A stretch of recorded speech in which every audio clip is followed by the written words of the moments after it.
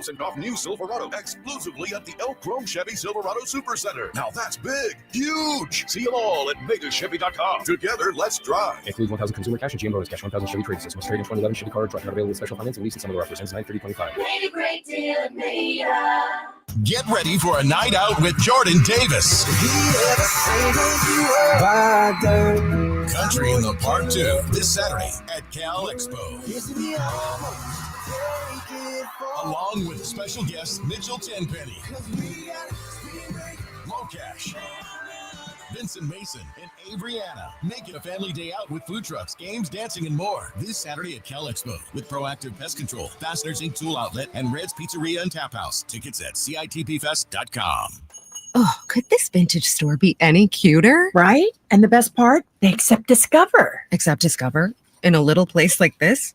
I don't think so, Jennifer. Oh, yeah, huh? Discover's accepted where I like to shop. Come on, baby, get with the times. Right. So we shouldn't get the parachute pants? These are making a comeback. I think. Discover is accepted at 99% of places that take credit cards nationwide.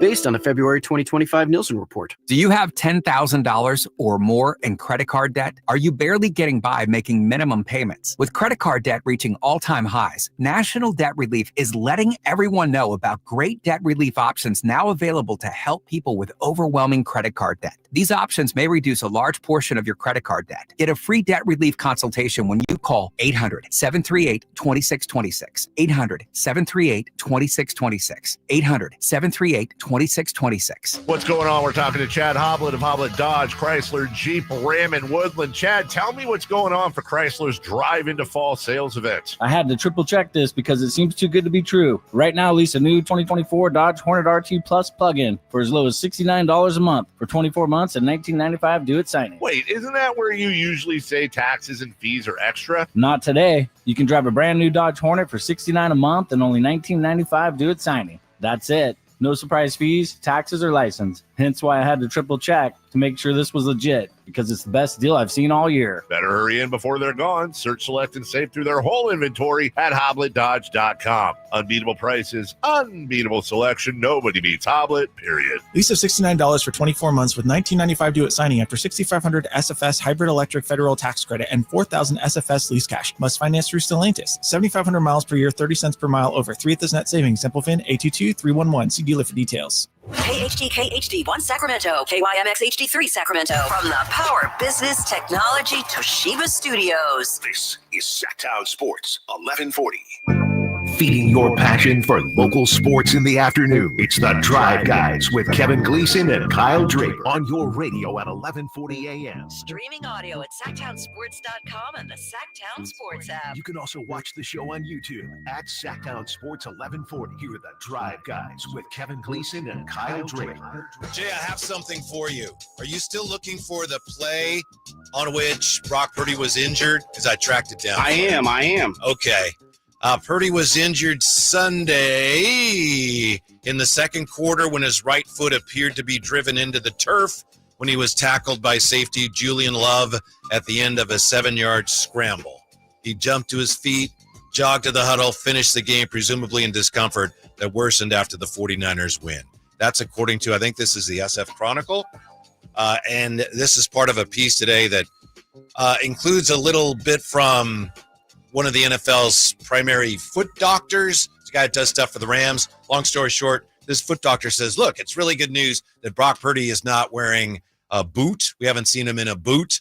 You know, nobody knows except maybe Brock Purdy and his personal physicians. But this guy who's an expert says he hasn't been wearing a boot. He's been wearing tennis shoes. So there's a good chance that this is on the lower end of the scale as far as severity. So some encouragement there. But there you go, Jay. That appears to be the play in which Brock Purdy was injured, leaving the 49ers in a state of chaos. Well, we'll find out. We'll see what Mac Jones can do. I saw something today at NBC Sports Authentic, and they have great writers. They have great coverage. And Jennifer Lee Chan wrote this piece, and she's outstanding, friend of the show. She's been on many times. And the piece was essentially why 49er teammates have the ultimate faith in Mac Jones. And I thought, well, that'll be uplifting. I guess maybe he's been spinning it in practice. Maybe they've seen him do some things in practice that are really impressive. So I read the piece, and basically it was Dominic Pooney going, he's a really good guy. We just like hanging around him. And I thought, okay, that's great, but that just doesn't make me feel any more confident, That Jay. doesn't cut it. Right. Oh, we love being around him. He's a great guy. Being a good guy goes somewhere, right? I mean, it counts for something. Sure, it's better than, we can't stand him. But at the same time, I'm not feeling like, oh, look out, Saints. The 49ers like their quarterback. I don't know how much, if any, you saw the game last night, Jay. I feel like I've been to the mountaintop, or at least Amazon Prime, and I've seen the truth. Because, and yeah, it took me a little bit. Where's the game? Oh yeah, Amazon Prime. The Green Bay Packers are the class of the NFC right now, and sure, Yeah, it's they only 2-0, look good. They really, really And do. that pains me to say that. Yeah, I know. Pains me to say this. They're wearing the. I was just talking to Chris Watkins about that. Thank you, Chris, for helping us out today. Great job. It pains me to say this. The Packers wearing their all white uniforms, white helmets, white jerseys, white pants. Does have some green stripes and things. But I wanted to hate them, and I thought they really look good. It's like kind of a sharp look for the Green Bay Packers. Were ugly. They were ugly. You don't like them? They were. First of all, there's nothing that a Green Bay Packer jersey would ever, or a player could ever wear for me to say, that looks good. So you have a better heart. Okay. You're more forgiving. So it's a Packer thing for you? Well, absolutely. Okay. You think I would ever say the Cowboy jersey looks good? You think I would ever say a Packers jersey looks good? I would never say a Raiders jersey looks good. I would like to think you could be objective enough to do I'm that, not. but I know better. Yeah, I'm not. I know I'll better. be the first person to say that's not me. That's not in me. Yeah. Mm-hmm. So hence why that makes you a better guy when it comes to sports than it does. Oh, yeah, absolutely. I don't mind. I've always said I have no problem with throwing around sports hate. Mm-hmm. It's the life hate that people Real always. hate. Yeah, there's way too much of that. People always like, Jay, this is sports, baby. Mm-hmm. I'm not supposed to like you if you like the Dodgers, and you're not supposed to like me, right? Mm-hmm. But beyond that, outside of here, I care less about sports. But it's the sports hate that fuels me. So hell no, I don't like the Packers uniform. I don't care if they almost switched it with a 49ers uniform. I'd say the Packers are wearing it. No way. Yeah, I understand that. I just, it's not that I'm better than you. I just don't hate the Packers as much as you do or as passionately as you do. But I thought for them it was a clean look. And then they just kind of played with their food last night. And this is 2 games in a row the Packers have done that against 2 really good teams. In fact, Jay, I don't know, you're just getting situated there. Jay is doing so many things. He's co-hosting. He's running the show. He's got stuff he's got to keep track of. You ain't tell him. Tell me about it. Say yeah, that one more time. I Jay got 12 things going on. At least triple duty, Yes, I think. sir. Yes, sir. Where's Kyle Draper at when you need him? Though I did talk to Drapes yesterday. Okay. And he didn't sound like Kyle Draper. He sounded more like me. Okay. But no, he's doing okay, resting. Right. Getting his energy back up. And hopefully he will return back next Thursday. Yeah, Thursday. Because he's technically in New York Monday, Tuesday, Wednesday.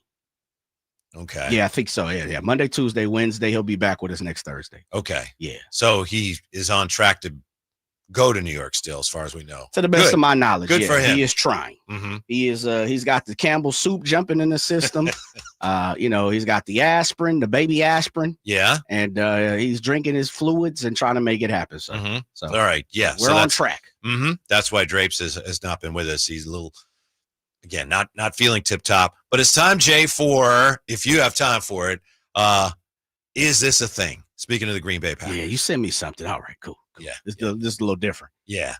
Is this a thing? Got a couple of things here. You tell me. I don't know if this is a thing or not. And again, the premise for this, there are so many sports statistics now that we're subjected to. This guy is a third guy on a Tuesday to do this in the National League and at a night game. Some of them are really, wow, that's significant. Some of them are just a waste of time. So Jay helps us out here with, is this a thing? Jay, Josh Jacobs is the 4th player over the last 30 seasons with a rushing touchdown in 10 straight games. The other 3, LaDainian Tomlinson, Jonathan Taylor, and Priest Holmes. Oof. It's a thing because there's so very few little. Mm-hmm. And when you name Jay Taylor, Priest Holmes, all good running backs, by the way. But I can say this, as much as he was a Raider and now a Packer, I don't mind Josh Jacobs. So I'm going to say it's a thing. I agree. shade on his side today. Mm-hmm. And if you really look big picture, it's even more of a thing, given that he was one of those guys who was trying to convince the Raiders that he was worth paying and worth keeping around. And then he goes to Green Bay, and it's like, yeah, see, I tried to tell you. Right. Yeah, so that is a thing. Is this a thing? This gets back to the Packers and how good they look, at least right now. Packers became the 5th team in the Super Bowl era to start 2-0 with both those wins coming against teams that had won 12 or more the previous season. Yeah, that's not a thing. That's not a thing.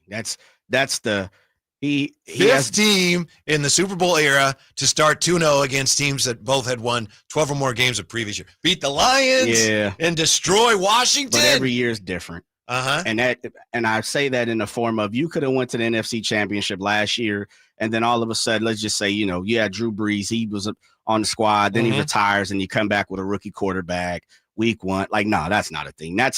He has more home runs at night on a Wednesday in a ballpark. That's why I halfway asked. covered through a roof. Like, no, that's not a thing. I would lean towards it is a thing, but Jay has the final say on these things, of course. Well, so, for me, yeah. No, I know. That's why I asked you. This is our official word. Is it a thing? Jay decides. Is it a thing? Not a thing. It does speak to how good they've looked so far. I wouldn't be surprised if when they play the Eagles on November 10th, that's a Monday night game, I wouldn't be surprised if they're 8-0. And I know this is getting carried away a little bit, but they look that good, just that much better than everybody else. And I know Jaden Reed, who's a pretty significant wide receiver for them, he contributes a lot. Significance probably not the best word. He's a good player. I think he caught, 8 touchdowns one year and 6 last year, or vice versa. So he's an important part of their offense, and he broke his collarbone, so he's going to be out 3 or 4 weeks. But even without him, I think, Jay, they're going to be, when they play the Eagles, they're going to be 8-0, the Eagles, and that's going to be serious? great. Yes. What? You look at who they're playing. Okay. Let me take a look. They're that good. They're that good. Uh-huh. All right. So far. Let me pull their schedule up. Mm-hmm. I've been impressed by obviously the wonderful start. And here's what's great for them. Green Bay last year, they've beaten 2 really good teams so far this year. Last year, they were 0-6 against Detroit, Minnesota, and the Eagles. Of course, Minnesota, Detroit, they played twice during the regular season.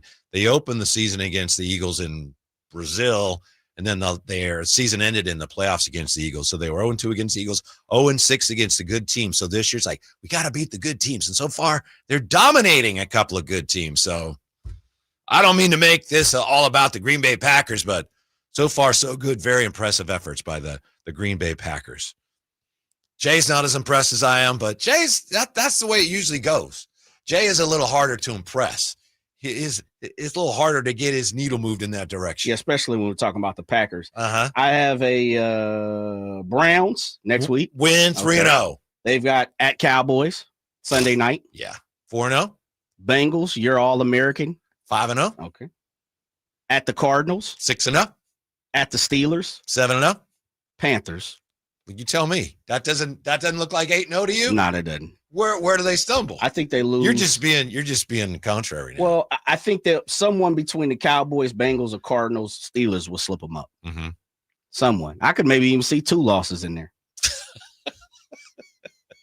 You think Joe Burrow's gonna give him a little what for?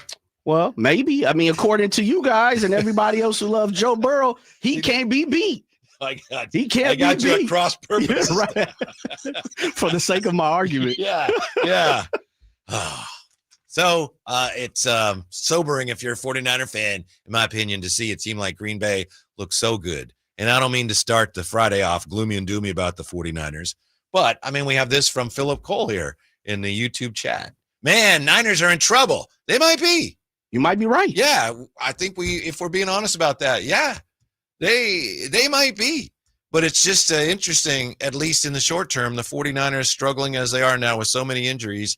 They're such a far cry from the elite of the NFC. And I know last year, 6 wins, they were not elite. But going into last year, we assumed, best team in the NFC, or certainly one of them. And right now, they're just not there. So obviously, they've got more short-term goals they gotta address before they can even think about how they stack up against the other teams in the conference.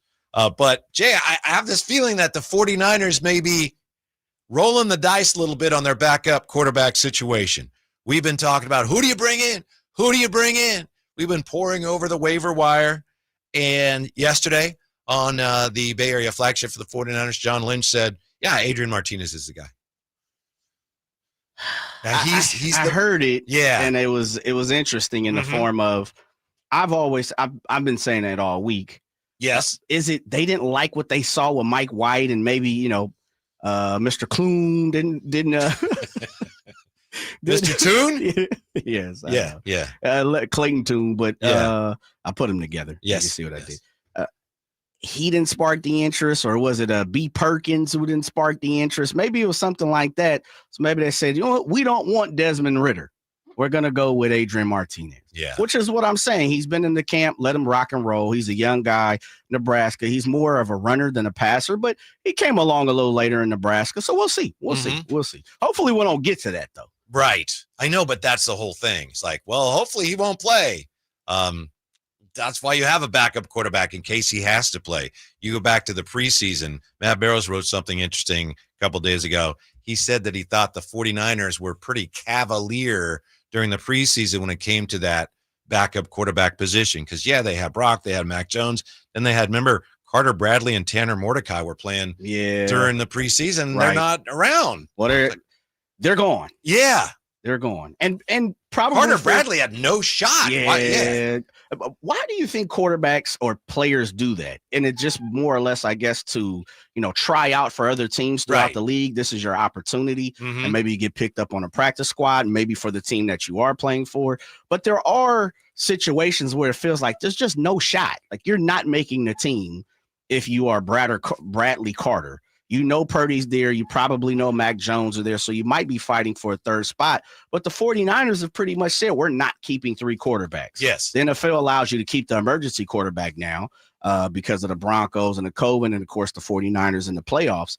But in reality, why would you go try out for the 49ers if you're Bradley Carter? Yeah. Well, because your dad is on the staff. I get that. Gus Bradley. Yeah, his dad. I get that. Yeah. Dad, can you get me a tryout? I'll see what I can do. Yeah. Well, but you're right. I mean, it's about maybe they think, playing in the system, I'll look great. Maybe they won't sign me, but maybe they will, and maybe somebody else will. Or maybe I can play in the UFL if I show out. Okay. Yeah. There's a reason. Yeah. I mean, I would do it. I put more of the blame on the team. If those guys have proven that they can't play, maybe you're not going to keep a third quarterback, but you might need one. Don't you want to bring someone in there that you might actually need at some point? Which is reason. I mean, that's Adrian Martinez. They didn't think coming in that Brock Purdy would be hurt week one.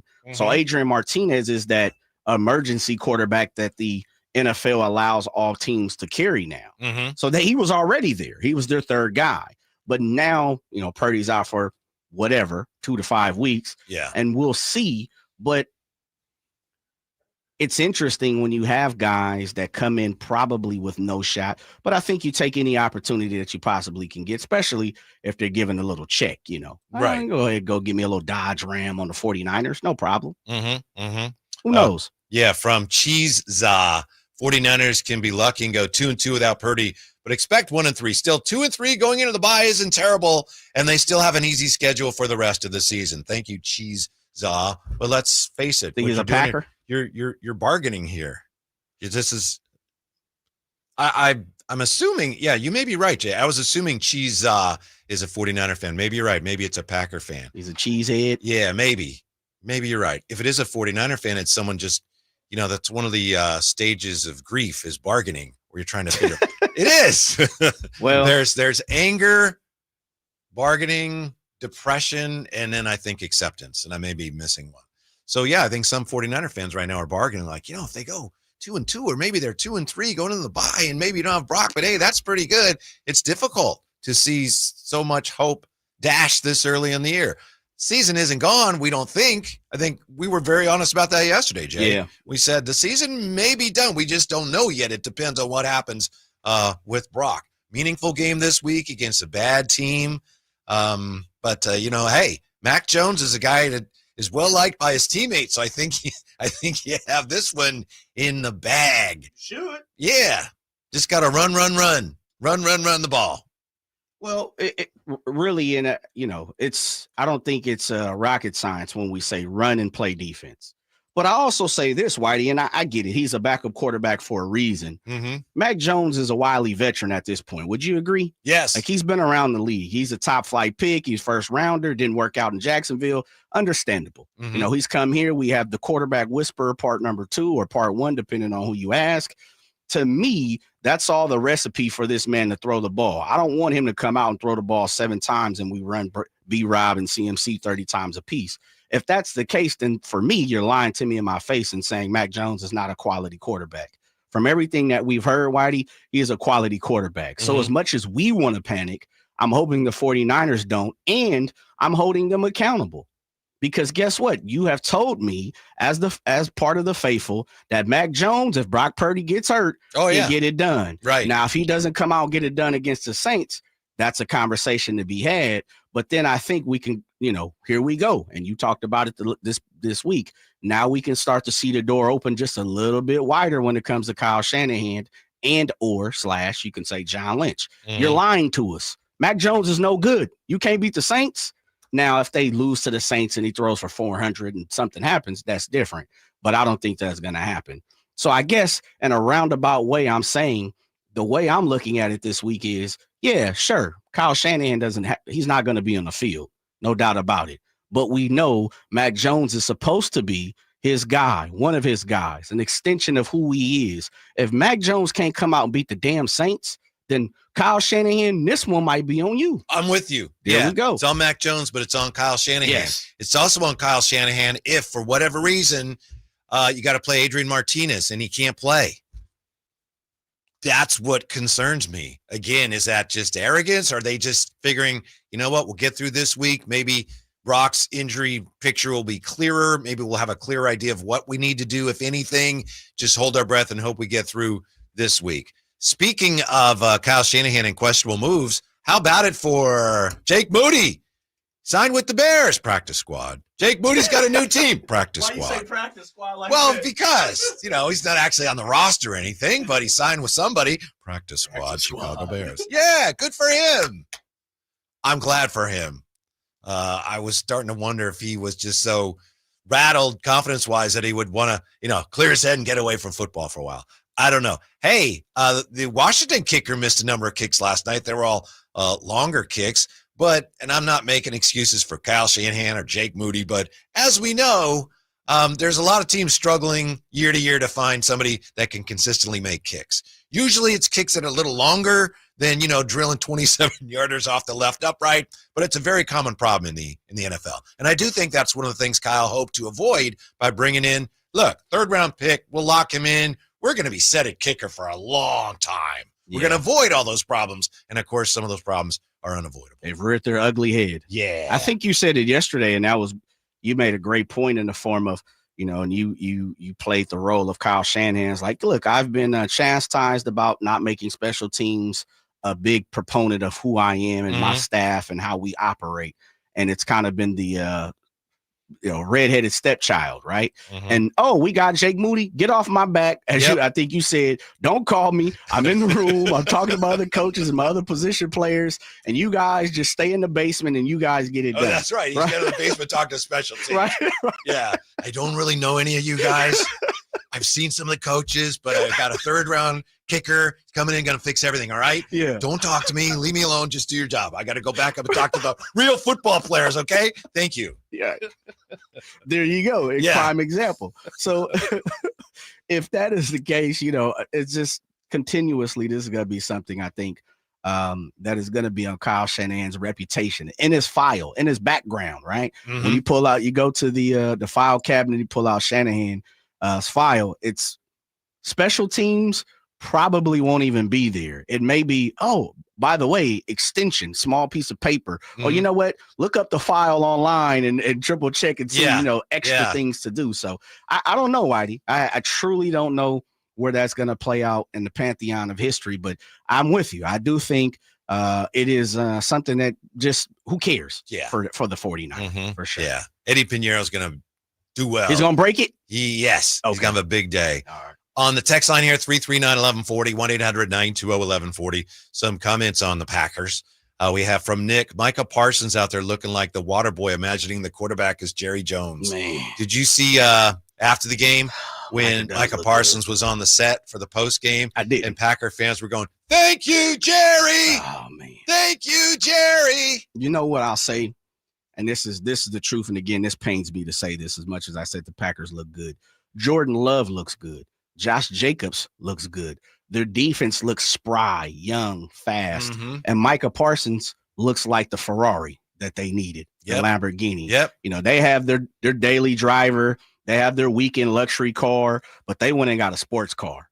They truly did. And it pained me because Micah Parsons, for my money, is a top 3 DN. Now, give or take who you want to talk about. I think it's him, TJ Watt, and third person, TBD. I would say when he's at his best, he's as good as any of them, too. Absolutely. Yeah, he may be one on any given Sunday. And if you have anybody that could be in that option, in that category, you're winning. You know, good money for you. As they say, all money is not good money.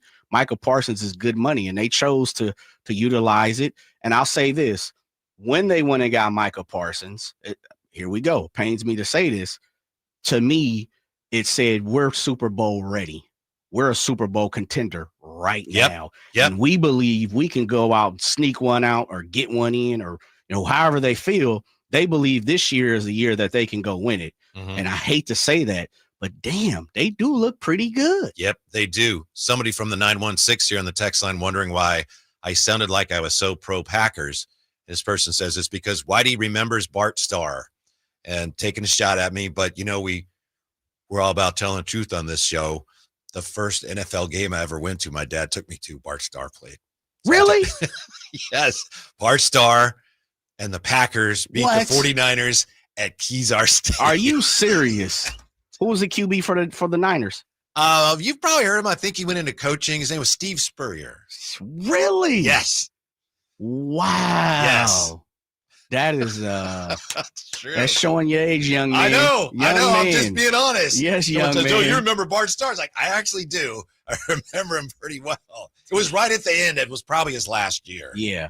He was on his way out. Yeah. Just handing the rock off? Or was this- pretty much. Yeah, pretty Yeah. much just handing it The off. Packers did this thing. I think the Cowboys did later. They'll go down, ready, set. And all the line will put their heads up, and then they get down 3-point stance. Mhm. As a little kid, I remember seeing that going, "Oh, that's the coolest thing I've ever seen." You know, one of the maybe today, maybe rehash some of those memories. Yeah. Because I'm interested in Kezar Stadium. I've had conversations with people that have been there, but you can eloquently, you know, spot on. Do you remember anything? A little bit, but I Okay. didn't know. To me, it was just like, I didn't know, oh, this is Kezar Stadium, and Yeah. someday it'll be in, Candlestick, and I had no idea. It's just How to many me, times did you visit?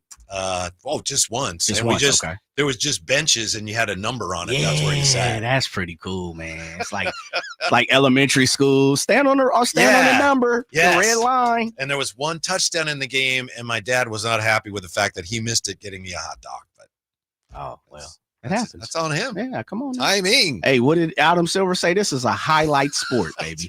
that's what I told my dad. He wasn't buying it. Yeah, this is a highlight-based It's sport a- anyway. And besides, go get me some mustard. Right. Rod Brooks is going to join us, 49er analyst, when we come back to Sacktown Sports. The Alan Styles Show.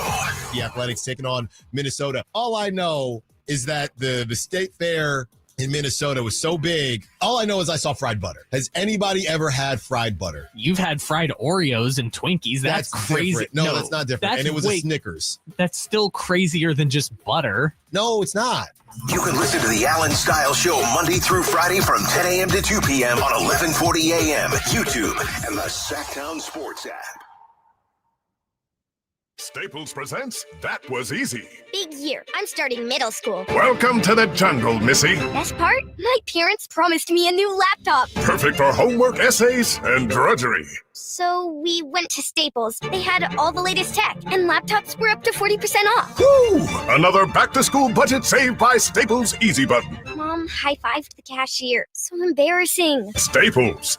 That was easy. In-store, online, and on the app. It's 9/13. Select models only. You're still glowing, flirting, grooving. You still got it. But your immune system weakens as you age, making it harder to fight flu, pneumococcal pneumonia, RSV, and COVID-19. Vaccines are a key part of any health routine and help strengthen your immune response. Ask your doctor or pharmacist which vaccines you need. Schedule in minutes at vaxassist.com. Sponsored by Pfizer.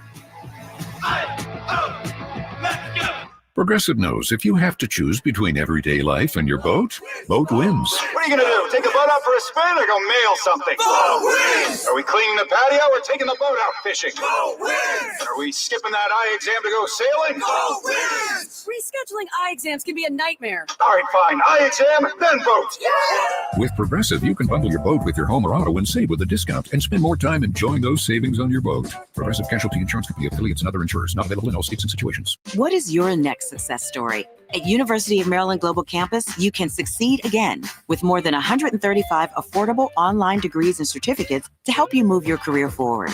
From cybersecurity and AI to healthcare and MBA, our programs help you build critical thinking, leadership, and communication skills that set you apart in today's job market. Designed for working adults focused on the future. Classes start September 17th. Learn more at umgc.edu. Certified to operate in Virginia by Chev. With football in the air, fall is almost here. Time to start thinking about the weather ahead and whether your heater will be able to get you through the winter. Our heater fell apart last winter, so who did we call? Lee's Air Plumbing and Heating. We wanted somebody we could trust to do the job right and deliver great value, and Lee's came through. Check them out at leesair.com. Lee's Air Plumbing and Heating has built a reputation as the leading HVAC company in Sacramento. We've got a new HVAC system that works great, saves us money month to month. Find out how they can help you at leesair.com. License number 635355. Get ready for a night out with Jordan Davis. Country in the Park 2 this Saturday at Cal Expo. Along with special guest Mitchell Tenpenny, Locat, Vincent Mason, and Averyana. Make it a family day out with food trucks, games, dancing, and more. This Saturday at Cal Expo with Proactive Pest Control, Fasteners Inc. Tool Outlet, and Red's Pizzeria and Tap House. Tickets at CITPfest.com. Everybody knows that Sacramento Chrysler Dodge Jeep Ram is the spot to get yourself a brand new car. That's why people are coming from all over. Folsom, Elk Grove, Woodland, Roseville. But they also have the best selection of pre-owned vehicles. All makes and models, every one of them top quality, hand-selected by General Manager Chuck Dean. Over 70 vehicles below $30,000, over 25 below $20,000. You can see that full lineup at SacSuperstore.com. And if you find a lower price somewhere else, they'll match it. And on top of that, the best car buying experience anywhere. Sacramento Chrysler Dodge Jeep Ram.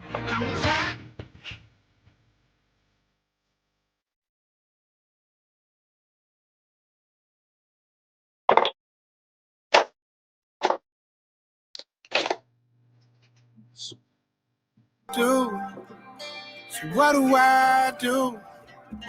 Hey, this is Jelly Roll. This National Recovery Month, start your recovery journey. Choose a proven addiction treatment option that's right for you at ChooseChangeCA.org. I don't know what this world is coming to. Yes, the rhythm, the rebel. Without a pause, I'm lowering my level. The hard rhymer. Live and local, it's the Drive Guys. Watch the show on youtube.com/Sacktown Sports 1140. Or listen on the Sacktown Sports app. Yeah, you got questions about the 49ers, and this time of the week we get all the answers. Nice enough to join us once again. He, of course, is a 49er and a Giant analyst as well, NBC Sports Authentic, and he's a host of the Quality Hang with Rod Brooks pod. Rod Brooks joining us. Hey, before we get into the medicals, Rod, I'm taking a little flack here because I just admitted my first game I ever saw Bart Starr played in it. So that's true. What was your first? Yeah, I was going to ask your first NFL game, but the floor is yours. Don't apologize for that. You saw Bart Starr play. That's pretty cool, man. Yeah. That's really, really cool. First game I saw, oh, man. I want to say it was 1983. I grew up in Houston, and the Oilers back in the early 80s were really, really, really bad.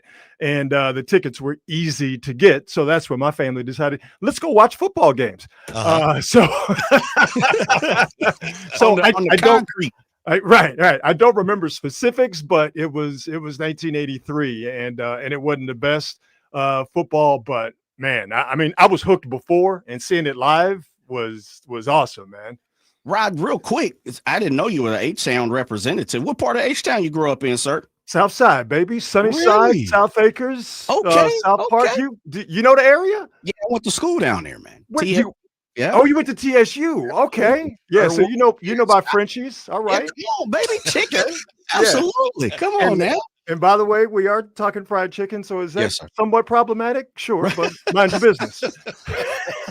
Did you ever have an opportunity to see Warren Moon? Oh yeah, absolutely. Okay. Oh yeah, Okay. yeah. No, Wow. and so I covered those so from 93 until I left and came to the Bay in August of 97. I covered those Oiler teams. So yeah, I saw the debacle in Buffalo and the subsequent fallout from that. And then when they drafted Steve McNair and the changeover, then eventually going to Tennessee. So yeah, I mean, I grew up watching the Oilers. I grew up loving the Oilers, unfortunately, and then watching them just absolutely break your heart and then leave. Right. So Yeah. the wildest thing in the world. Mm-hmm. Yeah, Rod, it's funny as you're talking about Houston and the Oilers, when they had the first Super Bowl there, once they built a new stadium, I remember being there for Radio Row and all that. I remember driving down, I don't even know what freeway it is, you guys would know. 16. I remember, seeing that Astrodome, which at one time, eighth wonder of the world. And then next to it was the new stadium, which just dwarfed it. It was incredible how small the Astrodome looked compared to the newer stadium. And when I was a kid, going to the Astrodome was huge, mainly because it was the largest air-conditioned building in town. So that had its benefits because Houston can be pretty hot. Did they have an amusement park near it? I've heard of it. Yeah. Astro World was across the street. But every time I go home, I am always blown away about how small the Astrodome looks compared to what do they call it now? NRG. Stadium. Yeah. It's amazing how small and tiny it looks. It does play a trick on your eye and on your mind. Man, joined by Rod Brooks. That's fantastic. I had no clue, man. I had no clue you were H-Town representative, man. Yeah, Timmy Chan, straight. The original Timmy Chan. You know what's up? The one on MLK. You know. Yes, sir. Yes, sir. Rod, I mean, I can talk about it all day. That's second home, right? We talked about this last Friday. We got you on for the first week of the season. And I asked you one of the questions about the health, the injuries, George Kittle, Brock Purdy, Trent Williams, guys like that. CMC, we pinpointed. I hope I didn't jinx it, but man, just your overall take on the injuries and how the team is moving forward in week 2. Your skepticism about whether they would stay healthy was absolutely 100% spot on. So I don't know if that's necessarily feather in your cap and you want to take that, but yeah, any skepticism about their injury situation is warranted. I will say though, to me, these are football related injuries. I don't think it's anything bad luck wise. I mean, Brock Purdy got tackled on the 9-yard scramble. That was completely and totally out of necessity. And, his toe got a little banged. I shouldn't say a little banged up, but his toe got banged up.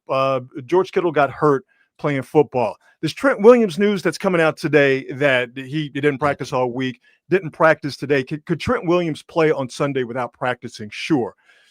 But Trent didn't look all that great in Seattle. Now, did that have to do with Trent Williams being in his late 30s and not playing in the preseason?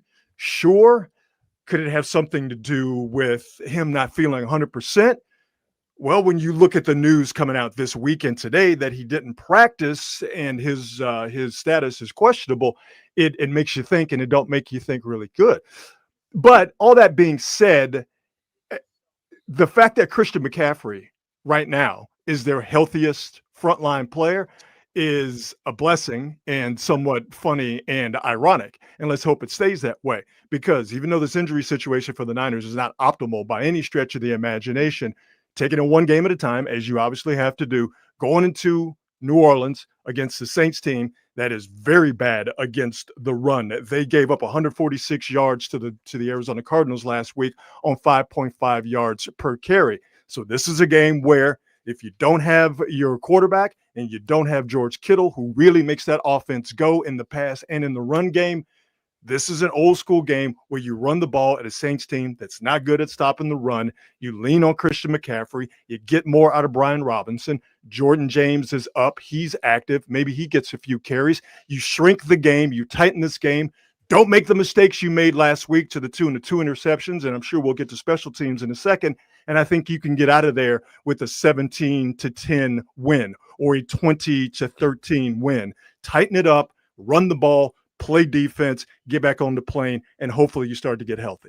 Rod Brooks joining us as he does every week. I wanted to ask you about Jauan Jennings, who from what I saw, and I just saw, on X some video, he looked really good in practice today. Where are we with him, and how much will Kendrick Bourne be expected to contribute this week?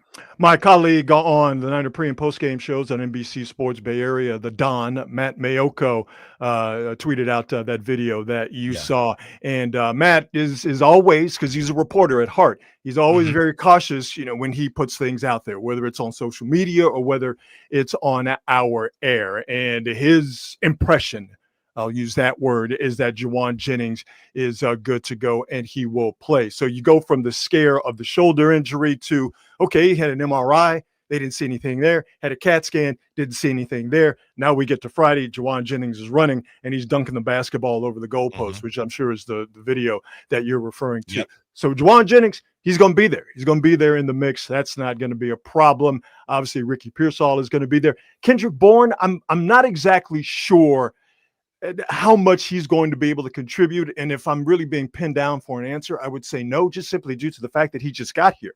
And obviously he has familiarity with Kyle Shanahan, the system or what have you.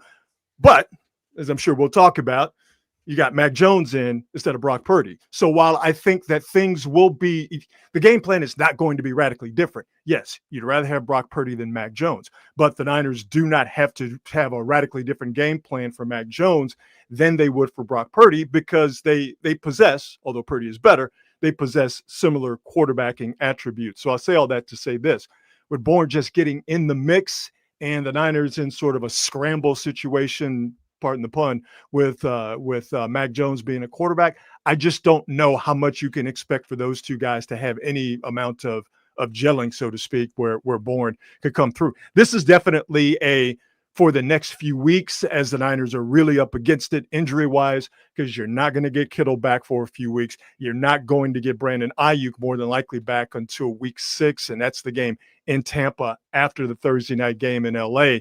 In a few weeks. I think the Bourne situation is to help the Niners out here in the upcoming weeks, not necessarily for this weekend in New Orleans. Joined by Rod Brooks. RB, let's stay right there with Mac Jones, as you alluded to. Let's have a conversation, right? I'm telling you, right. Okay.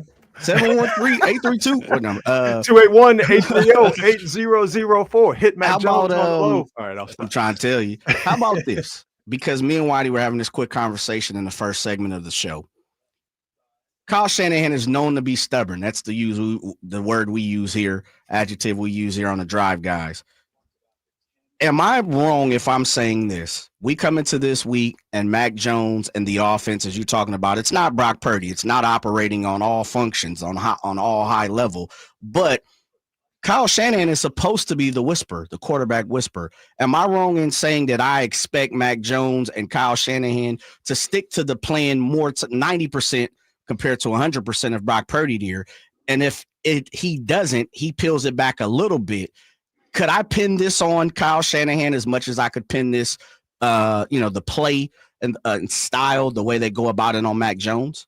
Well, first things first, Kyle Shanahan is stubborn. All coaches are stubborn, okay? Every single one of them. And I don't even think it's varying degrees of stubbornness. You don't become a head coach.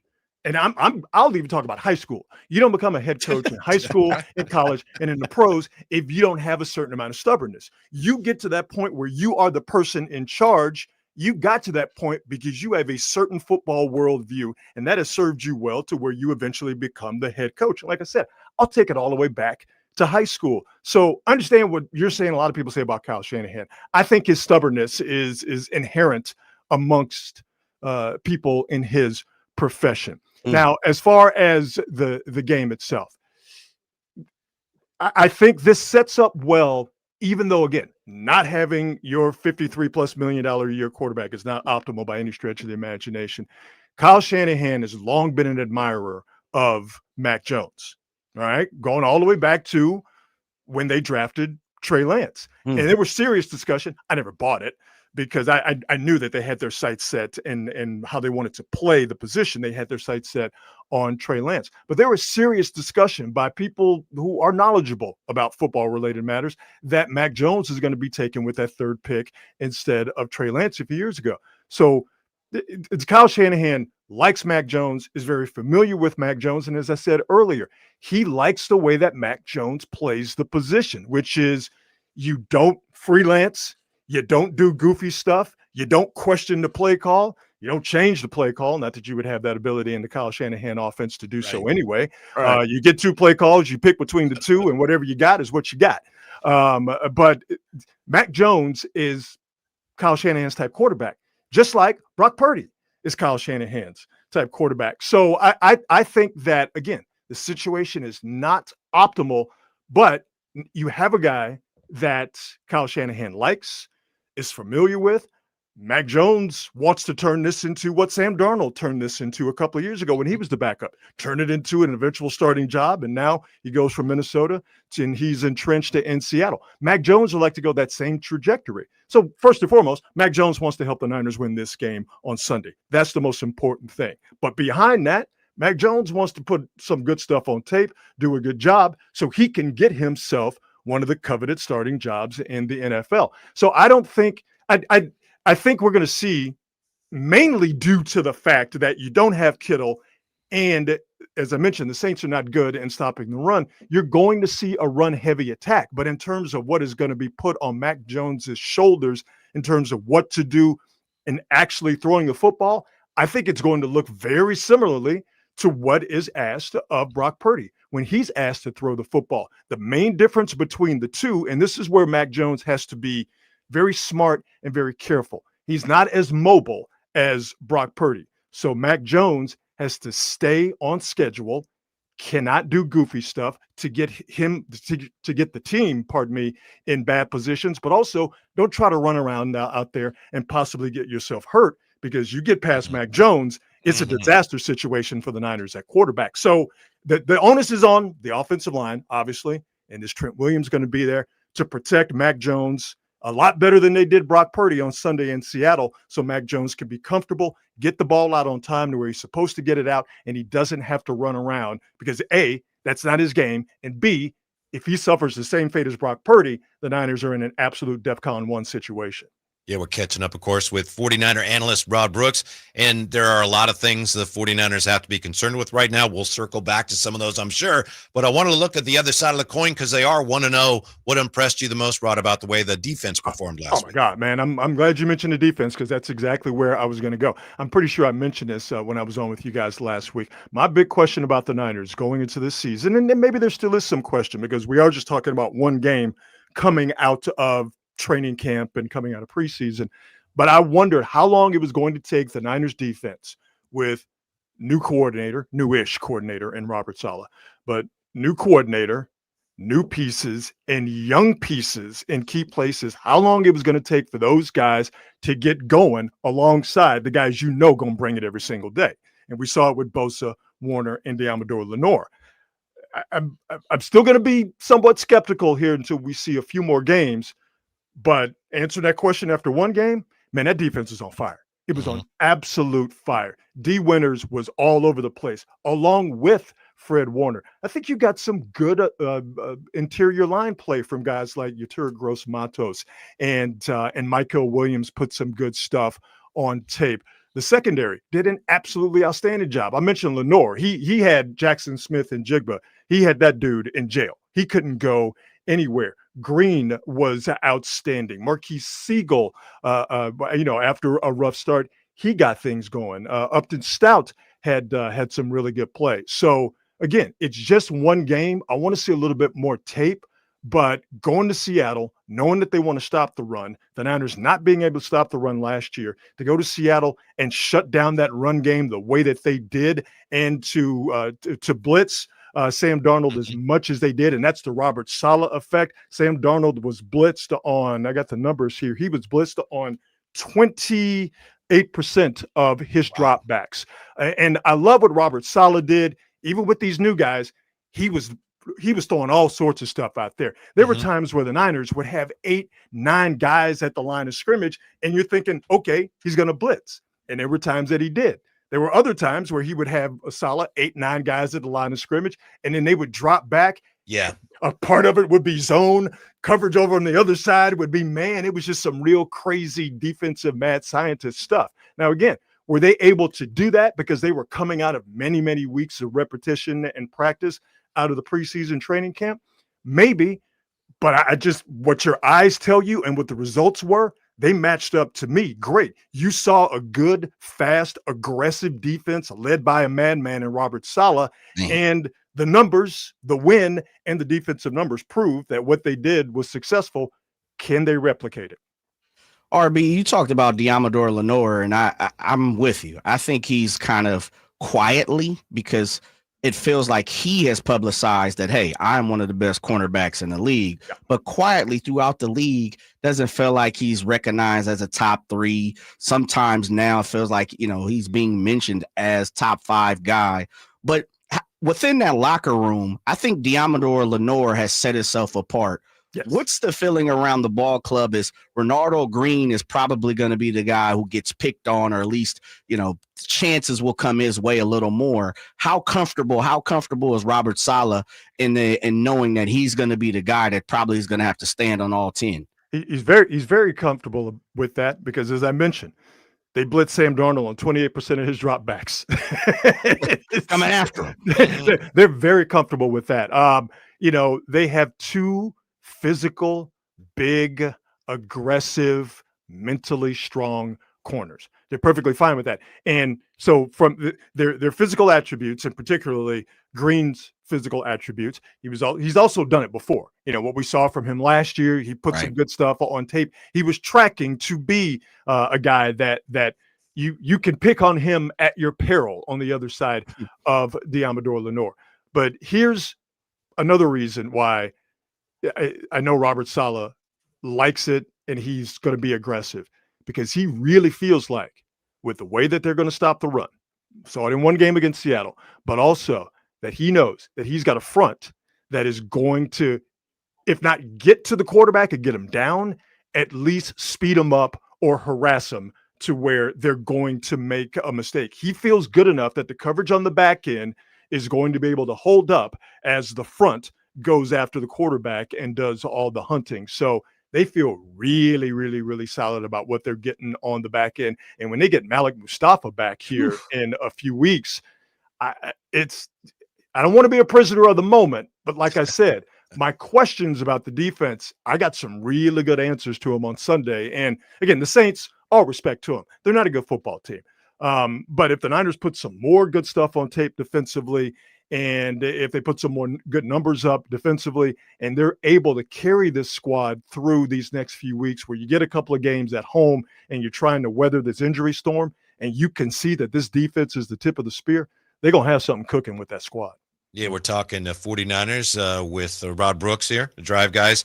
Adrian Martinez, as you mentioned, if he had to play, might be nervous time, but I know Kyle Shanahan had said this week, hey, we might want to add a quarterback. We don't know if we can. So why didn't they? And do you think they still might, depending on how much the Brock Purdy situation clears up in the next week or so? It's going to be, to me, wholly dependent on Purdy's toe and how it heals. So the talk is, the quotes, went from long shot to play on Sunday. Brock Purdy's not going to play on Sunday.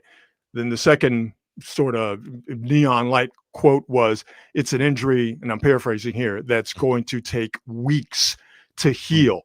Then, it was said publicly by John Lynch and Kyle Shanahan that the toe injury, while it's like turf toe, it's not exactly turf toe. So the healing will be different and possibly faster.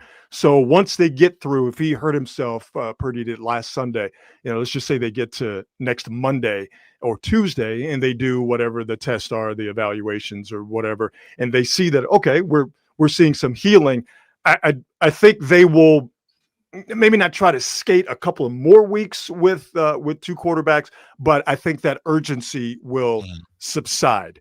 If the healing is still slow or what have you in that regard, I think then they will definitely start to look for a third quarterback. But I would think right now, if there was someone that they really wanted or someone they had in mind that they could get, they would have already gone after it. But I really feel like, Brock Purdy's toe is going to be the main indicator or driving force as to whether they go with that emergency third quarterback or not.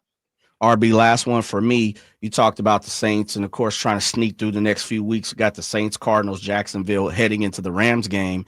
In a perfect world, and, we know that's not so much as every single day around here. What are you looking at for that record to be kind of heading into the Rams game? They get this week, in my estimation. Like I said, low scoring, run the ball, play defense. Mac Jones doesn't throw any interceptions. I think they win this bad boy by 10 points. If he throws a pick, it could be a little bit dicier, but I still see the Niners winning, at least by a touchdown, maybe 6 points. Jacksonville, that first home game, a lot of pressure for the Niners, again, having to deal with the injuries. I could see that Jacksonville game maybe being a little bit dicey, but the Niners are a better squad. I think the Arizona game, that's the one I think is going to be a bit problematic for the Niners. A division game, and Arizona has been a thorn in the Niners side over the past few weeks. But I see the Niners coming out of September. I see them coming out of September with a winning record for sure.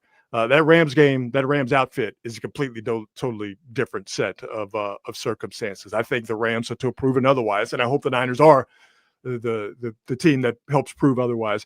The Rams are on that tier beneath the Eagles and what we saw from the Packers last night. Good job, Jerry Jones. That's what they needed. That's really what the Packers needed, is an all-world guy to go get the quarterback. But the Rams are a tier below.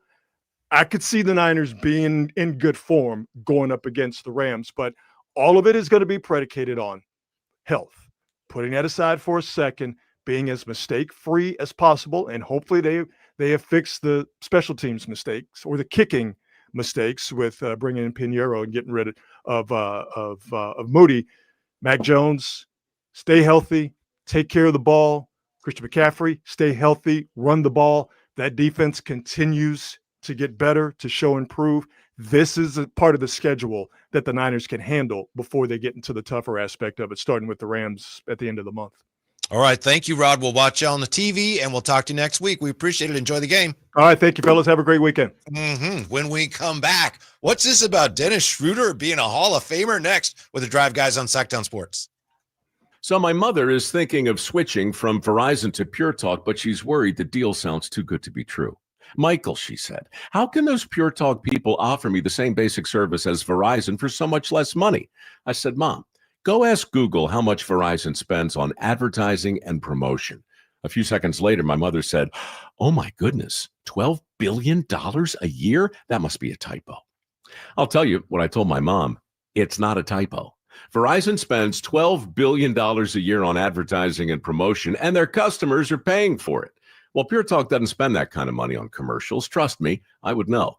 Consequently, they can offer you and my mother unlimited talk, text, and plenty of data on a blazing fast 5G network for just $25 a month. Dial pound 250 and say the words Mike Rowe, and you'll get an additional 50% off your first month. That's pound 250 Mike Rowe. Pure Talk, everything you need and nothing you don't. With 25 award-winning years in Northern California, Ashton & Price is your local injury law firm. Pro attorney tip, if a firm presents as local, but they're in LA, red flag. If your first consultation is not with a lawyer, big red flag. At Ashton & Price, your first consult is with a local attorney, and if serious injury prevents travel, a lawyer will come to you. Still not enough? George Washington's my uncle. At Ashton & Price, no red flags, just red, white, and blue. Remember, for the best advice, don't think twice. Call Ashton & Price. I'm Ken Korak with your Green and Gold Report, brought to you by Xfinity. Introducing the 5-year price guarantee. One internet price, 5 years guaranteed. Well, the A's will open the season next year on March 26th in Toronto, and the full slate of games that day will mark the earliest traditional opening day in Major League history. Now, as far as the Dodgers coming to West Sacramento for the first time, that series will begin on June 29th. Welcome to Dugout Radio, the undisputed home of Boomtown Baseball. The Wi-Fi is booming with Xfinity, baby. Our next caller is Stacy, how do you stay locked in on every pitch and play? We stream it all live on Xfinity Internet with low lag, 99.99% network reliability, and speeds faster than a base runner beating the throw to home plate. I stream on my TV, tablets, even my smart fridge. Smart fridge? With all those games, we gotta refuel. Stream live baseball with Wi-Fi built for the biggest moments. Xfinity. Restrictions apply. Actual speeds vary, not guaranteed. Get ready for a night out with Jordan Davis. Country in the Park 2 this Saturday at Cal Expo. Along with special guest Mitchell Tenpenny, Mocash, Vincent Mason, and Abriana. Make it a family day out with food trucks, games, dancing, and more. This Saturday at Cal Expo with Proactive Pest Control, Fasteners Inc. Tool Outlet, and Red's Pizzeria and Tap House. Tickets at CITPFest.com. Truck Month is on at Elk Grove Chevy with 9,000 savings off MSRP. Every new 2025 Silverado 1500 diesel and 6.2 liter in stock after all rebates. And Elk Grove Chevy has one of the largest selections in the Sacramento area. 9,000 off new Silverado exclusively at the Elk Grove Chevy Silverado Supercenter. Now that's big, huge. See them all at MegaChevy.com. Together, let's drive. Includes 1,000 consumer cash and GM bonus cash, 1,000 Chevy trade assist. Must trade in 2011 Chevy car truck not available with special finance and lease in some of the represents 9/30/25. Made a great deal of Maya. If you're 55 or older and into that whole saving money thing, T-Mobile has an exclusive phone and internet bundle just for you. Right now, get 2 unlimited phone lines plus 5G home internet for just $30 each per month with autopay, plus taxes and fees. And with 5G home internet, setup is easy with just one cord and no technician needed, which is great if you're also into that whole keeping it simple thing. Switch now and experience the best mobile network in the U.S. Visit your local store to start saving. T-Mobile, it's better over here.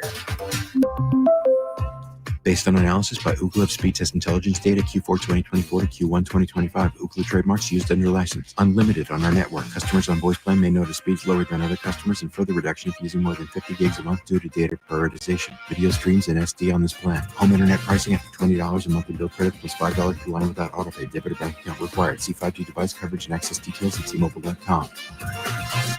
Listen to the 49er Rewind daily. Brought to you by Mountain Mike's Pizza, the official pizza of the 49ers. Mountain Mike's Pizza. Pizza the way it ought to be. What's going on? We're talking to Chad Hoblet of Hoblet Dodge, Chrysler, Jeep, Ram, and Woodland. Chad, tell me what's going on for Chrysler's Drive into Fall sales event. I had to triple check this because it seems too good to be true. Right now, lease a new 2024 Dodge Hornet RT Plus plug-in for as low as $69 a month for 24 months and $19.95 due at signing. Wait, isn't that where you usually say taxes and fees are extra? Not today. You can drive a brand new Dodge Hornet for $69 a month and only $19.95 due at signing. That's it. No surprise fees, taxes, or license. Hence why I had to triple check to make sure this was legit, because it's the best deal I've seen all year. Better hurry in before they're gone. Search, select, and save through their whole inventory at HobletDodge.com. Unbeatable prices, unbeatable selection. Nobody beats Hoblet, period. Lease of $69 for 24 months with $19.95 due at signing after $6,500 SFS hybrid electric federal tax credit and $4,000 SFS lease cash. Must finance through Stellantis. 7,500 miles per year, 30 cents per mile over. 3 at this net savings. Simple VIN A22311. See dealer for details.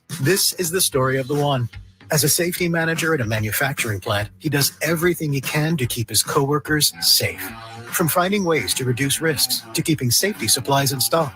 And for that, he relies on Grainger. Grainger offers a broad range of quality products and next-day delivery, so he can always play it safe. Call 1-800-GRAINGER, click Grainger.com, or just stop by. Grainger, for the ones who get it done. If you love to travel, Capital One has a rewards credit card that's perfect for you. With the Capital One Venture X card, you earn unlimited double miles on everything you buy. Plus, you get premium benefits at a collection of luxury hotels when you book on Capital One Travel. And with Venture X, you get access to over 1,000 airport lounges worldwide. Open up a world of travel possibilities with the Capital One Venture X card. What's in your wallet? Terms apply. Lounge access is subject to change. See CapitalOne.com for details. This is the story of the one. As a custodial supervisor at a high school, he knows that during cold and flu season, germs spread fast. It's why he partners with Grainger to stay fully stocked on the products and supplies he needs, from tissues to disinfectants to floor scrubbers. Also that he can help students, staff, and teachers stay healthy and focused. Call 1-800-GRAINGER, click Grainger.com, or just stop by. Grainger, for the ones who get it done. Get ready for a night out with Jordan Davis. Country in the Park 2 this Saturday at Cal Expo. Along with special guests Mitchell Tenpenny, Locash, Vincent Mason, and Abriana. Make it a family day out with food trucks, games, dancing, and more. This Saturday at Cal Expo with Proactive Pest Control, Fasteners Inc. Tool Outlet, and Red's Pizzeria and Tap House. Tickets at CITPFest.com. KHD1 Sacramento, KYMX HD3 Sacramento. From the Power Business Technology Toshiba Studios. Sacramento's official home of the 49ers. San Francisco. Sacktown Sports, 1140.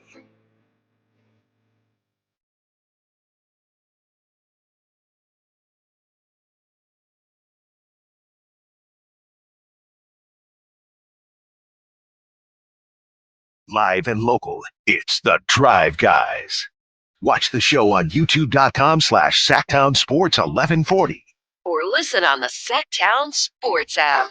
Congratulations are in order. In fact, let's ring the baby bell, which I only ring when a child has been born. Alan Stouse, congratulations. He and his wife welcoming Aria, I believe is her name, to the world. How about that? Man, congrats to the double girl dad now. Yeah, shouts out to the Styles family. Yes, absolutely. Salute, man. It's I text them and get my congratulations and daddy mob and girl dad and all that good jazz, man. No doubt. It's a beautiful thing. Salute to the Styles family. Yeah, I had to call him yesterday about something.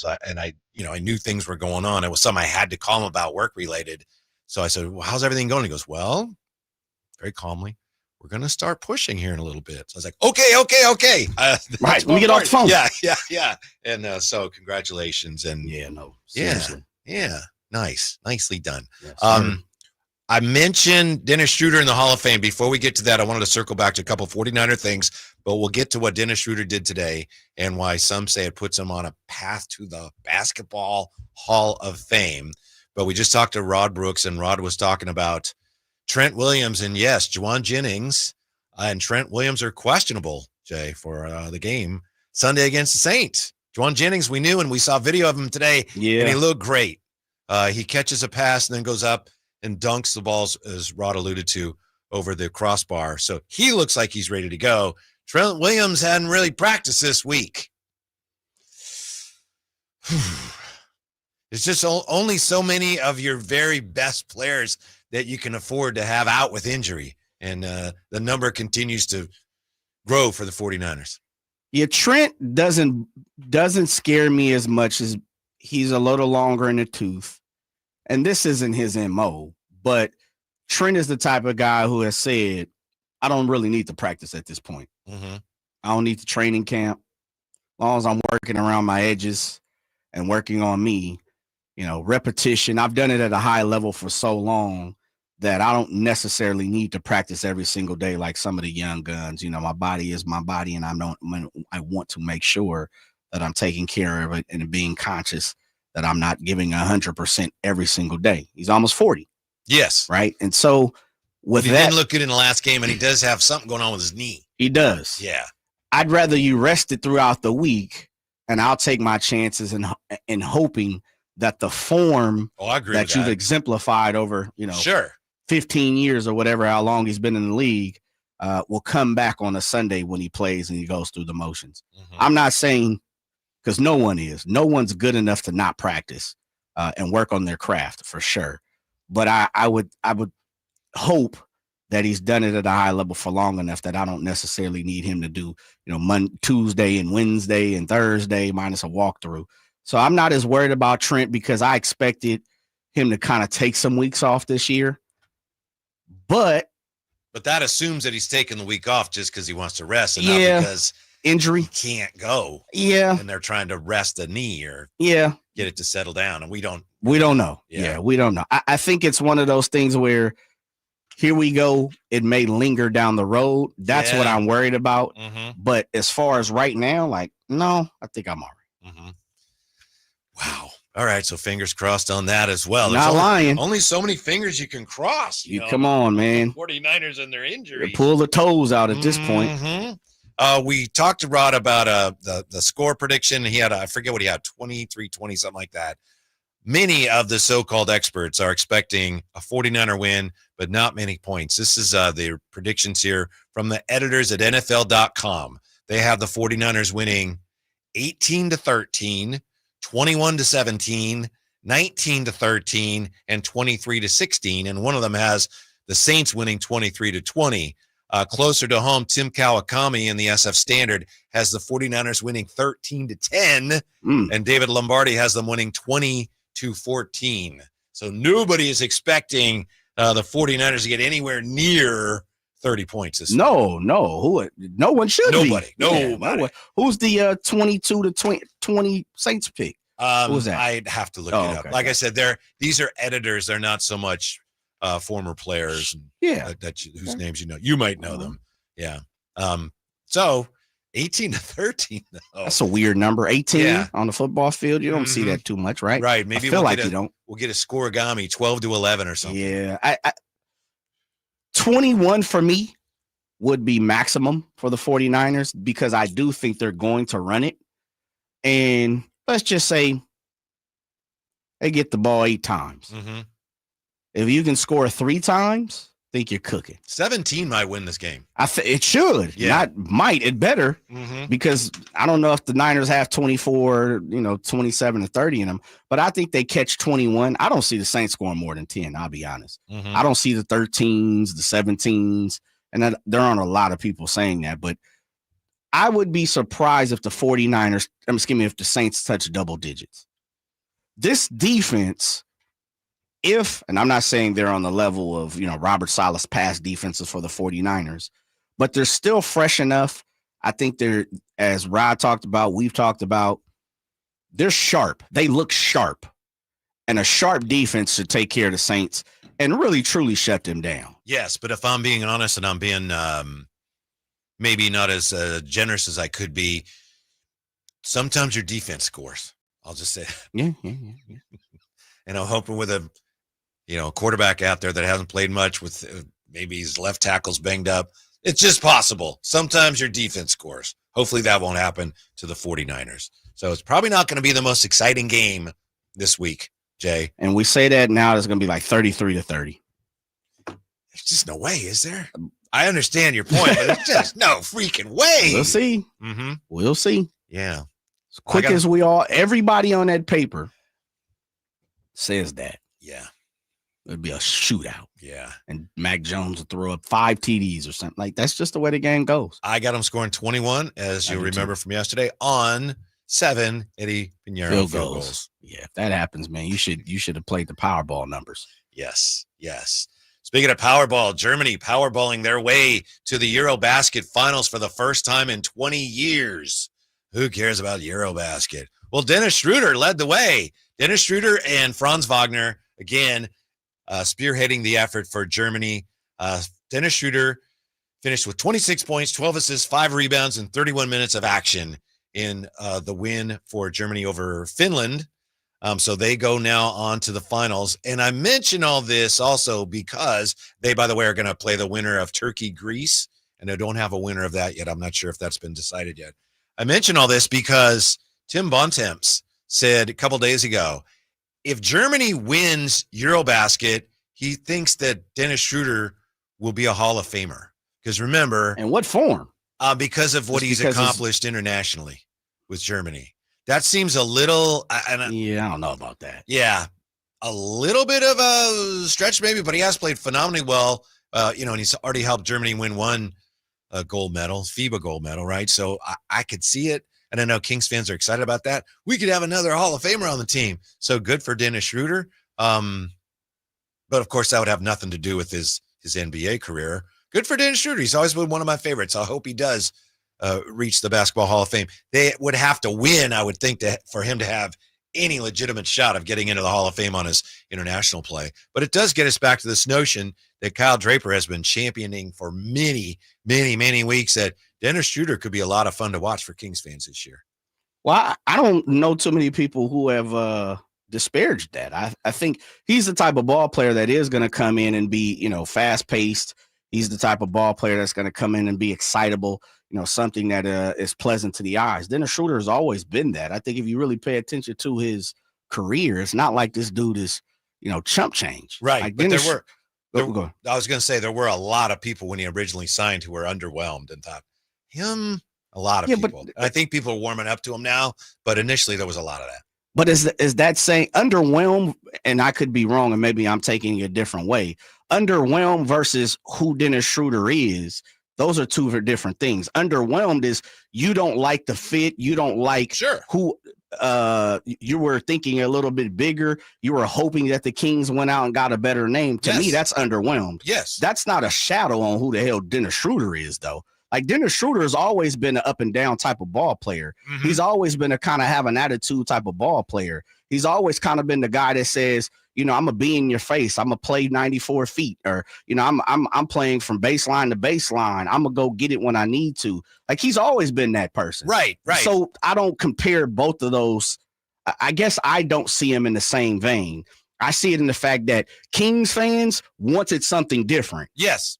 But that shouldn't disparage on who Dennis Schroeder is and has been. I think those are two different things for me. They may be, but to me, a lot of Kings fans, and not all Kings fans are the same. True. But a lot of Kings fans were not excited about the acquisition, and I think more and more, at least based on what I'm seeing and reading, I think more and more people are warming up to the idea. Some of that has to do with the way that he's played in Eurobasket. Some of it, as we know and as fans know, it's like not the same as the NBA.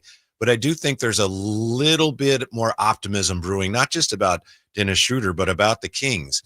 And I don't mean to, start sipping the Kool-Aid here. Go ahead, Whitey. It's in the cup, baby. I heard Chris Watkins today. What'd he say? He said, I think this team is going to be better than people think. I think there's a potential for this team to surprise people a little bit. Which I didn't hear Chris Watkins because I've been super, super busy with my charity bike ride coming up next week. But what's the end game to all of that?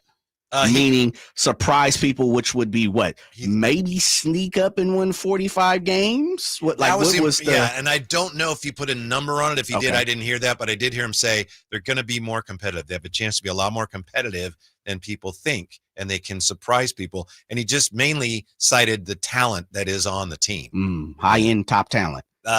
Maybe not the highest, but they do have some high-end talent. Okay. Yeah, and I think even the most jaded Kings critic would say, they do have talent. The whole question is how it fits together, but everybody has to admit, you do have some ability there. Yeah. So. I mean, and I think that goes hand in hand in what you're talking about with Dennis Schroeder, which is and this is something that Drapes has consistently talked about, and I think that's why I kind of see it in a category that is separate, albeit it could be parallel. If you're asking Kings fans and the Kingdom, I think I look at it in the form of when Dennis Schroeder had been mentioned, had been tied to the Kings, and fans seen, heard it would be Dennis Schroeder. It wasn't so much as I have something against him, and that's not what I'm saying. You're saying, but I think it was, damn, I'm looking for a little bit more, more sizzle. Right. It's nothing against that player. I thought we might go in a different direction. Well, some fans are still hoping Trae Young somehow ends up here. Good luck with that. But excitable, which is the Kuminga thing. Like Kuminga, because he's in the news, he's a huge deal right now in NBA circles. It's like the end thing, it's the, oh man, that's the person that everybody is talking about. Let's go get him. That puts us on a different level if we're the Kings. Versus, I never took it as, damn, Dennis Schroeder, that's it. It was expectations were higher. The want was a little higher.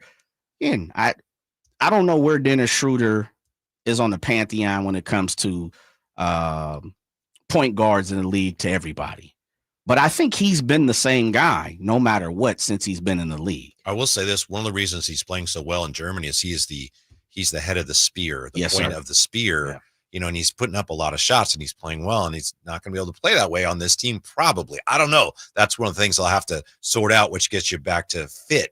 But, you know, he's a very aggressive player and really shining in Euro basket. So I'm looking forward to seeing him bring an edge that, you know, so often last year after they traded De'Aaron Fox, the Kings just, you could see they lack an edge. And I think a lot of it was they don't know what they're doing. They're trying to figure it out. So at least Dennis Schroeder can address that. You mentioned Jonathan Kuminga. I have a little bit of an update, and it comes from Slates. He was talking about Kuminga today. This is what he said. There have been renewed efforts, talking about the Warriors and Kuminga. There have been renewed efforts, genuine efforts this week to try to get it over the finish line. The vets are wondering about Jonathan Kuminga's buy-in if he comes back on the qualifying offer. That is according to Anthony Slater, who is very well connected to, of course, the Warriors, but especially well connected to the Kuminga camp. So looks like some of the Warriors players are saying the same things a lot of fans around here are saying. In fact, I heard Chris Watkins mention that today as well. It's like, if you bring him in here on the qualifying offer, he has no future here. He doesn't want to be here. Why would we do that? So the Warriors are trying, as a lot of people figured they would before the deadline on all this, they're trying to find a way where let's bring him in, let's pay him what he wants, and maybe he actually would have a future here. Yeah, I don't see that. What do you think's going to happen? To me, it sounds like the Warriors are starting to budge on their movement. Kuminga, from everything we've heard, and if we're reading into what Slater, I take it as that's a Kuminga report. That's a Kuminga's camp report because you just said it. He's super tight with Kuminga's camp, his circle. And I could be wrong, completely wrong. We'll have Slater on here, and we can have him on anytime next week or whatever. But I take that as Kuminga's camp is saying, yeah, we've heard from the squad, and they want to go in a different direction compared to, you know, how staunchly they've been set in their ways of saying, oh, no, this is what we want to do, and this is how we're going to – we're ready to budge now because we're close. And I've always said, when them real checks start cashing, people's minds start changing. And to me, I truly believe Kuminga has put his foot in the sand and said, I don't care. If you're right, I don't know whether you are or not. Yeah, but if you're right, we're guessing. I think there's a really good chance they'll try to move him because I Come don't on think down, they don't want to sign him to the qualifying offer. Yeah. You know, if he's really like, I'm going to do it. I'm going to do it. Right. All right, then we got to do that. Doesn't help us. That'd be beautiful because then we can all move on. And even if he doesn't come to the Kings, we would have that rendezvous. It would be completely over. You know, relationship would be broken. They would divorce, separate. And so I'm with that because then we don't have to come on here and continue to talk about Kuminga. Right. I think Kuminga and his camp, and this is just me, Whitey. This is my guess. This is my opinion. I truly believe they're saying, I dare you. Yeah. I dare you. Yeah. Because if I'm Kuminga and I'm looking at it, I want my money and I want a choice of where I want to play. Both sides are saying that to each other. Yes. Yeah. Yeah. But I truly think Kuminga means it. We haven't heard a peep from Kuminga. It is a lot of money to say, no, I'm just going to sign the QO and take my chances. And I think that's what the Warriors are banking on. But I'm with you. I believe him. I think he's prepared to say, no, qualifying offer, and then I'm out of here. Spend the rest of this year here and do what you want with me, but then I'm gone. Yep. Yeah. We'll see. We'll see Dunleavy. Yeah. Another report today from Jake Fisher that says, don't count the Bulls out on the Kuminga sweepstakes if he becomes a free agent. So here we go. Here we go. I wish this was here we go. I feel like it's still hold on, nothing yet. But in another 7 weeks, some of these things might happen. Well, the 30th, September 30th is when camps open. Because 29th is media day, right? Yeah. I read somewhere that the deadline is October 1st for this, but I also read that both sides could mutually agree to extend it, which we've seen. I will move a week or two. That may happen, but if my guess is, you know, my prognostication is correct, I don't see why Kuminga would. Why would I want to move? This is the way I see it, and you please let me know. It's the Warriors want Kuminga to help them. Yes. But Kuminga is saying, I will not. Right. That's the cut and dry way. Yes, but he still also hopes they'll trade him. Yes. Before he has to sign the QO. But the way I look at it is, as much as I want you to trade me, you said it a few days ago, if not yesterday, they want the slot, the payment. Of course. Slot, right? Yeah. So I'm still helping you. Right. Like Kuminga's not going to get his 122. I don't see that happening. With Giddey getting 100, Jabari getting 5 for 122. I think the precedent has been set. Now everybody is different, but Kuminga, remember, we heard wanted 30 million, upwards of 30 million. Now he could have been shooting high and hoping that, he'd land in 25, 24, whatever. But if that's what he truly wants, if he wants 30 million, the Warriors aren't giving him that. Right. So he's looking at them and saying, I want every penny, every red cent that I possibly could get. And I dare you, I triple dare you to say, okay, keep me here. I'll take that little 8 million, that little less than 8 million going to give me.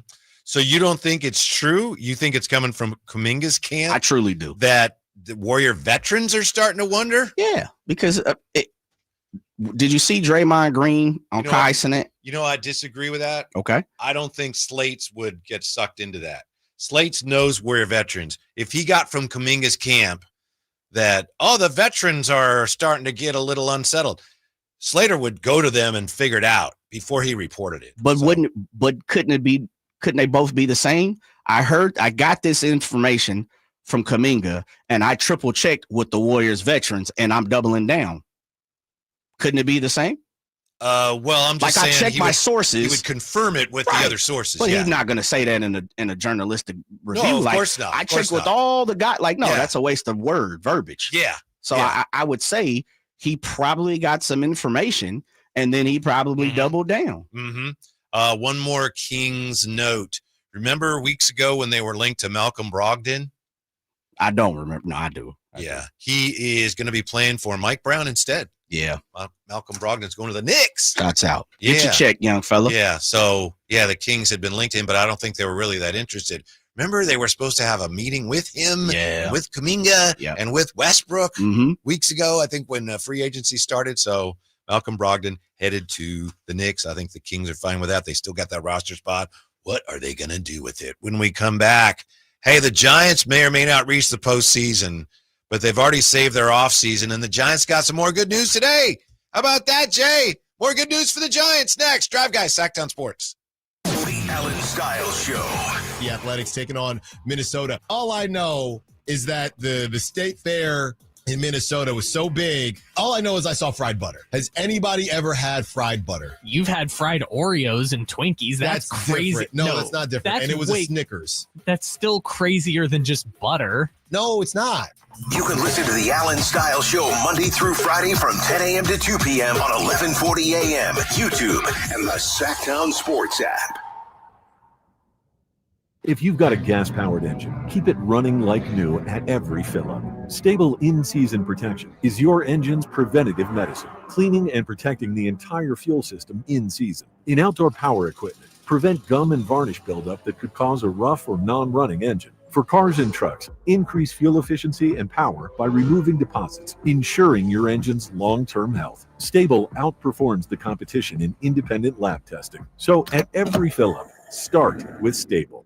Finding great candidates to hire can be like, well, trying to find a needle in a haystack, but not with ZipRecruiter. Its powerful technology actively finds and invites qualified candidates to apply to your job. So while other companies might deliver a lot of hay, ZipRecruiter finds you the needle in the haystack. See why 4 out of 5 employers who post a job on ZipRecruiter get a quality candidate within the first day. Try ZipRecruiter for free at ZipRecruiter.com/free. That's ZipRecruiter.com/free. Alan Styles here with your Sacktown Sports Injury Update, brought to you by DTLA Law Group. Jack Perkins, out with that strained right shoulder, has been shut down from throwing for 3 more weeks. Will re-image and determine an off-season program. His expected return is TBD. Max Muncy, out with that right hand fracture, began a hitting progression last week and will progress as able. His expected return is possibly late September. That was your Sacktown Sports Injury Update, brought to you by DTLA Law Group. Hey, I'm Alan Styles. Injured at work? Call downtown. DTLA Law Group, California's leading injury law firm. With over 40 lawyers throughout California, They have won over $500 million in settlements. DTLA Law Group will get you compensation for your work injury. You don't pay unless they win. That's right. You pay zero up front. Call downtown. Text Injury Help to 40222. That's Injury Help to 40222. Visit them at calldowntown.com. Text charges may apply. Golf to Go is brought to you by the Hagen Oaks Golf Super Shop. Here's Frank LaRosa. Golf.com's Josh Sens offers 5 common golf course maintenance mistakes and tips to correct them. You've hit the green, and to fix your divot, you jam your tool underneath the ball mark and lift the soil, but the right way is to circle the edges of the mark with your tool, gently pulling the turf toward the center. Second, when fixing divots in the fairway, fill it with sand until it's level with surrounding turf, and gently smooth it with your foot. Third, when the course imposes the 90-degree rule, it means to stay on the cart path until you can turn at a right angle to your ball, minimizing wear and tear on the turf. 4, when you're driving on the course, proceed at a modest pace and avoid staked and roped off areas. Avoid sharp turns, wet turf, bunker edges, tees, and greens. The superintendent will applaud you. 5, in a bunker, rake the sand smoothly and exit as you entered from the low side. Tap the sand from your shoes and leave it as if you weren't there. And now that you know, make sure your foursome knows as well. That's your Golf to Go. I'm Frank LaRosa. For over 90 years, Hagen Oaks has partnered with the biggest brands in golf to bring cutting-edge technology to your game. Our one-of-a-kind total game fitting offers a level of experience and precision that is unmatched. From driver to putter, footwear to golf balls, our TrackMan-powered performance studios, 3D footwear scanner, and Ping's Ballnamic ball fitting kiosk ensure every piece of your gear is tailored to your swing. Trust the experts at the Hagen Oaks Golf Super Shop. Total game fitting starts here. Sacramento Chrysler Dodge Jeep Ram has the biggest selection, the best prices, and unbeatable customer service. Check them out online, sacsuperstore.com, for the guaranteed lowest price on Chrysler, Dodge, Jeep, and Ram. Open until 10 o'clock and right across from Hagen Oaks Golf Course. sacsuperstore.com. Get ready for a night out with Jordan Davis. Country in the Park 2 this Saturday at Cal Expo. Along with special guests Mitchell Tenpenny, Locash, Vincent Mason, and Averyana. Make it a family day out with food trucks, games, dancing, and more this Saturday at Cal Expo with Proactive Pest Control, Fasteners Inc. Tool Outlet, and Red's Pizzeria and Tap House. Tickets at CITPfest.com. When shopping for a new car, what do you want? A great selection? A low monthly payment? More for your trade? At Northern California's best Honda dealer, Stockton Honda, you get it all. Model year-end savings are going on now. Drive away in your favorite Honda. It's savings you just can't say no to. Come in today or go to StocktonHonda.com. Anytime, anywhere, it's all here. StocktonHonda.com. Based on the results of the study, recognized on June 18, 2025, USA Today's list of California's top car dealers 2025. It's Kids Night at Stockton 99 Speedway, Saturday, September 20th, presented by your local Tractor Supply stores. Enjoy free games, prizes, and family fun, plus racing action from late models, legends, pure stocks, and more. Kids 10 and under are always free. Visit Stockton99.com for tickets and info.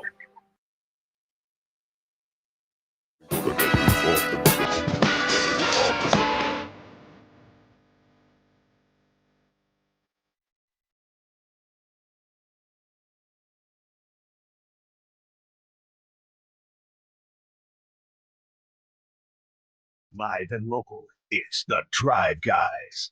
Watch the show on youtube.com/SacktownSports1140. Or listen on the Sacktown Sports app. Jay and Waddy today. Kyle Draper not feeling tip-top. Hopefully he'll be back soon. Hopefully you got big plans for the weekend. You got some pretty big games. Well, all around town, Jay. This is a big sports weekend in the City of Trees. Yes, sir. Yes, sir. I'll be at a Holy Bowl tomorrow. Bristol Brothers Jesuit in attendance. My daughter cheerleading. Got Canelo Crawford, baby. Yeah. Sac State rocking and rolling. Sac State at home. Woo! Against, is it Mercyhurst? Yeah, Mercyhurst. Yeah. And then you've got, I believe we have soccer this weekend. You got the Athletics hosting the Cincinnati Redlegs. Yes. Dela Cruz. No, it's big time around here, man. It's a beautiful thing. One thing about football brings, because it catches the back end of baseball, right? And as I say, the what's the when NBA starts to get going and you have the playoffs and you have football like the and fall NBA convergence. Yes. Of everything, hockey starting, and it's like the retrograde. Yeah. We call it the retrograde. Mm-hmm. But no, when you have them all together, I'm a huge fan of high school football, prep sports, and then you throw in the basketball season too. We got it all, man. Mm-hmm. You know, somebody asked me today, hey man, think about those Giants. And I just sat there and looked and I smiled. Mm-hmm. The smile. The joke may end up being on you. It may. What you mean? They're gonna win the championship? Well, they might get into the postseason. Nah. They're a game and a half back. They're a game and a half back of the final wild card spot, which is currently held by the Mets. And I know because the Mets hold the tiebreaker, it's actually 2.5. But the Giants are starting a series against the Dodgers tonight. Yeah. Giants are also tied in that spot, 1.5 out of the last wild card. They're tied with the team that's going to be playing the A's tonight. Cincinnati Redlegs. You know, I heard this, Jay, that in the 50s, that for a period they started calling the Cincinnati Reds the Redlegs or the Red Stockings, because that was when people were so worried about communism and Russia and the Red Menace and the USSR. And so there was a movement afoot to not call them Reds because a red meant communist. So they actually did that for a while, I guess. And now it's, they're Cincinnati Reds. So anyway, crazy country. Yes. So Reds taking on the A's and the Giants taking on the Dodgers. Giants got some good news today. They found out that Matt Chapman was successful with his appeal. He had been fined and received a 1-game suspension for pushing Kyle Freeland in that benches clearing incident September 2nd, and he won his appeal. The suspension has been dropped. Good for Matt Chapman. Now they're here nor there. I saw it. I thought, he should be suspended for that because he just ran in and shoved the guy. But, okay, they looked at it. MLB looked at it and said, all right, no harm, no foul. So he's not going to be suspended. They're not going to miss him for a game here, which is very important, Jay, because these games are very important to your Giants the rest of the way. Everything counts right now. Yeah. Everything counts right now. Mm-hmm. 7-3 in the last 10. Yeah. And the Mets are falling apart. They are. They've only lost 6 in a row. And the Giants could even make some inroads on the Dodgers in the division. Why you are? Because they play them 7 times. They do. What happens if they win all 7? They got a 3. We talked about it. They'd still lose. They got a 3-game series and a 4-game after they take on them Cardinals in between, or is it? Yeah, Cardinals in between, right? That sounds or Arizona. right. It's either Arizona or the Cardinals in between. But yeah, they're not beating the Dodgers 7 times in a row. But the thing is, they could. It's possible. You have opportunities in front of you.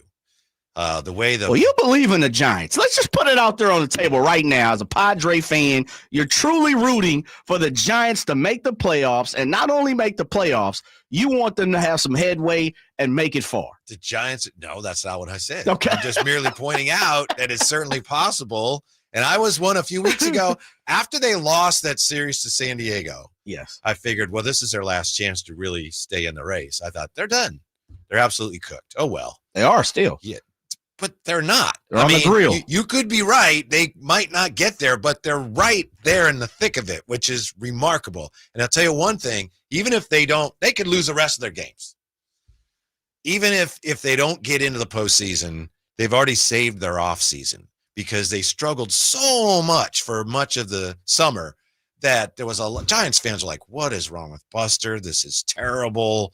Why did they make the Devers trade? This is awful. And now at the very least, there's going to be a lot of enthusiasm in the offseason going into next year. So they've saved their offseason. You know what I hear is they're fair weather fans. Thank you. Thank you for spotting that out. That's what I hear. Giants fans, just last offseason, everybody was praying down to Buster Posey.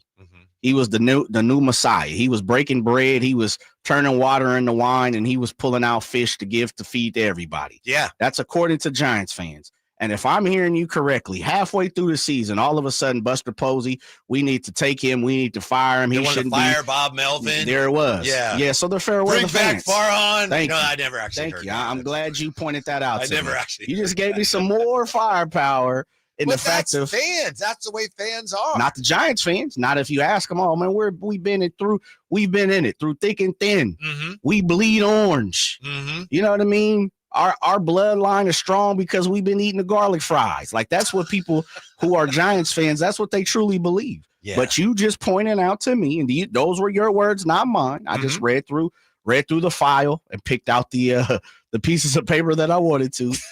Cherry pick. They're fair weather fans. Thank you, Whitey, for bringing that to the forefront. Well, I'll just say this about those fans: be they fair weather or not. A few weeks ago, it looked like they were dead in the water. Looked like this season had been a disaster. I don't know where it's going to end up, but right now they get ready to open a 3-game series against the Dodgers in September. That matters. Bo Mel on this route? Is he managing Manager this of the team year? Next year? Is he managing this team next year? Yeah. Yeah. Okay. Just checking. Yeah. And a few weeks ago, I think it was Pavlovich was suggesting it's like everything's on the table. I think there were some people very close to the Giants who thought Bomel's not going to make it to the end of the year. A lot of people That's just said how dramatically it's changed. But I just think that's kind of the nature of baseball now more than it used to be.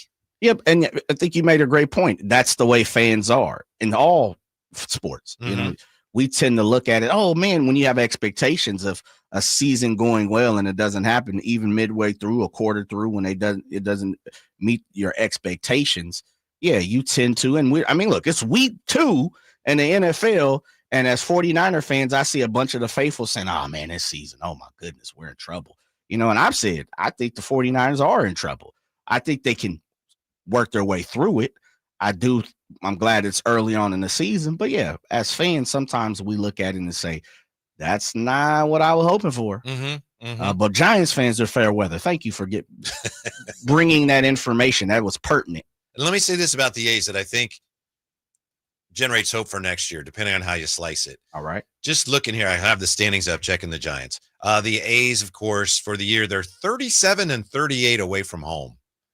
That's pretty good. There's some really good teams in baseball right now who don't do that well on the road. Obviously you want to have a winning record, but 37-38 on the road, not too shabby. But they're 30-42 at home. And as I mentioned, filling in for Alan this week, I talked to Eric Martz, the third base coach, and he did not want to make any excuses about the ballpark or anything. But I asked him if it took this team a while to just get settled into a new stadium. Not asking him about any of the problems, minor league facility, just, hey, a different stadium. He said, yeah, it might have taken us a little while just to get used to a new place. I think if that was a factor, it won't be next year. They have a chance to be good next year, Jay, and they got to obviously upgrade the pitching, but they have a chance, I think, to be hanging around this wild card thing themselves a year from now. I'm with you, and I'm hoping as a fan, we're talking about the fandom and fanatic of who we are as fans. I'm hoping I've always said, and I think we had Keith Law on, right? Yeah. A couple of weeks ago, and he said they were probably 2 years away. Yeah. But we've seen it in plenty of times, plenty of examples throughout sports where it's the Beam team, to be completely honest. They were a year ahead of schedule, even though it kind of happened in reverse. But I think they are 2 years away, and I wouldn't mind, as you talk about the Giants being in the race, September, game and a half out, mathematically being able to catch the Padres and the Dodgers, being in the fight, so to say. Mm-hmm. If the A's are in this position next year, then wholeheartedly, it would be fantastic. Yeah. UPS Chris says, side note, the A's are putting Zito, Hudson, and Mulder. I think I have it. Yeah, they are. Whoops. Sorry, somebody fell off. Uh-oh. Mark Mulder fell off. Anyway, the A's are putting Zito, Hudson, Mulder into the A's Hall of Fame on Saturday. I will be there. Can't wait, says UPS Chris. Yeah. 3 AL West titles, baby. Yeah. An AL wild card, and Monty Moore, broadcaster, going in this weekend as well. Oh, the great Monty Moore. Yeah, Monty Moore is going in this weekend. So I believe all three of those guys pitched here with the River Cats, if I'm not mistaken. Was Huddy? I think so. No, Barry Zito did. Yeah. Mulder did. I can't remember of Hudson, because remember, didn't he come from – they didn't draft Huddy, right? I feel like they picked him up and I think, because I think that was one of those deals where – well, I have to double check. Yeah. I know he's in their minor league system, though. I'm pretty sure he played here. Oh, by the way, good afternoon, gentlemen. Could I get a shout out for my son's football team, Modesto Junior College? They're 2-0 playing San Mateo College tomorrow. They're trying to 5-peat as Valley League champions. Have a great weekend. I don't think we have time to mention that. Sorry. All the best. Yeah, we don't have time to mention that, do we? Good luck. No, never heard of him. All right. Anyway, good for you. When we come back, NFL rivalry jerseys went on sale Wednesday. They're flying off the shelves, especially one team's jersey. We'll tell you who's when we come back to Sacktown Sports. The Carmichael Dave Show with Jason Ross. All right, and for his 19th season, we're so happy to have him back, Matt Barrows. Good morning, Matt. Morning, guys. How are you? You guys were talking about brisket, however. I apologize for interrupting your brisket discussion. That was me. You can listen to the Carmichael Dave Show with Jason Ross Monday through Friday from 6 a.m. to 10 a.m. on 1140 a.m. YouTube or the Sacktown Sports app. If you're 55 or older and into that whole saving money thing, T-Mobile has an exclusive phone and internet bundle just for you. Right now, get 2 unlimited phone lines plus 5G home internet for just $30 each per month with autopay, plus taxes and fees. And with 5G home internet, setup is easy with just one cord and no technician needed, which is great if you're also into that whole keeping it simple thing. Switch now and experience the best mobile network in the U.S. Visit your local store to start saving. T-Mobile, it's better over here. Based on analysis by Ookla of speed test intelligence data Q4 2024 to Q1 2025. Ookla trademarks used under license. Unlimited on our network. Customers on voice plan may notice speeds lower than other customers and further reduction if using more than 50 gigs a month due to data prioritization. Video streams and SD on this plan. Home internet pricing after $20 a monthly bill credit plus $5 per line without autopay. Debit or bank account required. See 5G device coverage and access details at T-Mobile.com. Some things can steal your sunshine. Ugh, I just got my hair done. Sorry, the cooler's broken. Anyone see my flip-flops? Anyone? But COVID-19 can steal a lot more. I just took a COVID test. Ugh. Prescription medications for COVID exist. If you test positive this summer, ask your doctor if they're right for you. Visit PfizerForAll.com/COVID-19 to learn more. Sponsored by Pfizer. This is the story of the one. As a maintenance supervisor at a manufacturing facility, he knows keeping the line up and running is a top priority. That's why he chooses Grainger. Because when a drive belt gets damaged, Grainger makes it easy to find the exact specs for the replacement product he needs. And next day delivery helps ensure he'll have everything in place and running like clockwork. Call 1-800-GRAINGER, click Grainger.com, or just stop by. Grainger, for the ones who get it done. Capital Casino, Sacramento's #1 poker room with primetime football. It's back. Capital Casino is giving away $500 per game and high-hand bonuses for every Sunday, Monday, and Thursday night primetime game, offering the best food, best service, and the best action with the most variety of games in the region and conveniently located at 411 North 16th Street in downtown Sacramento. For more information, log on to capital-casino.com, and please gamble responsibly. 1-800-GAMBLER. I've always believed that golf is more than just a game. It embodies integrity, commitment, and a sense of style. Hi, this is Frank LaRosa, and I'd like to tell you a bit about Naturewood Home Furnishings, a business that shares these same values. With the Procore Championship Professional Golf Tournament happening at the stunning Silverado Resort in Napa, I couldn't help but notice the parallels. Just like the game of golf, Naturewood has built its reputation on integrity, commitment, and timeless style. Looking to bring a unique style into your home? Naturewood offers custom certified designers who can help you craft the perfect look tailored just for you. And while you're enjoying the elegance of the tournament this week, along with Napa's world-class wine and food, be sure to visit Naturewood Home Furnishings. You'll discover pieces with the same sophistication and quality as the game itself. Who knows? You might even find an heirloom that will be passed down for generations. Naturewood Home Furnishings, off Highway 50 at Hazel. Just look for the water wheel. The Sacktown Sports 49ers Report is brought to you by Kia of Vacaville, located beside the Vacaville Outlets. The 49ers got their season started successfully with a last-minute win in Seattle, 17-13. Jake Tonjes, the hero, making a leaping grab in the end zone for the game-winning touchdown. Niners back on the road this week in New Orleans. You can catch all the actions on Sunday right here on Sacktown Sports 1140, beginning at 9 a.m. Football season is here at Kia of Vacaville. You can score big in a new 2025 Kia Niro LX with up to 53 MPG combined at Kia of Vacaville. Perfect for road trips, tailgates, and cruising to Levi Stadium in style and comfort. But don't wait. Inventory is limited at Kia of Vacaville, and these deals won't last long. Visit KiaVacaville.com or stop by right next to the Vacaville outlets for friendly service, easy shopping, and unbeatable value. All in one stop. Kia of Vacaville, where the adventure begins. Get ready for a night out with Jordan Davis. Country in the Park 2 this Saturday at Cal Expo. Along with special guests Mitchell Tenpenny, Locash, Vincent Mason, and Averyana. Make it a family day out with food trucks, games, dancing, and more. This Saturday at Cal Expo with Proactive Pest Control, Fasteners Inc. Tool Outlet, and Red's Pizzeria and Tap House. Tickets at CITPFest.com.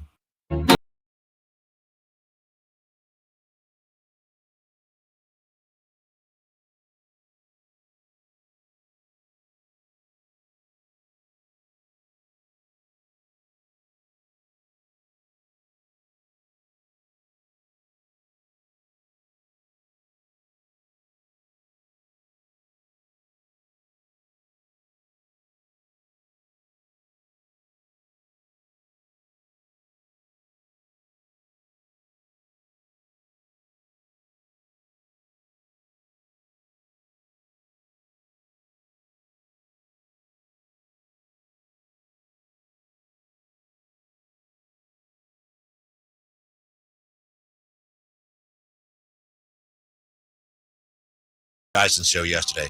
I am right of the belief that Kyle Shanahan did always want Mac Jones because he just had a lot of qualities, it seemed, as a prospect that Shanahan has been known to like in his quarterbacks. I question whether or not the situation around Mac Jones is good enough to enable this offense to keep rolling. We know Kittle is out. Watching them in week 1 against Seattle, the offensive line, to me, had a lot of problems. Brock Purdy was under pressure a lot. Admittedly, again, like I said, against a very good defense. She's a Seahawk fan. She is. The run game looked just okay with McCaffrey back. Of course, you don't have Brandon Ayuk. Ricky Pearsall looked good.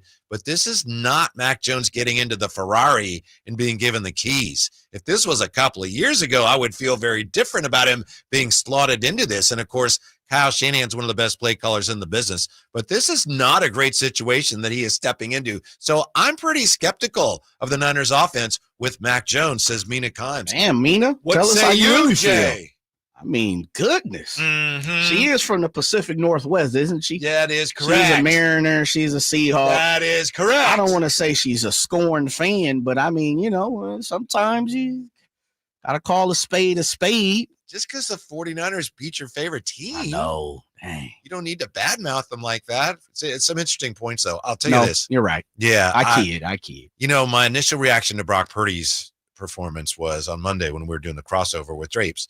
And I was saying, Drapes was here? Yeah. Oh, okay. Yeah. I was actually on the air with him for like 10 minutes. It was miraculous. That is radio gold, brother. Miraculous. Radio gold. But initially I was kind of thinking, and you and I may have talked about this too, that I thought, you know, Brock did, okay, wasn't great. And then the more I thought about it after we found out that he was injured and you realize he had receivers that he's not comfortable with, he got pressured a lot, I had to bump up his grade a little bit. So now you take him out and you plug Mac Jones into some of that, and maybe Juwan Jennings is back, but Trent Williams hasn't practiced all week. It's not an ideal situation for a backup quarterback to step into. Yeah, agreed. Yeah, she has a point or two. I think there are 2 or 3 that are there that could be coming from the scorned Seahawk fan side of things. But no, she's spot on when it comes to, you know, not sure what Mac Jones is really going to give you. And she talks about the running game, CMC and O-line. I get it. I understand. You know, you just got whooped on. You probably, as a Seahawk fan, felt that win was snatched away from you. Yeah. Just like Jake Ton just took it away from Tariq Woolen. But yeah, I hear you. Look, until some things are proven, we're always going to have questions. That's common sense. We don't know what Mac Jones is going to do. I don't know. I think you've said it enough. You don't feel as positive about Mac Jones as maybe Kyle Shanahan or Mac Jones himself does, or maybe the people that's inside that locker room. So I think Mac Jones is a question. I think we can all agree to that. I understand it's her job. Somebody probably asked her the question and she had to answer it. Yeah, she was on with Rich Eisen. For sure. That's what they're talking No about. doubt. As you said, there's some really good points in there. But does Kyle Shanahan have a type when it comes to quarterbacks? And is having a rag arm part of that type? You know, Brock Purdy doesn't have the strongest arms. Probably, I would guess, might be the single biggest reason why he lasted as long as he did in the draft. Obviously, there were other reasons, and obviously a lot of people were just wrong about him. But I'm just looking up Mac Jones here on the what I call the internet. According to a recent analysis, Mac Jones is ranked as having the worst arm strength among NFL quarterbacks. Is this part of Shanahan's type, Jay? Just quarterbacks who can't throw it? No, I think he likes a pocket guy. Yeah. I truly do. You know what's crazy about Shanahan, and this, I could be wrong, but this is just my observation. I think if you are hyper or super or known to be athletic, you're not his guy. Mm-hmm. I think, and we know about it. Rob Brooks talked about it earlier. It is a timing mechanism with Kyle Shanahan. It is a stubbornness of who he is and the type of offense that he calls. And why did they draft Trey Lance? I truly, and I understand, and you talk about it quite a bit. John Lynch is the figurehead. It looks good, but Kyle Shanahan is the power behind it. Yeah. I think this one time, and maybe could be completely wrong. I could be barking up the wrong tree. I think I don't think he really wanted Trey Lance. I think York or whoever else in there I said, think Adam Peters is probably involved in that. Yep. Like, we want Trey Lance. This is the guy we want. And maybe they just talked him into it. You know, it might not have been well, this is it. Yeah. I'm drawing a line in the sand, but it might have been, Kyle, no. Could be. Yeah. Yeah, but I don't think he was all in on Trey Lance. And I don't think it was his style. And as you said, maybe he got talked into it. Maybe he got pushed into it. Maybe it was a collective effort. I don't know. Mm-hmm. But I don't think it was there. Like, for me, when I look at Kyle Shanahan, Trey Lance doesn't fit his model.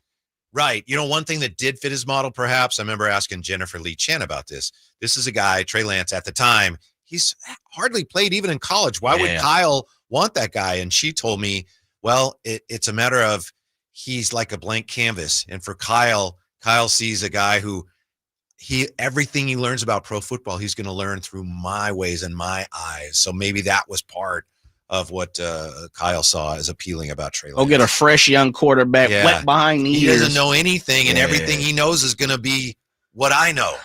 So he's going to be perfect for my system. I don't know.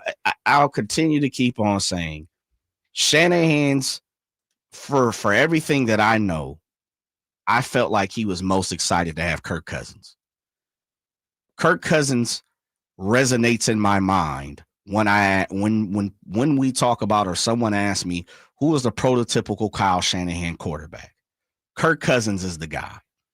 If we're talking about, like, if you turn down Brady, could be a lie, could be true. You take it for face value.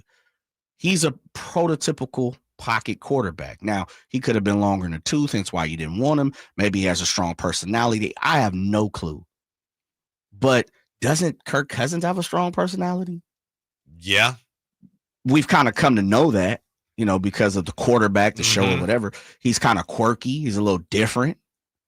I'm not sure how that worked with Kyle Shanahan. And maybe because Shanahan wasn't the head coach. Right. I don't know. That's a good point. It's a whole different relationship. Yeah, it definitely is. I remember reading about his dad, Mike Shanahan, and Elway were really close when Shanahan was a coordinator. Then when he was a head coach, it just changed everything. Couldn't stand you. Yeah, we just got a little frosty. It's a little different. Yeah. It's you and me against the old man. Right. Wait, you're the old man now. Yeah.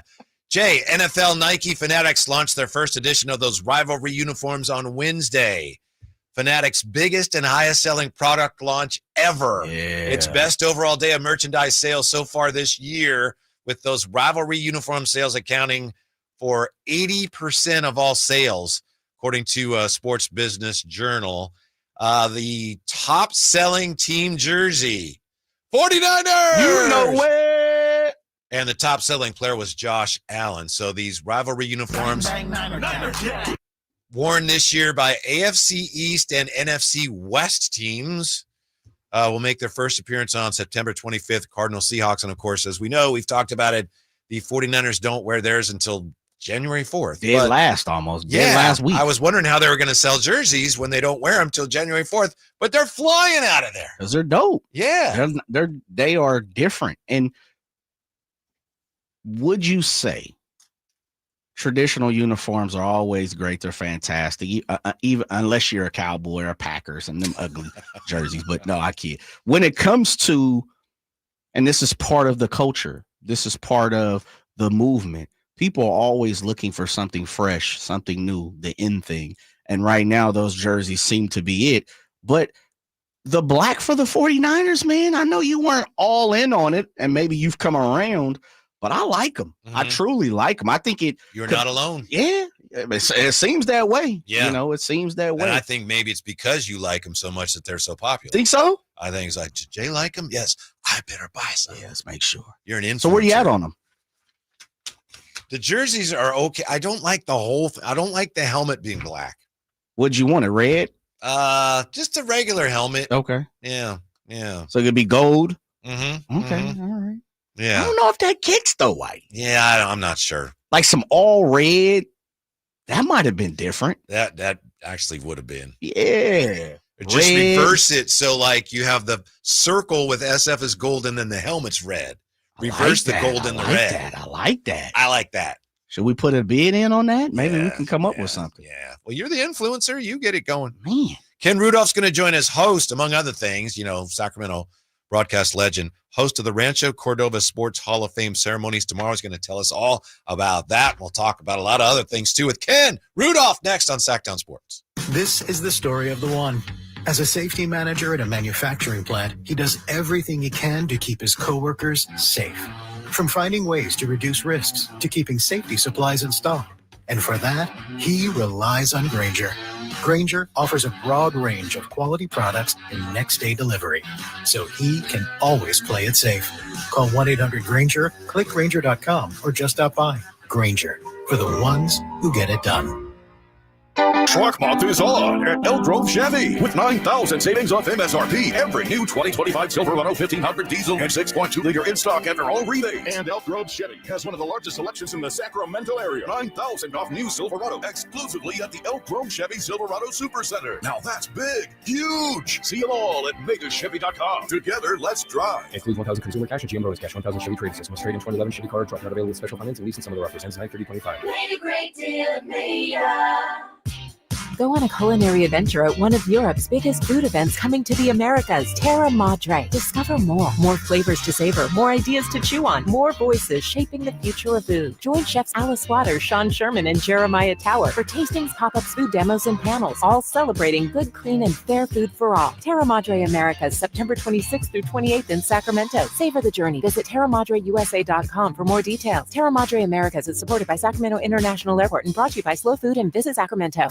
Michael Dave here for my friends at American Energy Heating and Air. Yes, I always tell you they are a family-owned operation, been in business since 81, A-plus Better Business Bureau, but it is hot. We are in those Sacramento hot months. I want to focus on them being your second opinion partner. What does that mean? Maybe you've got somebody you're working with or you've worked with in the past in the HVAC world. Guess what? They want to give you a second opinion. How much does it cost? Nothing. You call them up and say, hey, can I get a second opinion on this deal? They come out and they either say, wow, that's a great deal. You should feel better about that. Or they say, we can beat that price. And usually they're going to beat it by a lot. Guess what? You just saved money and it didn't cost you anything to find out. It's a no-lose situation. Go with a trusted company. American Energy, 916-520-9990. That's 916-520-9990 or AmericanEnergyAir.com. Jingle Singers, take it away. Call 916-520-9990 now. Golf to Go is brought to you by the Hagen Oaks Golf Super Shop. Here's Frank LaRosa. Top 100 teacher and PGA Master Professional Kelly Stenzel offers some short game rules in Golf Magazine. 1. Stay still while putting. 2. Lean into chips with weight slightly forward during the shot. 3. For less distance, use a shorter swing and narrower stance. 4. Hit the ground to get true launch. Make a divot to get the ball in the air. 5. To hit a great bunker shot, dig your feet into the sand. 6. Swing length controls natural speed. Swing and stroke should be relatively equal back and through in size and rhythm. 7. Pivot for pitches so the club head glides underneath the ball, launching it high with spin. 8. Write it down. Calibrate your short game and put it on paper. Having some basic guidelines and a plan for your short game can make a huge difference without having to always rely on feel. Look for the full story at golf.com. That's your Golf to Go. I'm Frank LaRosa. Get ready for a night out with Jordan Davis. Country in the Park 2 this Saturday at Cal Expo. Along with special guests Mitchell Tenpenny, Locash, Vincent Mason, and Avriana. Make it a family day out with food trucks, games, dancing, and more this Saturday at Cal Expo with Proactive Pest Control, Fasteners Inc. Tool Outlet, and Red's Pizzeria and Tap House. Tickets at CITPFest.com. With 25 award-winning years in Northern California, Ashton & Price is your local injury law firm. Pro attorney tip: if a firm presents as local but they're in LA, red flag. If your first consultation is not with a lawyer, big red flag. At Ashton & Price, your first consult is with a local attorney, and if serious injury prevents travel, a lawyer will come to you. Still not enough? George Washington's my uncle. At Ashton & Price, no red flags, just red, white, and blue. Remember, for the best advice, don't think twice. Call Ashton & Price. It's Kids Night at Stockton 99 Speedway, Saturday, September 20th, presented by your local Tractor Supply stores. Enjoy free games, prizes, and family fun, plus racing action from late models, legends, pure stocks, and more. Kids 10 and under are always free. Visit Stockton99.com for tickets and info. KHD1 Sacramento, KYMX HD3 Sacramento. Your flagship station for the Beam Team. From the Power Business Technology Toshiba Studios. This is Sacktown Sports 1140.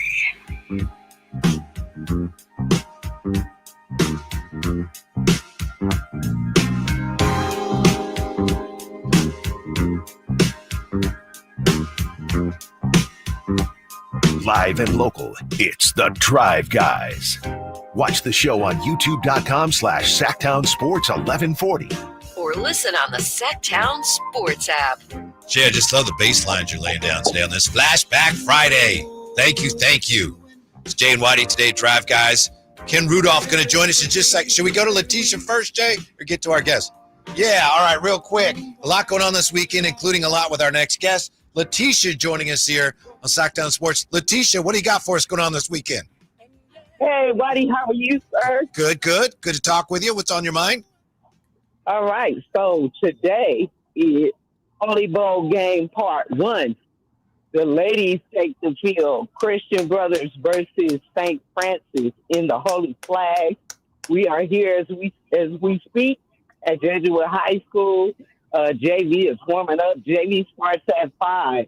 Varsity 6:15. Shout out to our coaching staff led by RJ Bradley. We ready to get after it. Okay, all right, Letitia. Thank you very much.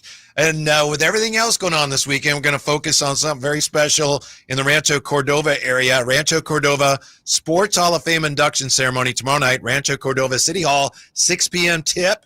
And nice enough to join us, the host of the ceremony. Oh, yeah, and I mean, Sacramento broadcast legend. He'll be honored as one of the founders of the Rancho Cordova Sports Hall of Fame, Ken Rudolph. All right, hey, how y'all doing? Everybody Good. okay? Yeah, how are you? Fantastic. Thank you so much for giving me some of your time to share some of this love with all my folks in Rancho Cordova. I love that they were talking about the flag football. Man, that's fantastic. That's what I'm talking about. Yeah, she said Christian Brothers, right? She said Christian Brothers. Yeah, Christian Brothers, St. Francis. Yeah. Don't get me started. Anytime you say Christian Brothers around somebody from Cordova, we about to we go into the parking lot. Yeah. Kim, my understanding is you're hosting and you're being honored. So are you going to be presenting something to yourself, or you interview yourself, or how's that work? How does that work? No, I don't think so. I'm just so honored and so lucky to be part of this group. So it's the 10th year of our Rancho Cordova Sports Hall of Fame. And the thing about Sacramento, you guys both know this, like the entire area, Sacramento County, surrounding counties, Placer County, everything all the way up, like so much incredible sports talent. And it has been that way for 50, 60 years. So luckily, the folks in Rancho Cordova realized that Rancho Cordova and Cordova High School is a huge part of that. And so they decided to start this event to honor all these incredible athletes and coaches and teachers and administrators and parents and people who've just made it such a great place for sports and for academics as well. But honoring our founders in this 10th year of the Hall of Fame. And so it's a man named Dave Franzoya, Conrad Mayer, Mike Miranda. And Mike Miranda, by the way, is an incredible resource. He's been a journalist in the area. I don't want to date him, but he did a story on me when I was 11 years old. Like, he's documented everything that's ever happened in Cordova. He's amazing. A wonderful woman named Shelley Blanchard, who's also just been an incredible gift to my life. And then me, because I'm born into this and I love it so much. It just changed my whole life. My dad moved us out to Rancho Cordova when I was 7 years old. And I got to go to Cordova football games and standing on that line and watching Big Red come out. And my first time I got to see them was when they were the 1975 national champion. Like, It was just incredible to watch those players and then continue to watch the program as it developed and be a part of it, be able to play for Cordova. I carry it as a badge of honor, and it's fueled me through a lot of my challenges. I really felt like, I know it sounds crazy, but my dad agreed that when I went to basic training for the Army when I was 19 years old, and I got through basic, and I was telling my dad, I was like, Dad, it wasn't as hard as I thought. And he's like, boy, don't you remember you did 2 days for Cordova Lancers? Anything. And he was just pumping me up. My dad was a coach. He was just pumping me up. He knew I needed that from him. I was away from home for the first time, and I was calling him. I was like, Dad, I think I can do this, man. He's like, boy, you can handle that. You're a Lancer. You did 2 days in 105-degree temperature. You can handle that. And I was like, yeah, I can. So this is great to be able to give back to a place that's given me so much and to honor. It's just so many great athletes that have come through, and it's just really a great night for all of us. So tomorrow night, I'll fly in tomorrow afternoon, and it'll be a great night to be with everyone and to be honored with the founders. It's just really the honor of a lifetime for me, and I'm just really privileged to be able to enjoy it.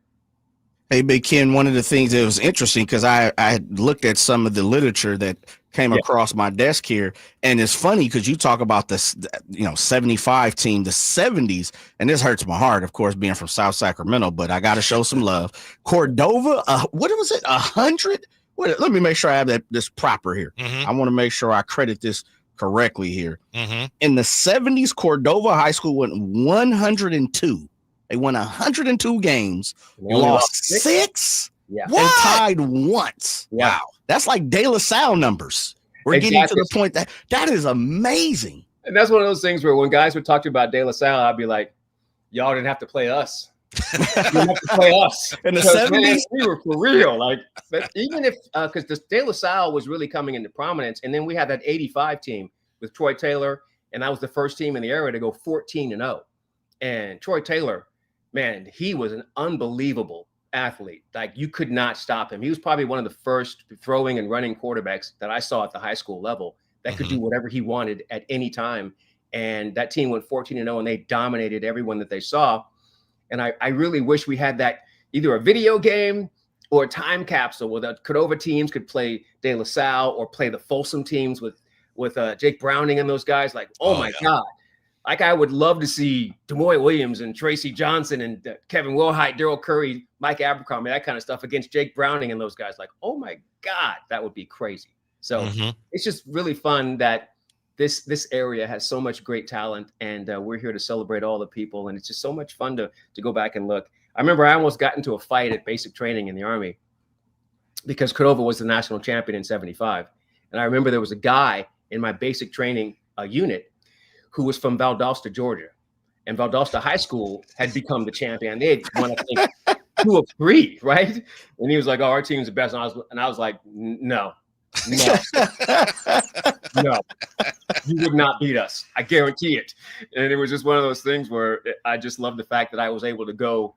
I was in Georgia for basic training, right? So I'm thousands of miles away from home, but I had something to carry with me, and I had that legacy, and it was just fun to have something to rep. You know what I mean?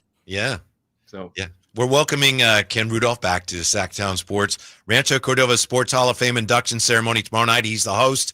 Rancho Cordova City Hall, 6 p.m. is when it starts. You're being honored as a founder. I'm just wondering, if you were to be recognized, Ken, for your contributions as an athlete, I mean, what was your career highlight as an athlete, would you say? Well, here's the thing. When I made varsity, I only had 1 interception, but it was pretty crucial. In fact, the guy I mentioned to you, Troy Taylor, who would obviously go on to lead Folsom and go on to coach Sac State and Stanford. The first interception he threw was to me. Oh, really? Yes. But the reason why he made the NFL that I didn't is he was smart. The very next series, he came right back to that side and completed like a 30-yard pass on me. And I was like, oh, man. But I actually I had a great youth career. Like when I first started, I got to Cordova and I was able to play when I was 9 years old. And from 9 to 14, every team that I was on won the championship. Ooh. And when I was 11 years old, I was on a Pop Warner team that is still considered the best Pee Wee Pop Warner team that they have ever seen. We went 10-0. We gave up negative yards. Ooh, dang. Negative yards. Mm-hmm. And the only time we gave up a point was we had to punt one time, which we never did. And our punter dropped the ball in the end zone, and the other team recovered it. Oh, and I remember that time my dad was head coach. He's like, we will never punt again. We didn't punt again for the rest of the season. But being a part of that, there's a great resource. It's the Grapevine. It's a newspaper, and the archives go all the way back to the beginning of sports and the beginning of the high school in Rancho Cordova. And I'll do the research because I want to know more about the people I'm inducting. Like, even though I watched the 1981 Cordova Lancer baseball, I watched that team play. I watched Chris Bosio, who went on to throw a no-hitter for the Seattle Mariners. Like, he was my next door neighbor. Like, I watched that. I watched those guys go out there and go 28-6. But I always go back and look at that Grapevine newspaper to kind of fill in those blanks. You know, sometimes your memory plays tricks on you and you think you remember something one way. So I just love going back and I look at that and I'm saying, like, wow, there's so many great things that have come through there. And thank God for the Grapevine to be able to document everything that's there.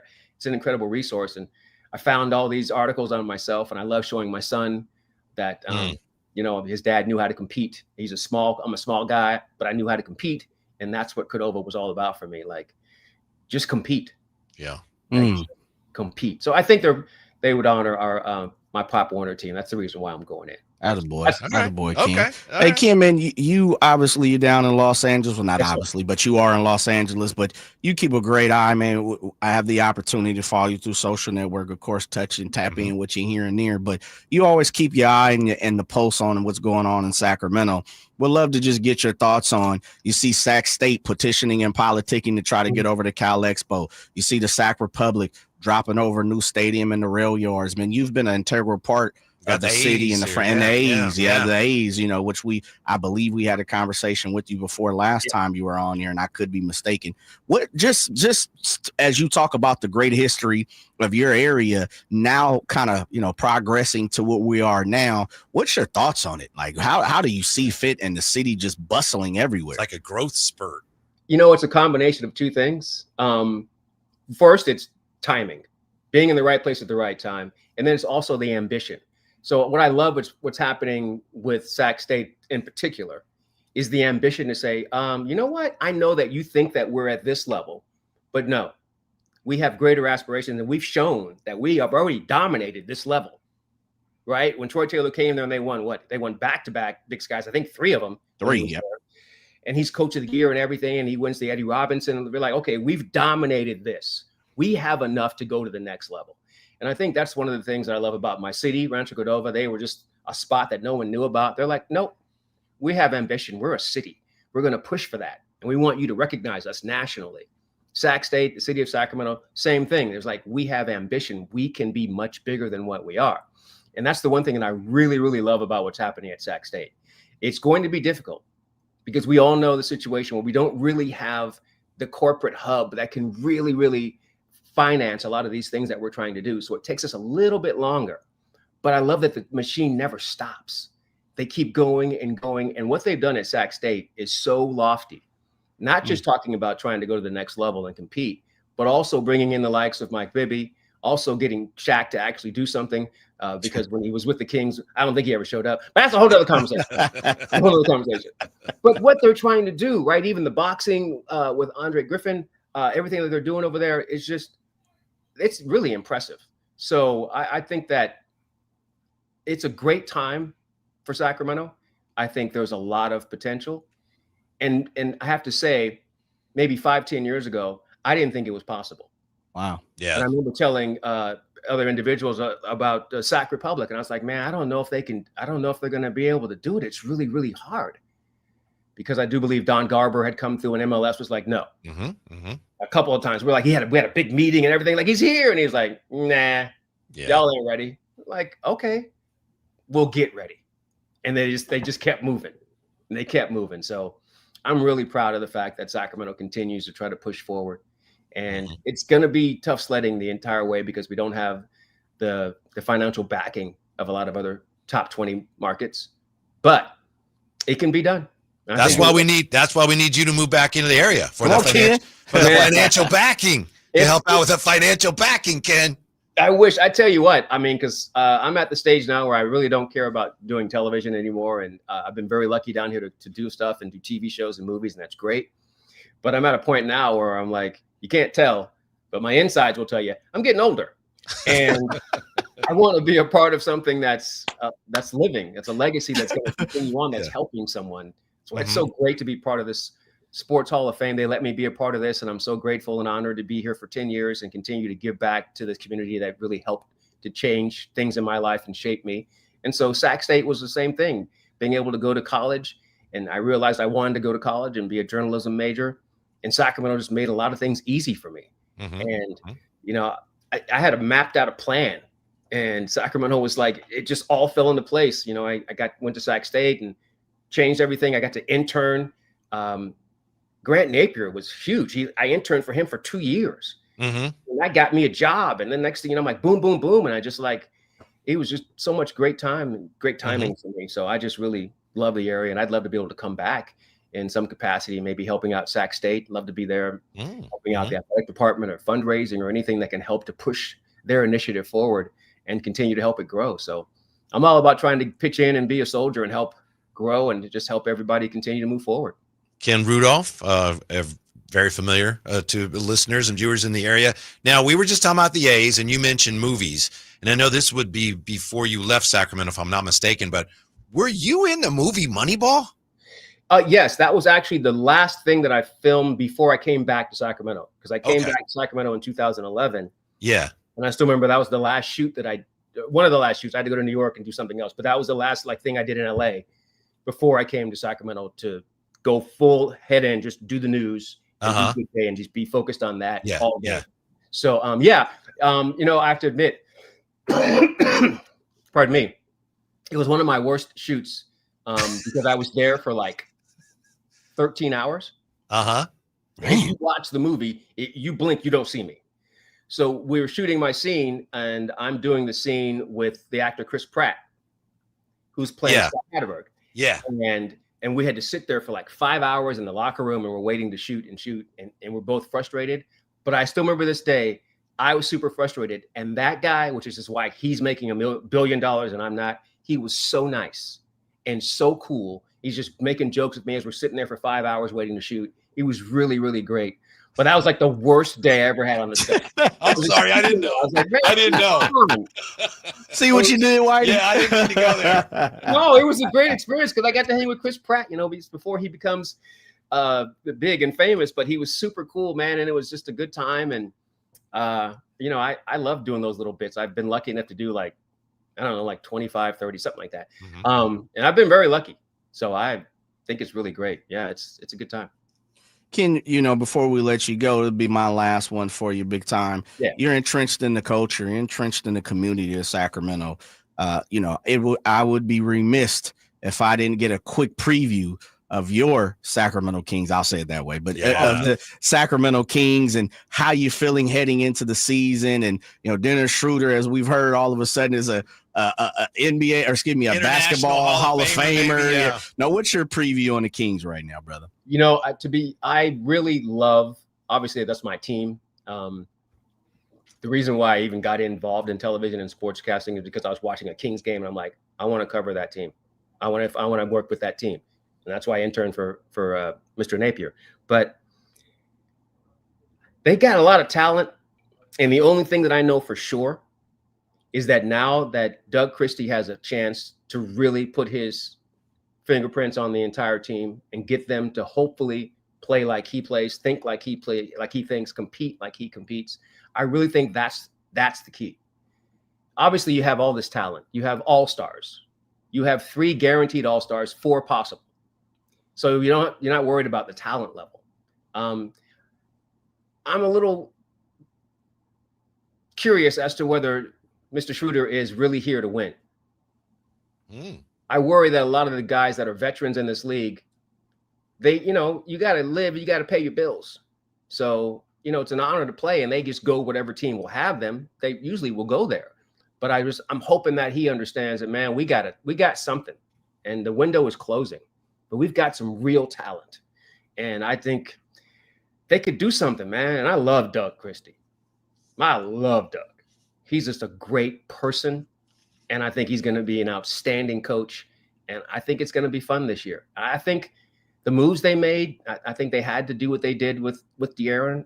They had to do that. I understand it. I'm cool with it. Let's keep it pushing. I think they can do something. So I'm excited. What you guys think? I'm glad you're excited. You're not excited? No, I am. Well, you got to see it every day. So you're like, man. I'm warming up to it. I'm keeping an open mind.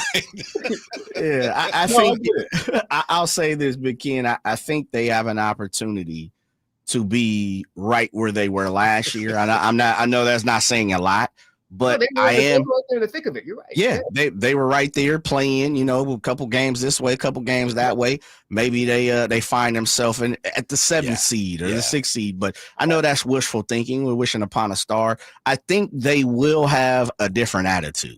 And I think it's just before what you said. Coach Christie, Bobby Jackson, Coach Woodson, I think and Scott Perry coming all the way down from the top, BJ Armstrong. I think when you really have an opportunity to sit down and listen to those guys, they tell you pretty much how they feel. And I always go back to what Coach Christie always talk about. Doug says, if nothing else, you're going to feel me. You're going to feel us. And I'm hoping that persona moves on. We know Bobby Jackson's that way. We know he's cut from that cloth. BJ Armstrong is cut from that cloth. So I'm hoping that translates into that's the type of movement we see. It's going to be really, really interesting. Rancho Cordova Sports Hall of Fame induction ceremony. Tomorrow night, they get rolling at 6. Rancho Cordova City Hall. Ken Rudolph's going to be there as the MC. Thank you so much for your time, Ken. We appreciate it, and I hope we get to talk to you again real soon. Hey, man, I appreciate you guys. Thank you so much for your time. Thank you for all the love. Seriously, it's always a good time. Jay, you're my dude. My guy. Absolutely. Well, thank you, Ken. You, but you guys have a great weekend. You too. Big time. Thank you. Yeah, that's going to be a big night tomorrow night. One more thought on the Kings here as we're talking about the Kings and everything. It's interesting, Jay, because you go back to the Dream Team year. I think this year will be the first year in 3-4 years where expectations are not going to be high. And I think especially that second year after the Beam Team won, I think the expectations kind of wore the team down a little bit. It's not an excuse. Every team has to deal with expectations. I'm not making excuses.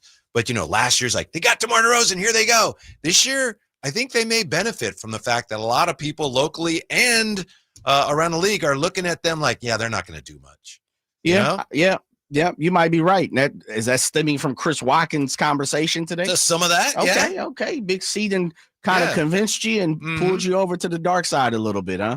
But you may be right. Chris may be right. They may be able to sneak up on people this year. One of the things I've always said about the Kings, and at least throughout a lot of my time here, of course, anomalies, exceptions. Yeah. People come to Sacramento and feel it's a get right game. It's a get right day. Oh, we're playing the Kings. Now is the time to get right. Let's pull it together, fellas. We can go get this one, even it's on the road. You kind of cross that, you check that day on the calendar. It's like, oh yeah, we can get that one on this road trip. And I'm hoping, if nothing else, that starts to change. And for me, that will be one of my barometers, Whitey, is if you come in here and you have to fight tooth and nail to get a W, then that lets me know something is changing, something is different. And so I put that out there as an example of, truly, I'm not exactly sure of the expectations, which is what you're talking about, but I do know this. I think we expect this team to feel different. Yeah. And you're also, among other things, you're talking about home court advantage. Oh, yeah. Where has that been? Ooh. Yeah, when we come back, a look at the Kings' biggest hole on the roster next on Sacktown Sports. Sacramento weather is brought to you by Fidium Fiber. I'm meteorologist Heather Waldman in the KCRA 3 Weather Center. Light winds Friday night. Valley temperatures drop into the upper 50s. Saturday afternoon, temperatures in the upper 80s with strong sunshine and a delta breeze. Get the latest forecast on the KCRA News and the KCRA app. It's about time they Fix that pothole. Invented better windshield wipers. made an internet that just works. Fidium Fiber Internet, starting at only $30 a month. It feels like Fidium. Offer available to residential customers only. Terms and conditions apply. See Fidium.com for details. So my mother is thinking of switching from Verizon to Pure Talk, but she's worried the deal sounds too good to be true. Michael, she said, how can those Pure Talk people offer me the same basic service as Verizon for so much less money? I said, Mom, go ask Google how much Verizon spends on advertising and promotion. A few seconds later, my mother said, oh my goodness, $12 billion a year? That must be a typo. I'll tell you what I told my mom. It's not a typo. Verizon spends $12 billion a year on advertising and promotion, and their customers are paying for it. Well, Pure Talk doesn't spend that kind of money on commercials. Trust me, I would know. Consequently, they can offer you and my mother unlimited talk, text, and plenty of data on a blazing fast 5G network for just $25 a month. Dial pound 250 and say the words Mike Rowe, and you'll get an additional 50% off your first month. That's pound 250 Mike Rowe. Pure Talk. Everything you need and nothing you don't. When you bundle renters and auto with Progressive, you can save while protecting your most valuable possessions, like your really expensive limited edition sneakers and your new suit for your cousin's wedding.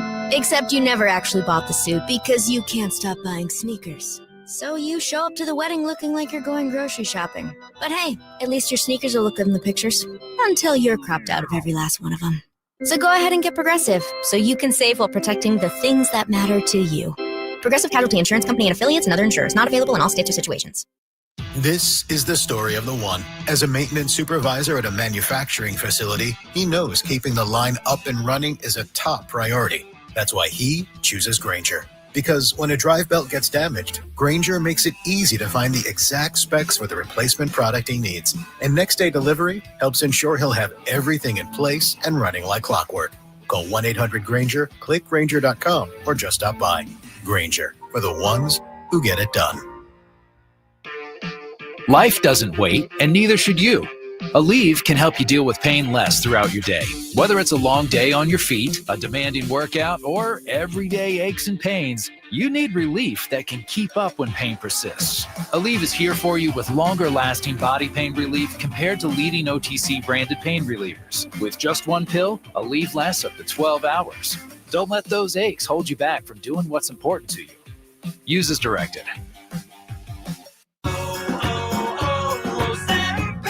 Hi, I'm Michael from the Warren Treaty. You know the jingle. Now discover the facts about Ozempic, a GLP-1. Only Novo Nordisk makes FDA-approved Ozempic. Learn about the real thing. Talk to your healthcare professional today. Call 1-833-OZEMPIC or visit Ozempic.com to view the medication guide and to learn more about Ozempic. Semaglutide injection 0.5 milligram, 1 milligram, and 2 milligrams.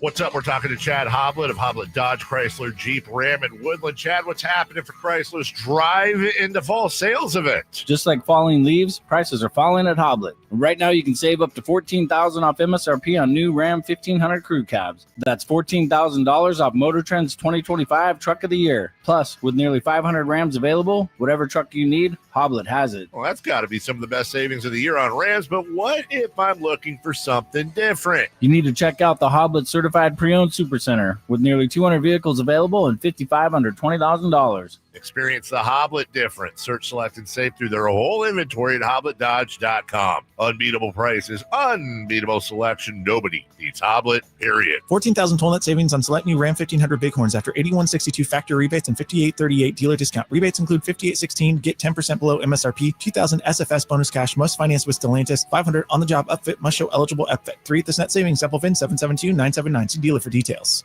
Get ready for a night out with Jordan Davis. Country in the Park 2 this Saturday at Cal Expo. Along with special guests Mitchell Tenpenny,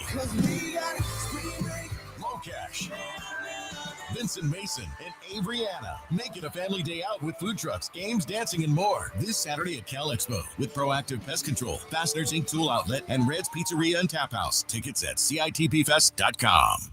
Big O Tires. From September 2nd to the 28th, get $60 in rebate savings on sets of 4 Michelin tires, totaling $900 or more. Or get $40 in rebate savings on purchases of $899.99 or less with installation purchase. Plus, Big O Tires will match up to $60 in instant savings. Big O Tires, the team you trust. Installation required. Disposal fees and shop fees. Extra where permitted. See store for pricing. Eligibility may vary. Not valid with other offers. The Queen.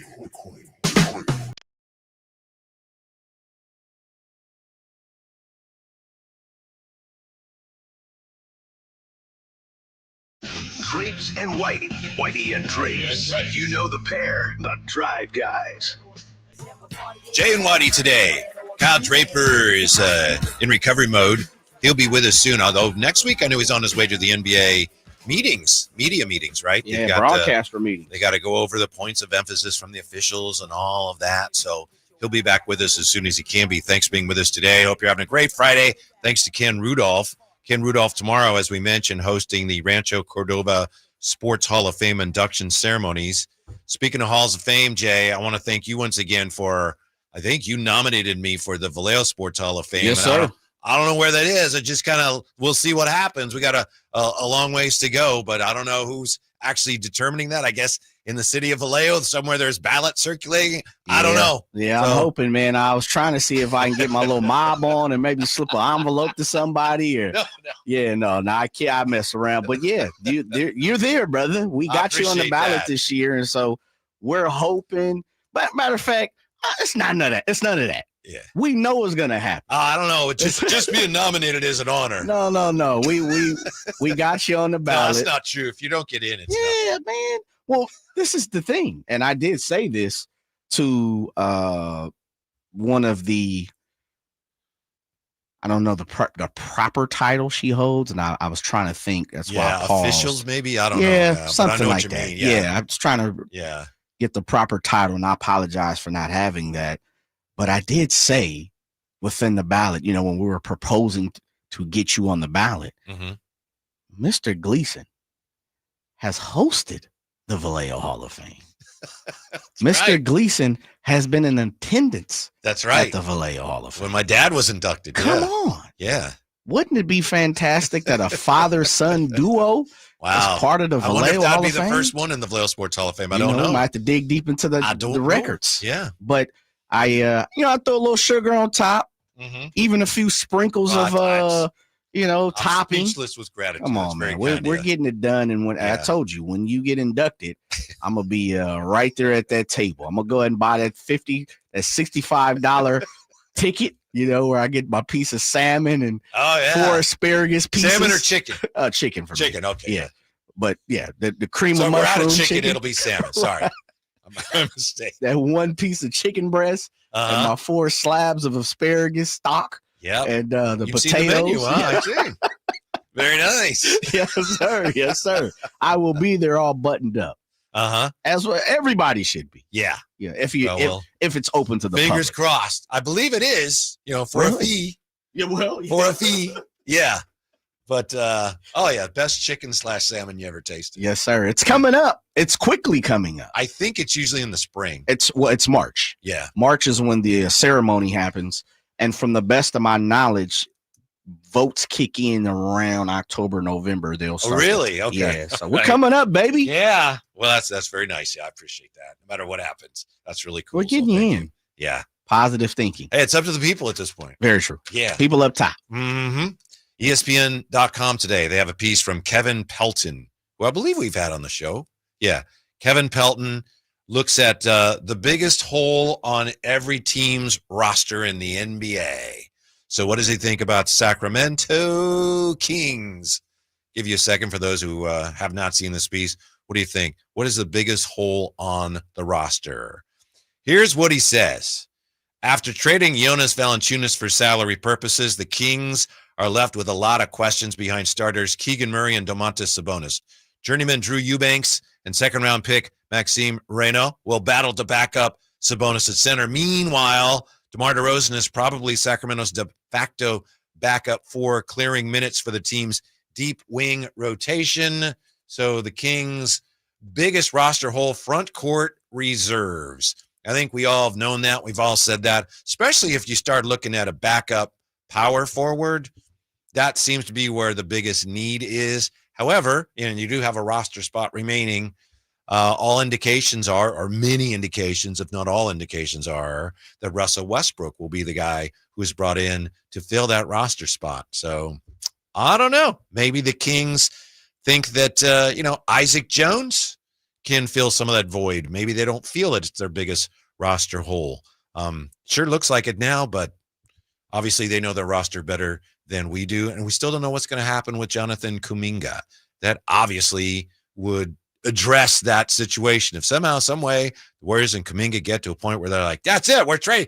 No, okay, you're going to sign the qualifying offer. That's it. We're going to trade you. And if the Kings were able to acquire him, that would address that biggest roster hole, Jay, which according to Kevin Pelton, front court reserves. Ooh, I think he's right. Yeah. Self-explanatory.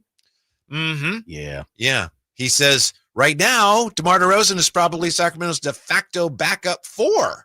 So, yeah, that's probably not ideal. Nothing against DeMar DeRozan, but if he's your backup power forward, you might have a little work to do roster-wise. Yeah, especially if we're talking about length and height. Yeah. Yeah. You think it? Do you believe he is the de facto backup power forward, or do you think it's Isaac Jones? Just heading into camp. Okay. Yeah, I might agree with you. I think they are impressed and they want to at least go into the season saying, hey, we're going to give Isaac Jones the opportunity to be the de facto power forward. Maybe you could, I don't know. I was going to say, maybe you could play Domas at 4 with Reynaud at 5 a little bit, or Reynaud at 4. I'm sure that they're looking at all of that. You got Precious Achiuwa available right now as a free agent, but it doesn't seem like they have any interest in signing anybody with that open roster spot. I think they want to see what they have. And in that form, meaning, how does Daquan Plowden come in and play with the big boys? Does Isaac Jones carry the moxie to come in and be the de facto backup power forward? How does Drew Eubanks fit into this? Is Dario Saric healthy enough to shoot and to be on the court? He addresses that if he can play. Yeah. There are a lot of indications that he can't, but if he can, there you go. That hole is not as big as it appears to be. Also want to give a shout out one more time to Dennis Schroeder, who today in Germany's win over Finland, he had 26 points, 12 assists, 5 rebounds in 31 minutes, and that moves Germany into the finals of Eurobasket for the first time in 20 years. And I don't know who won the other game today, Turkey, Greece. I'll have to check on that. Whoever won between Turkey and Greece. I remember when I was a kid, I thought that was so funny. There's a country called Turkey, a country called Greece. But anyway, whoever won Turkey versus Greece, that's the team that will play Dennis Schroeder and Tristan da Silva and Franz Wagner and Germany for the Eurobasket championship. Yeah, you know what that means? That's a cakewalk. That's a cakewalk. Well, isn't Turkey Şengün? Yeah, but that's a cakewalk. Is it? On paper, baby, that's a cakewalk. Okay. I had been trying to study a little bit of Dennis Schroeder's international fame. And you mentioned it earlier. He got the FIBA World Cup, the gold, which was in the Philippines, Eurobasket. They got the bronze in 2022. He's got to do a little more, though. How about and he was the MVP in 23. Olympic honors? Nothing. Well, not to put you on the spot, I don't know. Yeah. As far as the country, no, because remember they finished 4th. Okay. Last time, but he, I'm trying to see if he's had a couple, first team, second team, all tournament type things. I think he's got a little ways to go from everything that I've examined. As far as, international. Yeah, the reason we're even talking about that is for those who haven't heard, Tim Botem said a couple days ago that he thinks if Germany wins Eurobasket, that Dennis Schroeder will be legitimate. He deserves to be in the Hall of Fame based just on his international accomplishments. Yeah. And Jay was not on board with that. No, I think. And I know where you're coming from. You got it. Well, first of all, the Olympics is the creme de la creme when we're talking about international hoop, right? Well, you got to at least medal once there, don't you? I think so. Yeah. Okay. I'm with you. All right. Yeah. Nothing against Dennis Schroeder. He was, let's see, after finally he was named FIBA World Cup. Okay. So he's made the World Cup all tournament team for sure. he has made the Olympic All-Star 5 team as well. Okay. Yeah. So he's been first team, all Olympics, but he hasn't been able to put a medal in a pocket during the Olympics. I think you have to do that. Let me phrase it this way. Who has a better chance? Schroeder, the Basketball Hall of Fame, Whitey Gleason, Vallejo Sports Hall of Fame. Whitey Gleason, come on, that's a shoe in here, fam. What do you mean? All the things that you've done around here to uplift the Vallejo, the city of Vallejo? Vallejo, though. Doesn't matter. I don't know if they recognize they should. in the North Bay what's going on here in the Valley. But this is what I told them, and this was part of my petition because you don't know, but when you nominate somebody, you have to nominate them within a bracket, and then you have to explain why that person or that team or that organization deserves to be into the Vallejo Hall of Fame. And one of the things I put on there, I'm revealing the ballot, and hopefully it doesn't come back to bite me. And they say, "Oh man, you're you're manipulating the lottery ball or frozen envelope." Aspiration. You're Dennis Wong over there. Dennis J. I'm Dennis J. Wong. But I said, you have put in proper time, not only in the Bay Area, but a lot of time here in Sacramento. That's nice. And unfortunately, I guarantee if they had a true radio market in Vallejo, you would be front and center. You would go home, you would uplift the city, you would take over. And so that was one of my things. If Vallejo has a radio station, Whitey would be a part of it. Thank you. They used to. They do it. Yeah. Very small. Yeah. Yeah. Very small. So that was my thing. And I said, look, he's been on the concrete. He's been on the pavement. He's uplifted the city. He's got a championship, Well, thanks, I Jay. painted the picture for you, brother. I very much appreciate that. When we come back, we're going to paint this picture. Why you should never draft a kicker next. Sacktown Sports. The Drive Guys. I think I have that right, Jay. Yeah, boy, I see you over there crooning. R&B album coming soon, huh? Mr. Gleason. I have too much respect for the genre. Dub G. To tarnish it with my own efforts. No. You play a part in it. Yeah. You can listen to The Drive Guys Monday through Friday from 2 p.m. to 6 p.m. on 1140 a.m., YouTube, and the Sacktown Sports app. With Progressive's Name Your Price tool, you get coverage options based on how much you want to pay for car insurance. And then you decide how to spend the rest of your money because you're in charge. Today, you're going to pay down your credit card bill. But you decide when you'll pay it. Before the due date, so those interest charges don't get you. But you decide if you pay it in full. But you definitely should, because again, interest charges. With Progressive's Name Your Price tool, we'll help you find coverage at a fair price. Then you're in charge. Progressive Casualty Insurance Company and affiliates. Not available in all states. Price and coverage match limited by state law. This is the story of the one. As a custodial supervisor at a high school, he knows that during cold and flu season, germs spread fast. It's why he partners with Grainger to stay fully stocked on the products and supplies he needs, from tissues to disinfectants to floor scrubbers. All so that he can help students, staff, and teachers stay healthy and focused. Call 1-800-GRAINGER, click Grainger.com, or just stop by. Grainger, for the ones who get it done. Hey everyone, it's Kyle Draper here. If you're in the market for a new car, let me tell you about my experience with Mercedes-Benz of Stockton. From the moment I walked into their state-of-the-art showroom, I knew I was making the right choice. There was no pressure from the sales staff, and if I'm being honest, I felt like a kid in a candy store. I settled on the all-electric EQS SUV, and let me tell you why. First of all, the comfort. After a long day at work, I actually look forward to being in my car. It has several different massage settings, including my favorite, hot relaxing back. Plus, the seat heating and cooling features are perfect for the hot summer or those chilly mornings. Mercedes-Benz has the reputation of making the finest cars in the world. Now it's your turn to experience what I already know. Mercedes-Benz of Stockton is the best car buying experience you'll ever have. They're just a short drive down I-5, or you can shop online anytime at mbofstockton.com. That's mbofstockton.com, and tell them Drape sent you.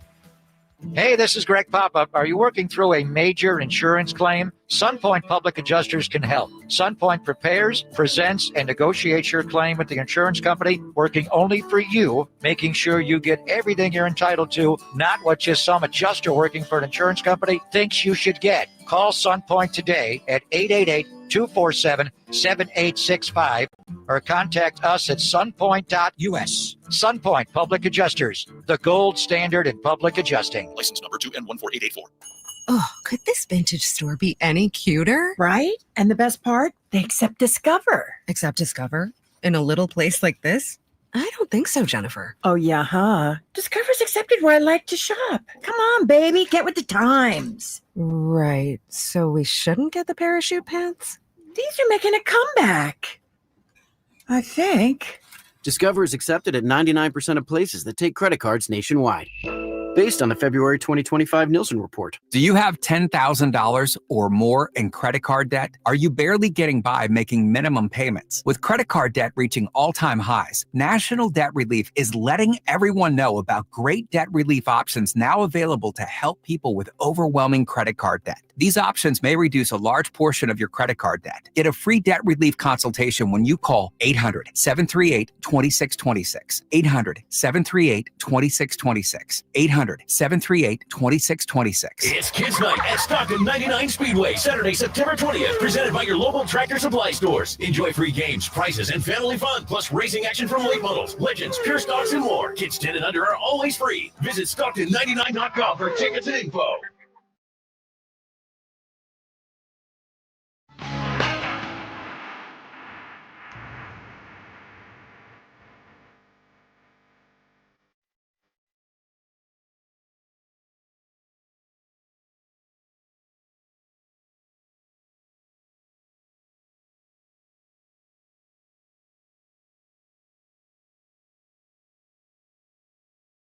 Your afternoon home for Kings Talk and so much more. The Drive Guys on Sacktown Sports. La Policia. Thank you, Jay. Jay's just spitting out some great bass lines today. Thank you, Jay. Thanks for being with us. I have an update, a score update, something we've been talking about today and for the last few weeks.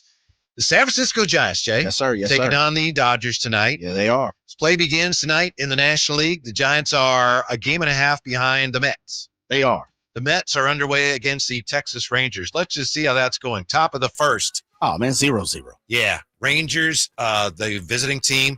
Top first, Josh Young, singles and line drive to right fielder Juan Soto, Texas 1, New York nothing. Alejandro Osuna, singles and line drive to left fielder Brandon Nimmo, Texas 2, Mets nothing. Cody Freeman, singles on a line drive to right fielder Juan Soto, Texas 4, Mets nothing.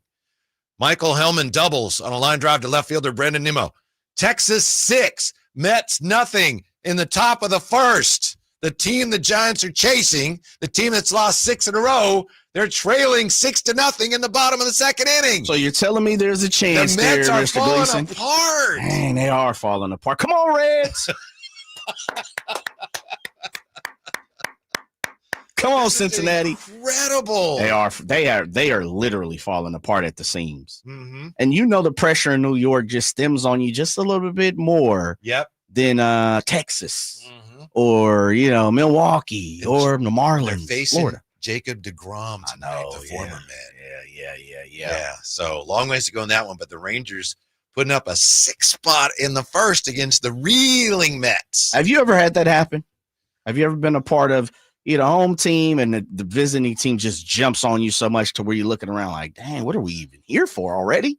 I'm not to the degree that you have, I'm sure. Yeah, I don't even remember, but it's tough because you look around as soon as you get back into the dugout and you say, well, fellas, just let it hang today. Yeah. But you look at the picture and you're like, yeah, you let it hang today. It's a tough, peculiar position to be in. I feel like I've seen it happen multiple times and been a part of it. And I feel like, we've dug ourselves out of the hole and come back to win a game a few times. And then there's a few times where this is going to be a long day. And then you kind of start looking over at Skip. What game is it? And this is they're on a 3-game, right? So this is probably the first game of the series. Yes, sir. Unless they played yesterday, Thursday. You're looking over and you're like, well, Skip, if we get to around 4th, 5th inning, man, the dogs could take a day off. Yeah. What was my boy Blakey, college basketball, Bill Raftery. Yeah. The puppies. He shuffled the puppies. Yeah. So what do? Do you kind of look down or just make sure the Skip sees you? Oh, or? you walk by the Skip. Hey, Yeah, Skip, okay. you need any sunflower seeds? Yeah. I'm not playing. You Right. kind of one Kinda of those limp up things. to him? Yeah, you walk by a little bit and you give him a little eye contact, and then you walk by again, and you might go over there and strap over your gloves. Put a little pine tar on your back, make sure he sees you. Hey, Skip. Kind of one of those long things. series, Long Skip. series, baby. Yeah. Long series. So you're saying it like we got a long ways to go, but you're really saying, yeah, I want to sit down. Yeah, this might be it for the day. That's Save why it for tomorrow, baby. One of the most underappreciated aspects of a baseball team is a middle relief, because they come in. If you're behind, they can keep you close. Yes, sir. Not only do they help you keep a lead, but those games when you're looks like, wow, we gave up 3 in the first or 4, they keep it close for you. They give you that chance. Give you the opportunity. Give you that chance. Yeah, there on every ball club, there's the long reliever. Yeah. That's what we call them, right? Somebody who's kind of been a starter, has been a starter for a while, and they can throw 4 or 5 innings and be okay to even come back tomorrow, which normally never happens, but you need a long reliever. Right now, you're looking at that guy, and we've seen in baseball over the last handful of years, and handful of years could be 10 probably at this point. Managers are going to positional players. We're not even burning that person anymore. Right. Because all arms at this point feel like are power arms, and they throw 1 inning, maybe 2 max. So, who's the utility? Mm-hmm. Jose Oquendo? Bring him. Remember Jose Oquendo? He was a heck of a utility player. Yeah. I also know this, and we already discussed this. Tonight's game in Sacramento is a big game for the National League wild card race, because it's the Reds visiting the A's, and the Reds are right there tied with the Giants. This thing is getting hot. As a Giants hater, remove my A's fandom. As a Giants hater, should I be rooting for the A's because that is my squad, even though they don't have a Squad is shot? your squad. Okay. That's, everything else is secondary, right? All right. Well, the A's don't have a damn chance to do anything this season. And I'm not in it to be, as you talk to Coach Martins, we want to end the season well, so we move into next year. Yeah, There's a long off season, Whitey. Let's just say that. Right. Try to get the bad taste out your mouth, and you want to continue this tastes good, it's sweet and sugar. We're moving on to rooting it. for the Reds tonight. Yeah, absolutely. I was just going to ask you, Yeah. Yeah. Your buddy, who's your buddy, the reliever? Not Randy Myers, the Rob Dibble. He's not on the Reds anymore, Jay. No, he's not. He's not on the team anymore. And when he was, I couldn't stand him. Really? Yeah, we've had conversation after conversation. Well, he was that type of guy. If he's on your team, okay. If he's not on your team, boo! Yes, and he understood that. Me and Rob have developed a relationship, friendship, which is great. Got to know him. He's great. We've had him on the show? Yeah, a few times. Friend of the show. Matter of fact, we might have to get him on as the playoffs advance towards. He does a show out in Connecticut on the 4-letter, one of the networks out there. But just make sure it's not a day when I line up my buddy Matt Noakes. Okay, let's do it. But we should actually put them on together. StreamYard. Yeah. Hey, Rob, meet Matt. Matt, meet Rob. Yeah. But Rob always was one of those guys where he understood his role. He truly did. And as much as, he is considered kind of a hothead, throughout his career, and talking to him and, mature, that's probably not the proper word, but time has passed. He has always said, yeah, we were a cold team as the Reds. Nobody could beat us. He's always went on and within the conversation always told me, we knew we had the A's. Yeah. We studied them. I think he might have said that when he came on. Yeah, here. probably so, because I probably tested him. Yeah. But our friendship outside of the Reds and the A's is fantastic, but it's not good enough for me to wear his jersey. So where does that put me? Because I've talked to him. Well, you're his friend, though. It's different. Yeah. Yeah. By the way, I mentioned a couple times, I was hanging out with Matt Noakes at True Sports Cards Emerald Store last Sunday. And he showed me, we're talking about stuff and he had some great stories. But there's one thing he wanted to show me on his phone. Okay. The one thing's like he wanted to show me. And it was a video, Jay, of he's facing Roger Clemens, the Rocket. And the Rocket hits him in the ribs. And with a fastball. And I think he actually caught the ball. Okay. He glares back out at the mound and he threw the ball back at him. Really? Yes. And what happened? What did the Rocket do? He kind of was snapped at it. And then I guess he was over, talking to first base. Noakes, I didn't mean to hit you. And Matt Noakes said, I was dumb. I rolled my eyes like, oh, sure. Then I guess the next time I faced him, Roger like threw him at his head, but he walked him. Okay. So, yeah. But, yeah, he just got the ball and he snapped it back at him. Really? Yeah. That note's getting a little sharp with it. Yeah. Huh? Yeah. I don't remember Matt being that type of guy. He really wasn't, but Okay. he just hit him a certain way that day. Didn't like it. Yeah. Didn't approve You of know it. what's like between the white lines better than just about any of us. Yeah, you take it personal sometimes. Yeah. Yeah. And sometimes you say or you do things out of spite. Mm-hmm. And also you're trying to get ahead. So you're trying to get mentally, in front of your competitor. Also, Maybe that's why Clemens threw the bat at Piazza that time. I think there was something else there. Yeah. Yeah, that could have been. I think that situation was a little different there, Mr. Gleason. They probably didn't like each other. Yeah. When we come right back, we'll look at why you just don't draft a kicker next on Sackdown Sports. The Drive Guys. I think I have that right, Jay. Yeah, boy, I see you over there crooning. R&B album coming soon.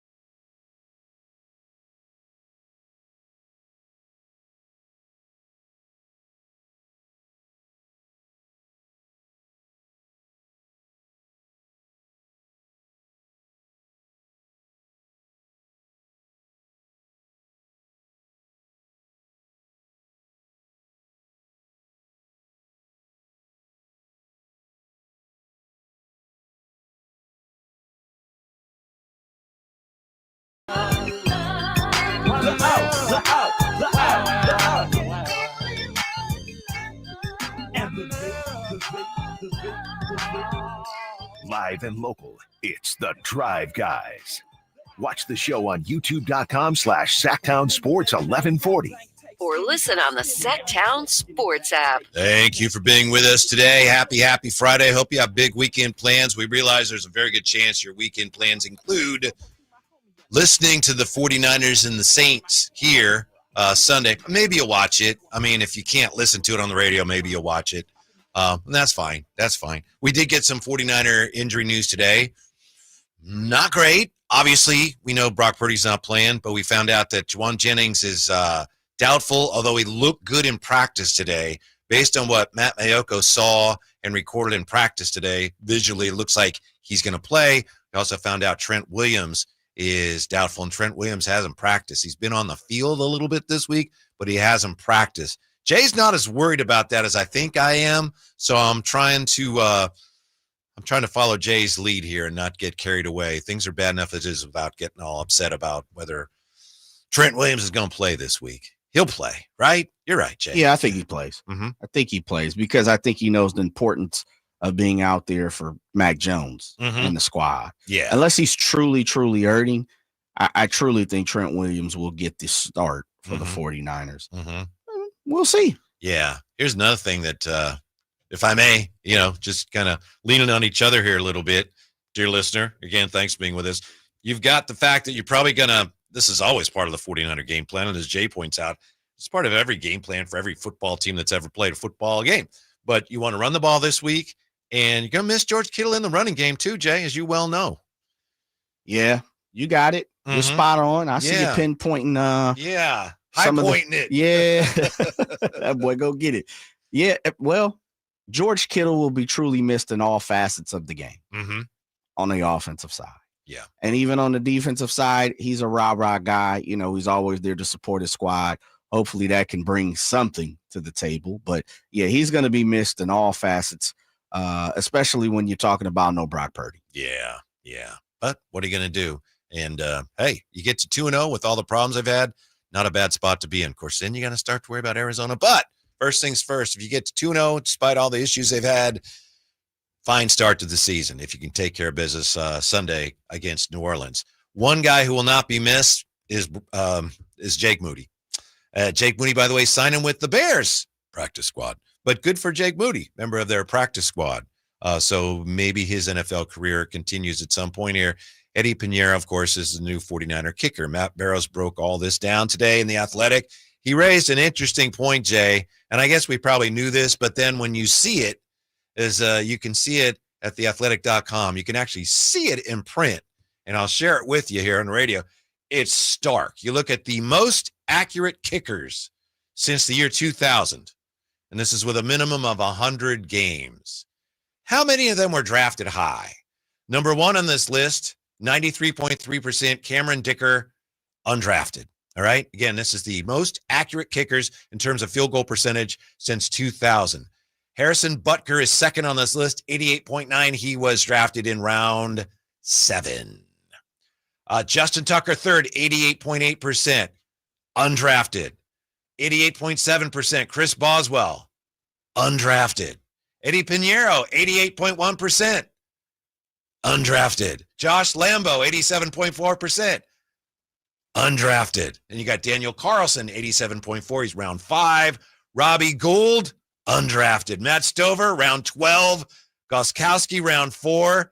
Kaimi Fairbairn, undrafted. Kai Forbath, undrafted. Jake Elliott, round 5. Stephen Hauschka, who was in the UFL when me and Coz were in the UFL, undrafted. Matt Bryant, undrafted. Young Ho Koo, undrafted. Dan Bailey, undrafted. Cairo Santos, undrafted. Matt Gay, round 5. Jason Myers, undrafted. So of the top 20 most accurate NFL kickers since 2000, again, this is a minimum of 100 games, 6 were drafted rounds 4, 5, 5, 5, 7, and 12. The rest of them weren't even drafted. 14 of the top 20 undrafted, Jay. That's stunning. Don't draft a kicker, especially not in the 3rd round. Right? I think they figured that out now. Right there in front of you. Yeah. Well, Matt Barrows put that out there, you said? Yes, sir. Matt Barrows does a great job. Mm-hmm. Man, you had to for the season to be in week 1. Yeah. And you putting the stamp down to have to go talk about kickers. I know it had to kill him. Yeah. He says 20 of the players currently handling kicking duties. That was a top 20 since 2000. 20 of the players currently handling kicking duties for their teams undrafted. Since 2000, drafted kickers have made 82.1%. Undrafted ones have made 83.3%. It's incredible. Just sign him as a free agent. Yeah. Is that what you're saying? It's just the way to go. Is that the point? Is that the point you're drilling home? I think that's the way you must. That's a principle you must embrace going forward if you're putting a team together. I will say this: Jake Moody has lit between the Justin Tucker situation this offseason. Yeah, Jake Moody, kickers kicking 70-yard field goals. There has been more kicker talk on shows throughout our country than ever before. You don't like it? I'm over it. I'm over it because Jake Moody's no longer on this team. Right. And guess who made the mistake? That'd be the 49ers. Mm-hmm. And they deserve all the heat for it. Put it on them. Mm-hmm. And I love it. Mm-hmm. It should make them better. Shanahan, as you definitely have drilled the point, don't draft a kicker, man. Yes. You got to be better than that. Right. John Lynch, don't get hoodwinked into drafting a kicker. You got to be better than that. Right. Yeah. Made a mistake. Mm-hmm. Cost them. Onward and upward. At least they got a guy that, as you pointed out, he may not have the strongest leg, but he's accurate. Yes, sir. Mm-hmm. Yes, sir. He's not a base model Camry because he's better than that. Right. But he's What not is he? the What kind of car? He's not the Whitey Gleason Avalon because that's the top of the creme de la creme when it comes. That's what Jay has. You as know, well. when it comes to the Toyota. He's like the SE. Okay. Camry. Yeah. You know, he's in the middle. He's got the nice seats, the leather joints.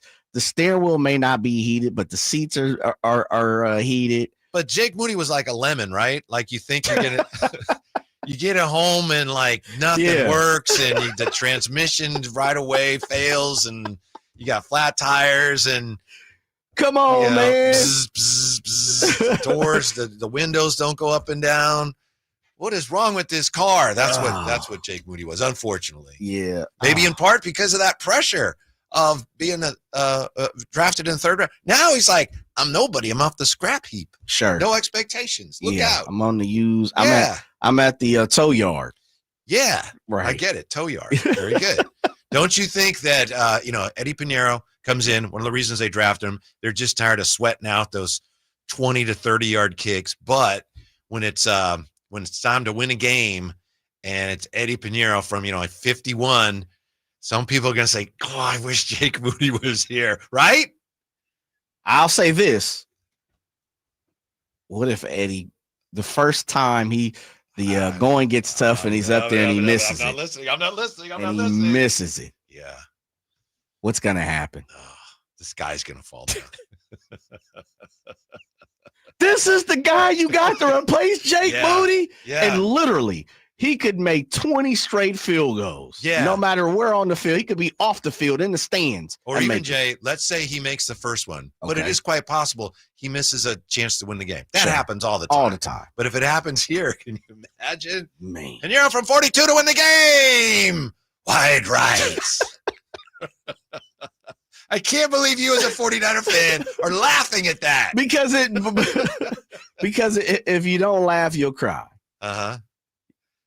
But I remember, I was the one that said I was kind of fixing my attitude to understand and know that Jake Moody somewhere along the line was going to punt the game. Yeah.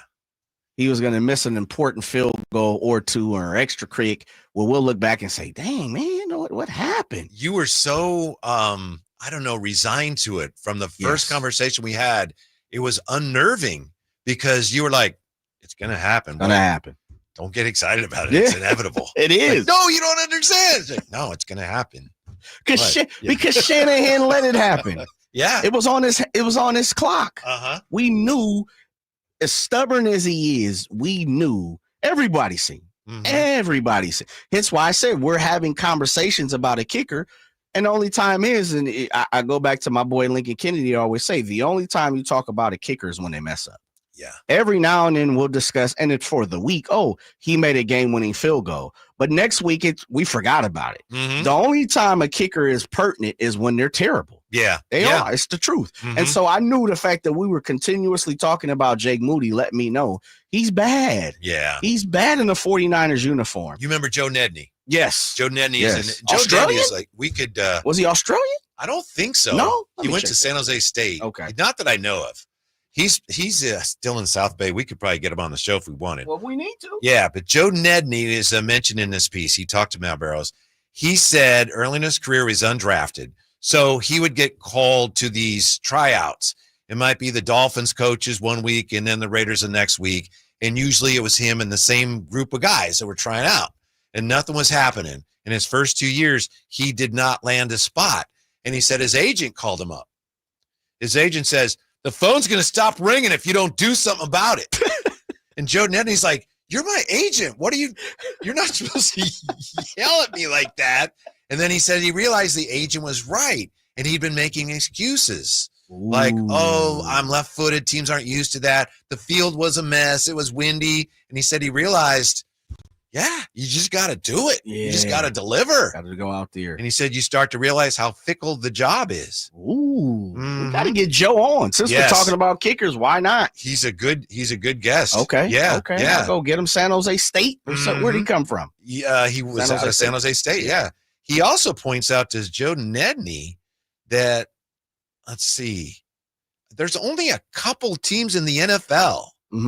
There's a handful of teams, including the Ravens and Eagles, who employ a full-time kicking specialist. Really? Only a few teams have a kicking specialist on the coaching that staff. That is interesting. Yeah. Wow. You would think because it's so important.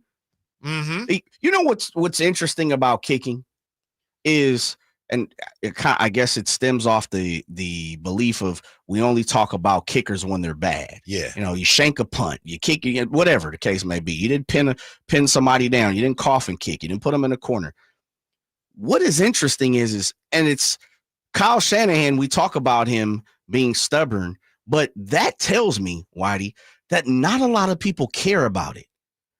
But isn't that interesting in the form of most big games, or at least it feels like, let me not say most, a lot of big games come down to a kick. I'll bet you a lot of that stems from that mentality that Lincoln Kennedy shared with you, because that is deeply ingrained in NFL culture. It's like, kickers don't matter. They don't care. Yeah. Guy named Brandon Kornblue used to kick for Michigan, and he has worked with kickers and for kickers, and he says the fact that teams don't employ kicking specialists, he says it's one of the most baffling things that exists in the NFL. In the NFL, it's unlimited resources, unlimited coaching staffs. They should be able to put somebody in place there. The 49ers special teams coaches, they're former defensive players, and that's fine, but people don't think to put a kicking specialist, a kicking coach on the team? That's surprising. Yeah. I would think you would have someone who, orchestrates that throughout camp, number one, and number two, throughout the season. That's all they do is talk about kicks.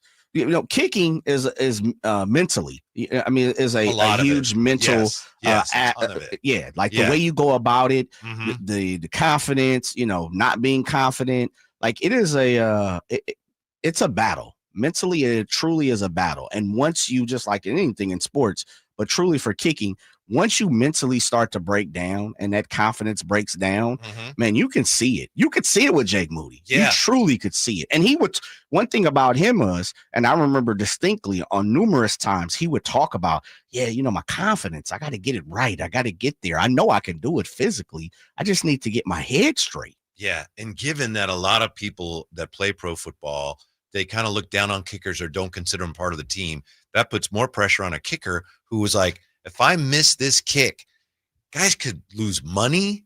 They could lose their jobs, and they're out there playing, getting hurt, playing this game, and it's up to me. And if I miss this, that's all for naught. Once the negative thought starts cycling through your brain, it's tough. Yeah, it's a tough life. So Eddie Pinheiro, yay! And Jake Moody's going to bounce back, Jay. He's going to bounce all the way back. Yeah, I mean, more power to him. Yes. You know, I don't wish anything upon Jake Me neither. Moody. Yeah, please go out there.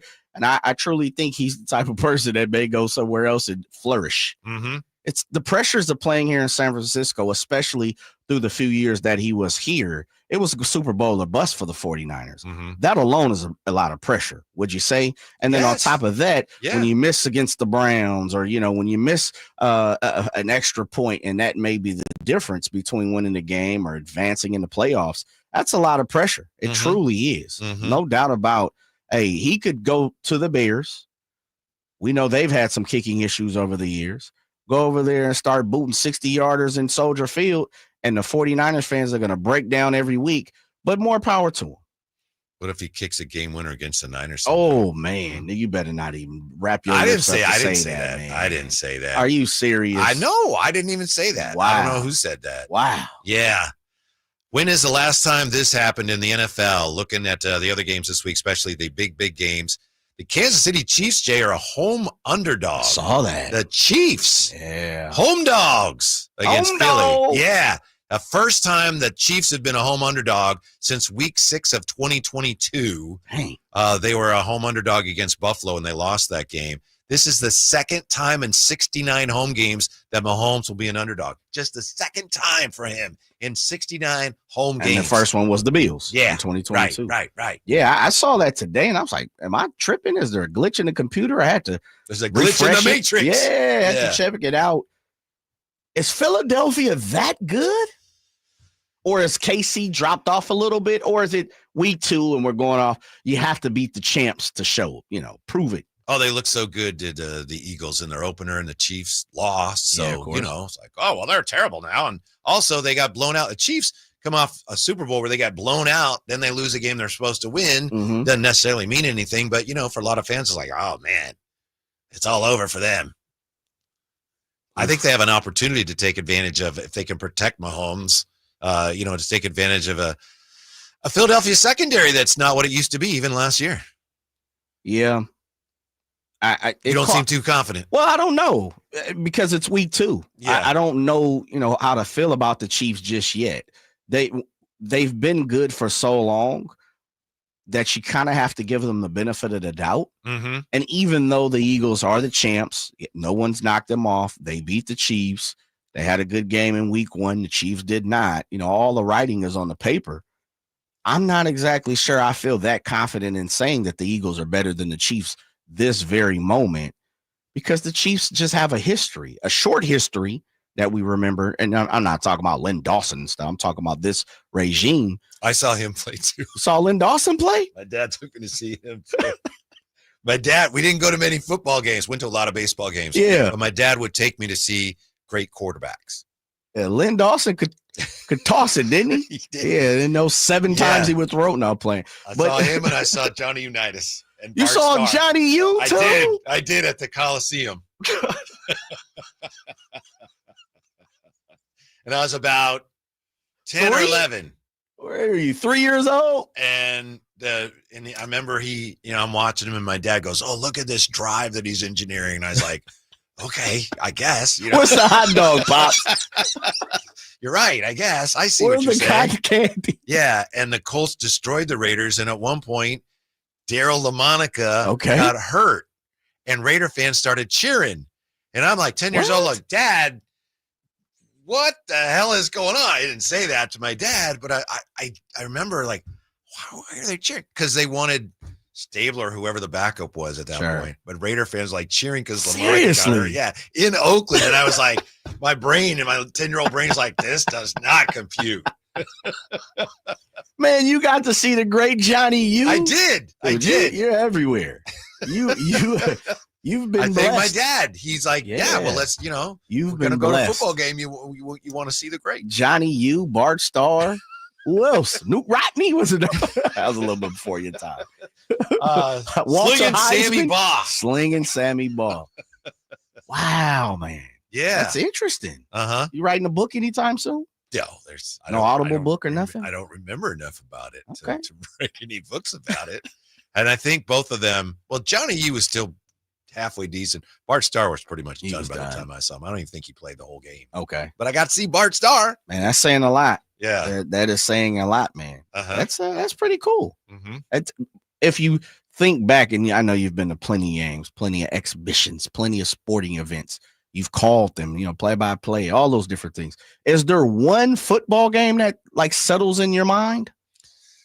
Because I've heard you talk about the World Series in '89. I think I heard you on a show or something. You were like, I was buying a Coke. Yeah. And they were like, oh, you got it for free or something. Yeah. I don't remember when that was, but Yeah. is there a football game that settles? There is. Yeah. And it's not a great one for our 49er fans, but Oh. it's when the Giants beat the 49ers in the NFC Championship game and went on to the Whitney Houston Super Bowl. Mm. Yeah, where they played and beat the Bills. Talking about the Bills? Yeah. Yeah. But I remember Scott Norwood. Yeah. Taking a kick. That I remember, you go up to the press box there at Candlestick, the way it was for football, and then late in the game you come down on the field because you had to, so you could get to the locker room, which was basically down the right field line. So the media would come down for the last couple minutes on the sideline. So being on the sideline when Leonard Marshall sacked Montana, broke his hand, and then Roger Craig when he fumbled. And one thing I'll never forget is Matt Barr kicking the game-winning field goal, Jay, and there's 65,000 fans at Candlestick, packed. But the Giants got the fumble and they marched down, and it was one of those inevitable things where they're going to win this game, and the 49ers are not going to the Super Bowl. And when he kicked the ball in the air, 35-yard or whatever it was, I'll never forget how quiet the stadium was because 49er fans were like, we're going to lose. We don't Just seeing lose. that ball. Silence. Yeah. Really? Packed Definitely. stadium. That's for some reason that's what I remember the most. Take a step back because I remember Roger Craig fumbling right there at the goal line. Is there anything you remember from that moment? Like Roger Craig fumble? Yeah. Was it, obviously everybody was surprised, but Right. is there something that you could pinpoint? Like, someone said anything? No, or, I you just know? remember the whole thing, the way it started tilting, Mm. games do. It's like, wow, this is going the other way. And I remember being in the locker room afterwards and Tom Rathman, if I remember this right, talking to him. Okay. And I just remember this guy just finished a game, just covered in welts, because that's what happened when Banging you're Tom each other. Rathman. Yeah. Yeah. And Steve Young, how disappointed he was because he was going to go to the Super Bowl after all those years with the Niners. Like, yeah, you're not Joe Montana. Joe Montana broke his hand. Steve Young was going to go to the Super Bowl. Right. And just hearing him in the locker room, how disappointed he was.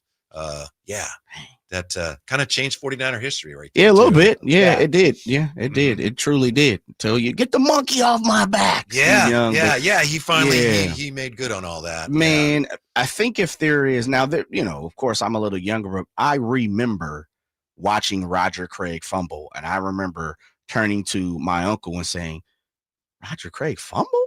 Even at a young age. I mean, at that time I was 7, whatever. And I'm like, Roger Craig fumbled. And I can distinctly remember, and that's why I was asking you this, is because I can picture my uncle and how devastated he was. Yeah. Man, Roger didn't fumble. Right. Especially not right there in that position, not in that situation. And as you said, it was almost kind of a confidence thing. It was the bravado, like 49ers lose to a Giants team? No way.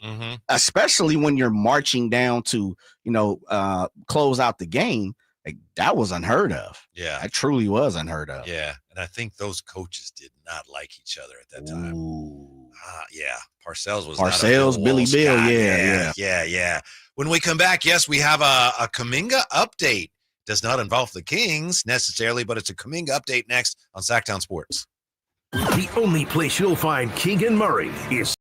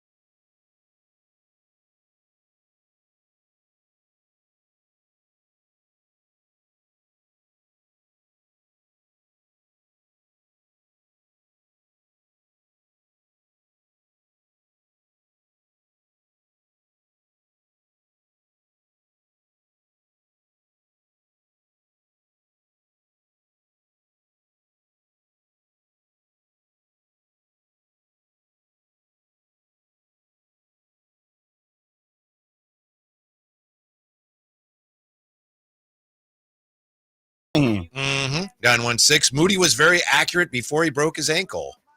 That first year, he was good. He was good. And you remember the kick he missed against Cleveland, but his numbers were 40 good. yarder. Yeah. And then it is true that after he broke his ankle trying to make a tackle, I think it was against Arizona last October, he just wasn't the same. Just wasn't the same. Whitey saw Jim Thorpe from the 916. That's hilarious. You misspelled Thorpe. He wouldn't appreciate it. I knew the guy very well. And he did. What, do you forget the E? He did. Yeah, most people forget the E. I call him Jimmy because I knew him. Jimmy wouldn't appreciate that, okay? Jimmy didn't like that when people did that. UPS Chris, Eagles defense looked bad week 1. Kansas City's down their top 2 wide receivers, so we will see what happens. Yeah. It's just all about with Kansas City against Philadelphia. It's the same thing it was in the Super Bowl. It's all about the pass rush. If the Eagles can get to Mahomes, the game is over. Jalen Carter back. Yeah. Not suspended. Mm-hmm. I guess what I'm saying when it comes to that, and I understand what UPS Chris is saying. He's spot on when it comes to how he's analyzing the game. But the Chiefs aren't done yet. And until you put them 6 feet deep or you pile the dirt on them, I'm not going to count them out just because of the history. Pat Mahomes is a bad, bad boy. He is. He truly is. Andy Reid is a great coach. Sometimes you can pull a rabbit out the hat, and I'm not saying they have to do that. Like, they're a good team, at least on paper. We believe they'll make the playoffs probably. But I do think they're slowing down. I will agree with that. And maybe the Eagles have their number. Look, Vegas is sometimes they don't look at the fact of who's better and why not. And that sounds crazy, but you made a point a couple days ago. Mm-hmm. That's the common sense part of Las Vegas, right? Like, we know this team is they should win. Mm-hmm. But they set lines for certain reasons. Right. It's based on what everyone else thinks. There you go. Yeah. There you go. And so it sounds like everybody else may believe the Eagles are better than the Chiefs right now. Mm-hmm. But they're sharp. Mm-hmm. We ain't gonna give you that 6.5, that 5.5, which lets me know we always say there's something in the water when it comes to Vegas. Mm-hmm. If it's that close, most people believe the Eagles are probably a touchdown better than the Chiefs, or it is, the Eagles are gonna win. Sounds like UPS Chris believes that, but Vegas ain't that crazy. I'll say one thing for the Chiefs. We were just talking about, memories of the old 49ers, Candlestick Park. When they had those great teams there, the defense never got the credit it deserved because the offense was so, wow, Bill Walsh and the West Coast offense. And I think to a degree, the same thing is true of the Chiefs. I don't think their defense gets enough credit. Oh, over their Super Bowl runs? Yeah, for sure. All we focus on is Mahomes. And I understand that, but they don't get enough credit for what they do defensively. Referees, officials too. That's true. Yeah. Their D-line has been outstanding. For sure. Frank Clark, here then gone. Mr. Jones, they've been outstanding in the up front. Mm-hmm. And that's not saying everything else, but they've had a solid defensive line, over their past 5, 6, 7 years. Stephen Rio Linda, I saw Johnny U in the SFO airport in the 90s, Whitey, but never live in a game. Yeah, well, I did. I saw him live in person. Take that. Yeah. I'm so grateful that my dad said, look at this drive he's engineering. Because I was like, Oh, okay. I just remember him saying that, and I had no idea, That's when quarterbacks used to call their own plays. Right. So they'd have to mix it up and like, wow, this guy's a genius because look at that, a screen pass here, and then he's going to run it that way. And now, can you imagine if quarterbacks called their own plays? No. It'd be a little weird. Yeah. To kind of watch They'd that. have no chance. Yeah. It's too hard. It is, especially some of these plays, what they're called, the name of them. You have to remember the route tree. There's so many. Identify the defense. There's a lot of things now. It's a complicated position to play. Yeah. And I'm pretty sure it always has been, but now, I mean, you almost gotta recognize 12 things just before the play starts. Yeah, absolutely. Yeah, absolutely. And do. I like the college mode, and you see some pros do this, but I like the get out in formation quick. You look over at the coach, and everybody's the O-line, the running back, the wide receivers, everybody's looking at the coach, and you see 4 signs and 6 people giving hand signals, and then they get ready. I like that. I'm with that. I know that's not a professional game style, but I like that in college. Another thing that's a lot different from way back when and Bart Starr and Johnny Unitas and those guys is you have the radio communication. Yeah. And of course that cuts off at one point where Shanahan can talk to Brock. And then there's a point at which okay, communication's out by rule. But in the CFL, I don't know that they do this anymore, but I believe for a few years, the CFL had it where the coach could talk to the quarterback during the play. What? And tell him, hey, you got so-and-so open down the right sideline. Throw it. Yes. That actually would happen. I think if they did that, I'm not sure I'd be against that. Yeah, I'm with that. Listen, anything to make the game a better game, a better product, I'm with it. I like it. I wonder, that'd be a little difficult, though, because you really look in, like I said, you're observing, you're watching, you're checking the routes. You see a defensive end, you see TJ Watt coming to you, a linebacker, and you face Fred Warner, and he's like, yes, hit use check down the left. But that would be a little funny. That's Kyle, right? The quarterbacks would have to come over and say, shut up. Yeah. I'm trying to play football. Man. Stop telling me what to do. Kyle probably be all on that, Mike. He'd be. Yeah. No. Don't look there. Don't move your foot that way. What are you doing? Sack. Don't do my boy Shanny like that, baby. Am I wrong? Probably not. I mentioned a Kuminga update that does not involve the Kings, for what it's worth. Jake Fisher reporting, he says, don't dismiss Chicago completely as a future landing spot for Kuminga if he becomes a free agent. So there's that. And there's also the report from Anthony Slater today.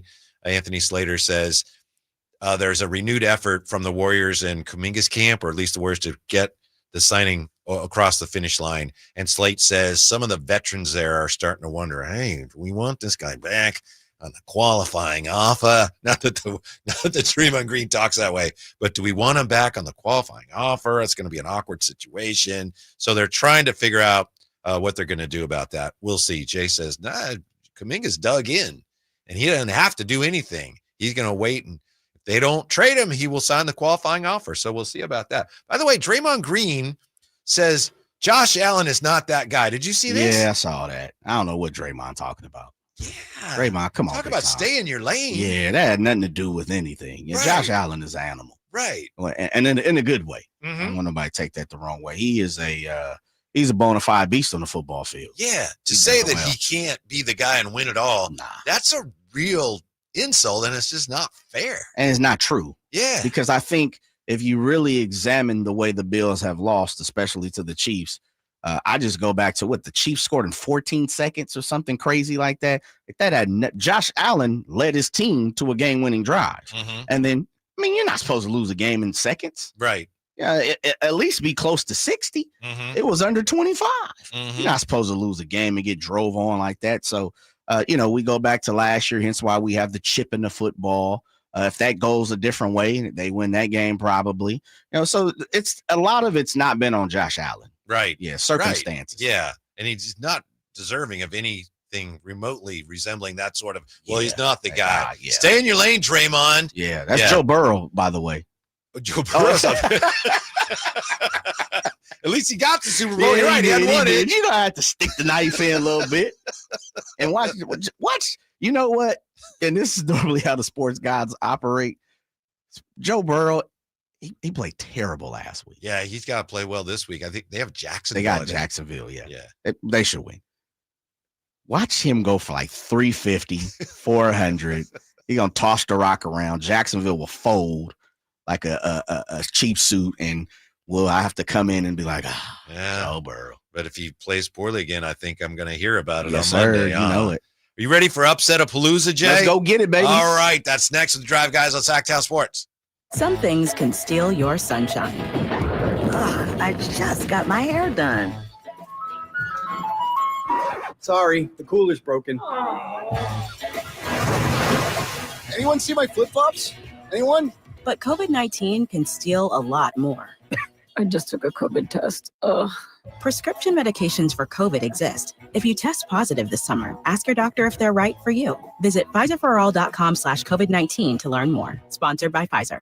Here's the tale of the daily med fill. Same old pharmacy, same old bill, but those prices kept rising higher still. Till the savings wrangler rode in, cool as can be. Tap GoodRx, saving massively. No plan? Don't matter none. Up to 80% off. The deals are done. Discounts hitting harder than Ma's chili. Dang. That one little app does all the rest. Save time and money on prescriptions. Check GoodRx. GoodRx is not insured. You know, the squirrels are going nuts, so to speak. The squirrels are very busy right now. Why? Because they're getting ready for autumn. Fall is coming. And you might want to be thinking that way too. Not about, digging holes to store nuts in, but just making sure your home is ready for the fall. How's your heater looking, your HVAC system? You want to make sure it can stand up to the demands this winter. Winter gets kind of cold around here. So many HVAC companies out there. How do you choose? A friend recommended that we check out Lee's Air Plumbing and Heating when our heater went down last winter. Lee'sAir.com. That was a great call. Why choose Lee's? They offer a 100% satisfaction guarantee. They get 4.8 stars on Google. So a lot of friends recommend them. They've won awards for their service. They've spent more than 40 years serving the Valley's HVAC heating and plumbing needs. And you can trust Lee's. I trusted Lee's. It came into our home. They did a great job, and you can trust them too with installation and repair of your AC, furnace, and water heater, plus residential and commercial plumbing repair, commercial HVAC services too. I think I actually need them to come out and take a look at something under the house plumbing-wise. Find out more at Lee'sAir.com. Check out their mission statement. It's all about serving customers and community. Check on their $99 HVAC tune-up service, and let Lee's take care of you the way they took care of me. Treating us like family while setting us up with an HVAC system, it has improved our quality of life. Lee's Air Plumbing and Heating, license number 635355. Staples presents That Was Easy. Seems like back to school happens earlier each year. First day of school coming in hot. And this year, my kids had massive supply lists. Folders, notebooks, and pens. Oh, the humanity. But Staples had everything I needed, with some items just 25 cents. Watch the small print. No. My back to school budget was saved by Staples Easy Button. Everything for school, in stock and as low as 25 cents. Staples. That was easy. In store, online, and on the app. It's 9/13 while supplies last. You're still glowing, flirting, grooving. You still got it. But your immune system weakens as you age, making it harder to fight flu, pneumococcal pneumonia, RSV, and COVID-19.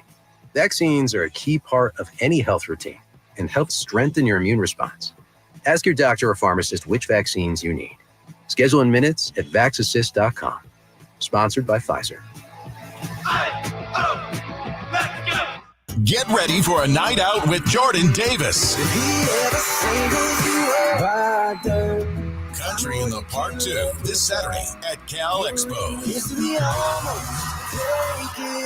Along with special guests Mitchell Tenpenny,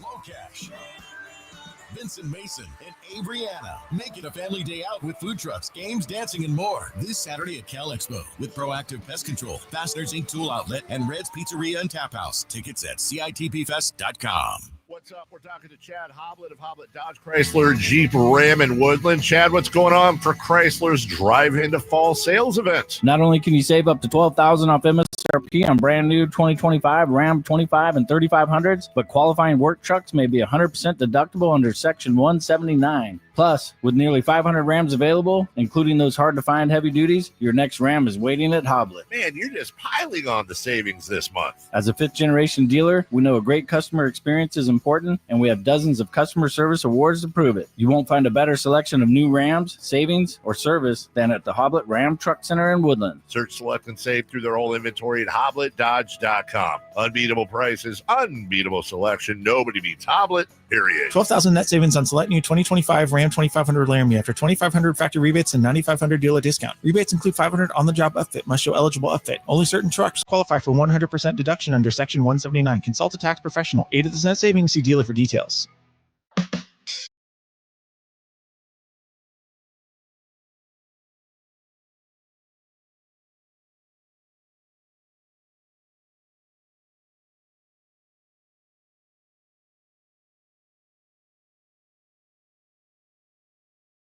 Live and local, it's the Drive Guys. Watch the show on youtube.com/SacktownSports1140. Or listen on the Sacktown Sports app. Oh, what a week it's been. Congratulations again to Alan Stiles and his wife. She gave birth this week to Aria, their second daughter. So great. We're so happy for them. So happy that you're with us, of course, and looking forward to an incredible Sacramento sports weekend. I mean, just an incredible weekend, period. But you got the A's hosting the Cincinnati Reds. I don't know if the novelty of that's ever going to wear off for me, Jay. Every time I say, the A's are in town tonight hosting whomever, it's just still there's part of me that goes like, Major League Baseball in Sacramento, that's crazy.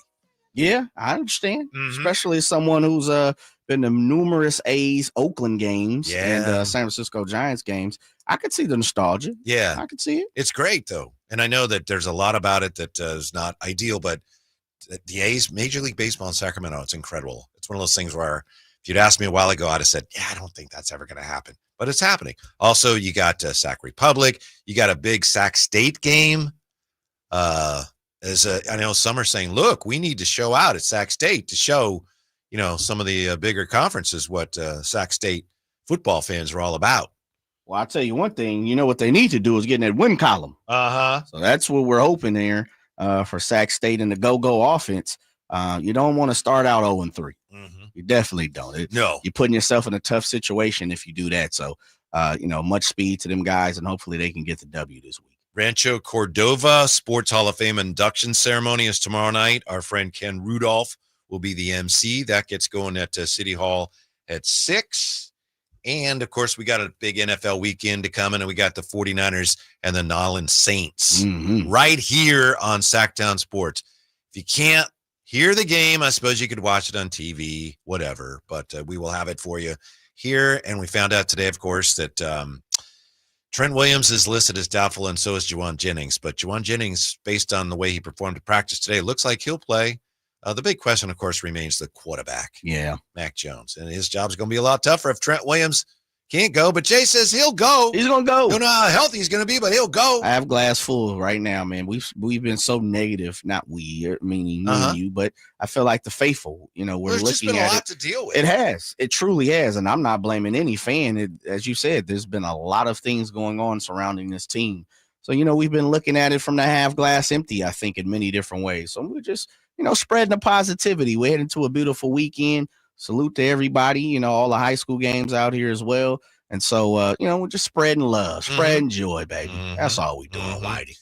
What some people have already said on social media, at least one person, hey, if Mac Jones goes 5-0, is he going to bench? Is he going to bench Brock Purdy? People ain't got just. That's not appropriate. Come on.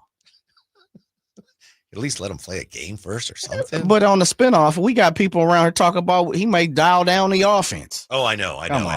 But that reminds me of was it 2020 when Jimmy G got hurt early on and Nick Mullins came in and they played the Giants. Remember they had those like 2 games at that stadium. They had the Jets, and that's where Bosa got hurt and Jimmy G got hurt. Then they played the Giants, and Nick Mullen, he lit up the Giants, and people were saying how great he was. And Kurt Warner came out and said he's going to have a huge payday because his contract runs out and he'll be a free agent. Then they came home and played the Eagles. Remember, and Nick Mullins had like one of the worst games I've ever seen a quarterback have ever. Come on, and he was never the same after that. And people talk about, hey, he's the guy. He Sorry, was Jimmy never G. the same. Yeah. Never knew what he really was. Yeah. Know what he was the same. Yeah. We're living in a time where it's microwavable. You do anything great, you get praised for it pretty quick. You do anything bad, you're going to get chastised just as quick. Mm-hmm. Sometimes you got to let some things play out. It's just kind of what the example I'm talking about with the Chiefs. I mean, they lost one game in Brazil, wasn't even in America. And, so many people ready to bury him. And this will be my last time taking up for the Chiefs, but I think you have to at least give them the benefit of the doubt. But that's not the way sports happens. Mm-hmm. You know, we live day to day. We win, we die. It's just so many different things when it comes to sports that, fans, we create the narrative. Now, what was Mac Jones last year? Do you remember? He was a backup at Jacksonville. Yeah. Do you know who the backup is now at Jacksonville? Nick Mullins. Come on. Are you serious? Nick Mullins is still in the league? Yes, he is. Oh, man, we got to fix that. That brings us, Jay, to Upset-a-Palooza. Okay. Which we meant to debut last week. Yeah. But we had some issues with the schedule, which was terrible for me because I'm telling you, I would have picked the Chargers. Okay. At least that's my story, and I'm sticking to it. Here's the way Upset-a-Palooza works. Jay and I going head-to-head. You have to pick an upset. You have to pick between 1 and 3 upsets. You don't have to pick more than one. You don't have, you got to pick at least one. Yep. Can't pick any more than 3. If your pick is incorrect, you lose 1 point. Yes, sir. But if your pick is correct, then whatever that point spread is, you get that many points. So if you pick a 10-point underdog and they come through, you get 10 points. If you're wrong, you just miss. You lose 1 point. So I have a couple I'm looking at, Jay, and I don't know if you need a moment here to look at any of these. Again, you have to pick. It's upsets only. You can't pick a favorite. But whatever the point spread is, if your underdog wins, you get a point for each point in the point spread. Yes. You want me to start, or do you have one you want to start with? You start with. All right. I'm going to go with – I have 2 that I would go with.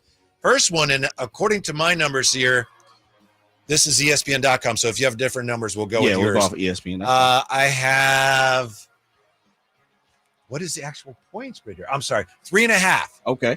I'm going with the Seahawks to win at Pittsburgh. Yeah, like that. The Seattle Seahawks. I like the Seahawks to beat the Steelers. So that would be, if I'm right, 3.5 points.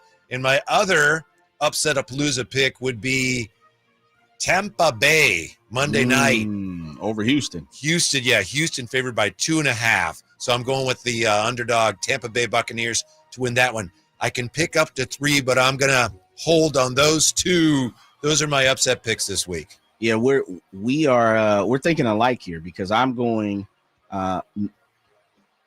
Seattle over Pittsburgh as well. All right. I have it at 2.5 right now via ESPN. Okay, and we'll go with that then. 2.5. Yeah. But I think Seattle goes in there, bounces back. Pittsburgh, not exactly sure what they are just yet, beside a great coached ball club. Mm-hmm. And I'm right there with you. Really? I think, I love Tampa, baby. You know I do. Mm-hmm. And I don't know what Houston is right now. And they had a poor performance. I know they need to bounce back. I know Monday night is a little different. It's the battle of the Souths, NFC South versus the AFC South. I'm with you, man. I think Tampa wins 11 games this year. Mm-hmm. So I need to get there, one way or another. I think they beat Houston, and Houston 0-2. I love DeMeco Ryans, but I would be remiss if I didn't take Tampa, especially the way I'm backing them. As your friend, I want to encourage you to go out on a limb on your Falcons too. I thought about it. But I need to digest a little more of Minnesota. Okay. I truly do. I'm not sure if the Falcons are ready to jump up and bite them on a Sunday night.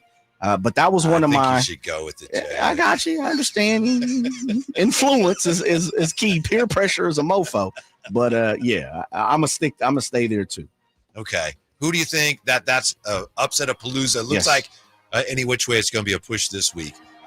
Who's going to be your star of the game, player of the game for the 49ers this week? 49ers. You know who I got? I got 7 field goals from Eddie Pinero. Yes, sir. I think someone's going to sneak it, and I'm going with B. Robinson. Really? Yeah, I think CMC is going to get a bunch of carries, but I'm with you. I'm with Rod Brooks. I think they run the ball quite a bit, but I think B. Rob gets a touch or 2 at the goal line. I'm saying, sounds crazy, I'm getting B. Rob 2 touchdowns. Nice. Yeah, that's where I'm going, my brother. Mm-hmm. Yeah. He may only have 40 yards, but 2 tugs. Yeah. So does Eddie P drill the extra points? Oh, yeah. Flawless. Flawless. Eddie P is coming in hot. Woo. Thanks for being with us all week long. We appreciate it very much. Thank you, Jay. You're the best. Yeah, have a great weekend. Stick around. We got JR Sports Brief Show coming up next right here on Sacktown Sports. Have a good weekend.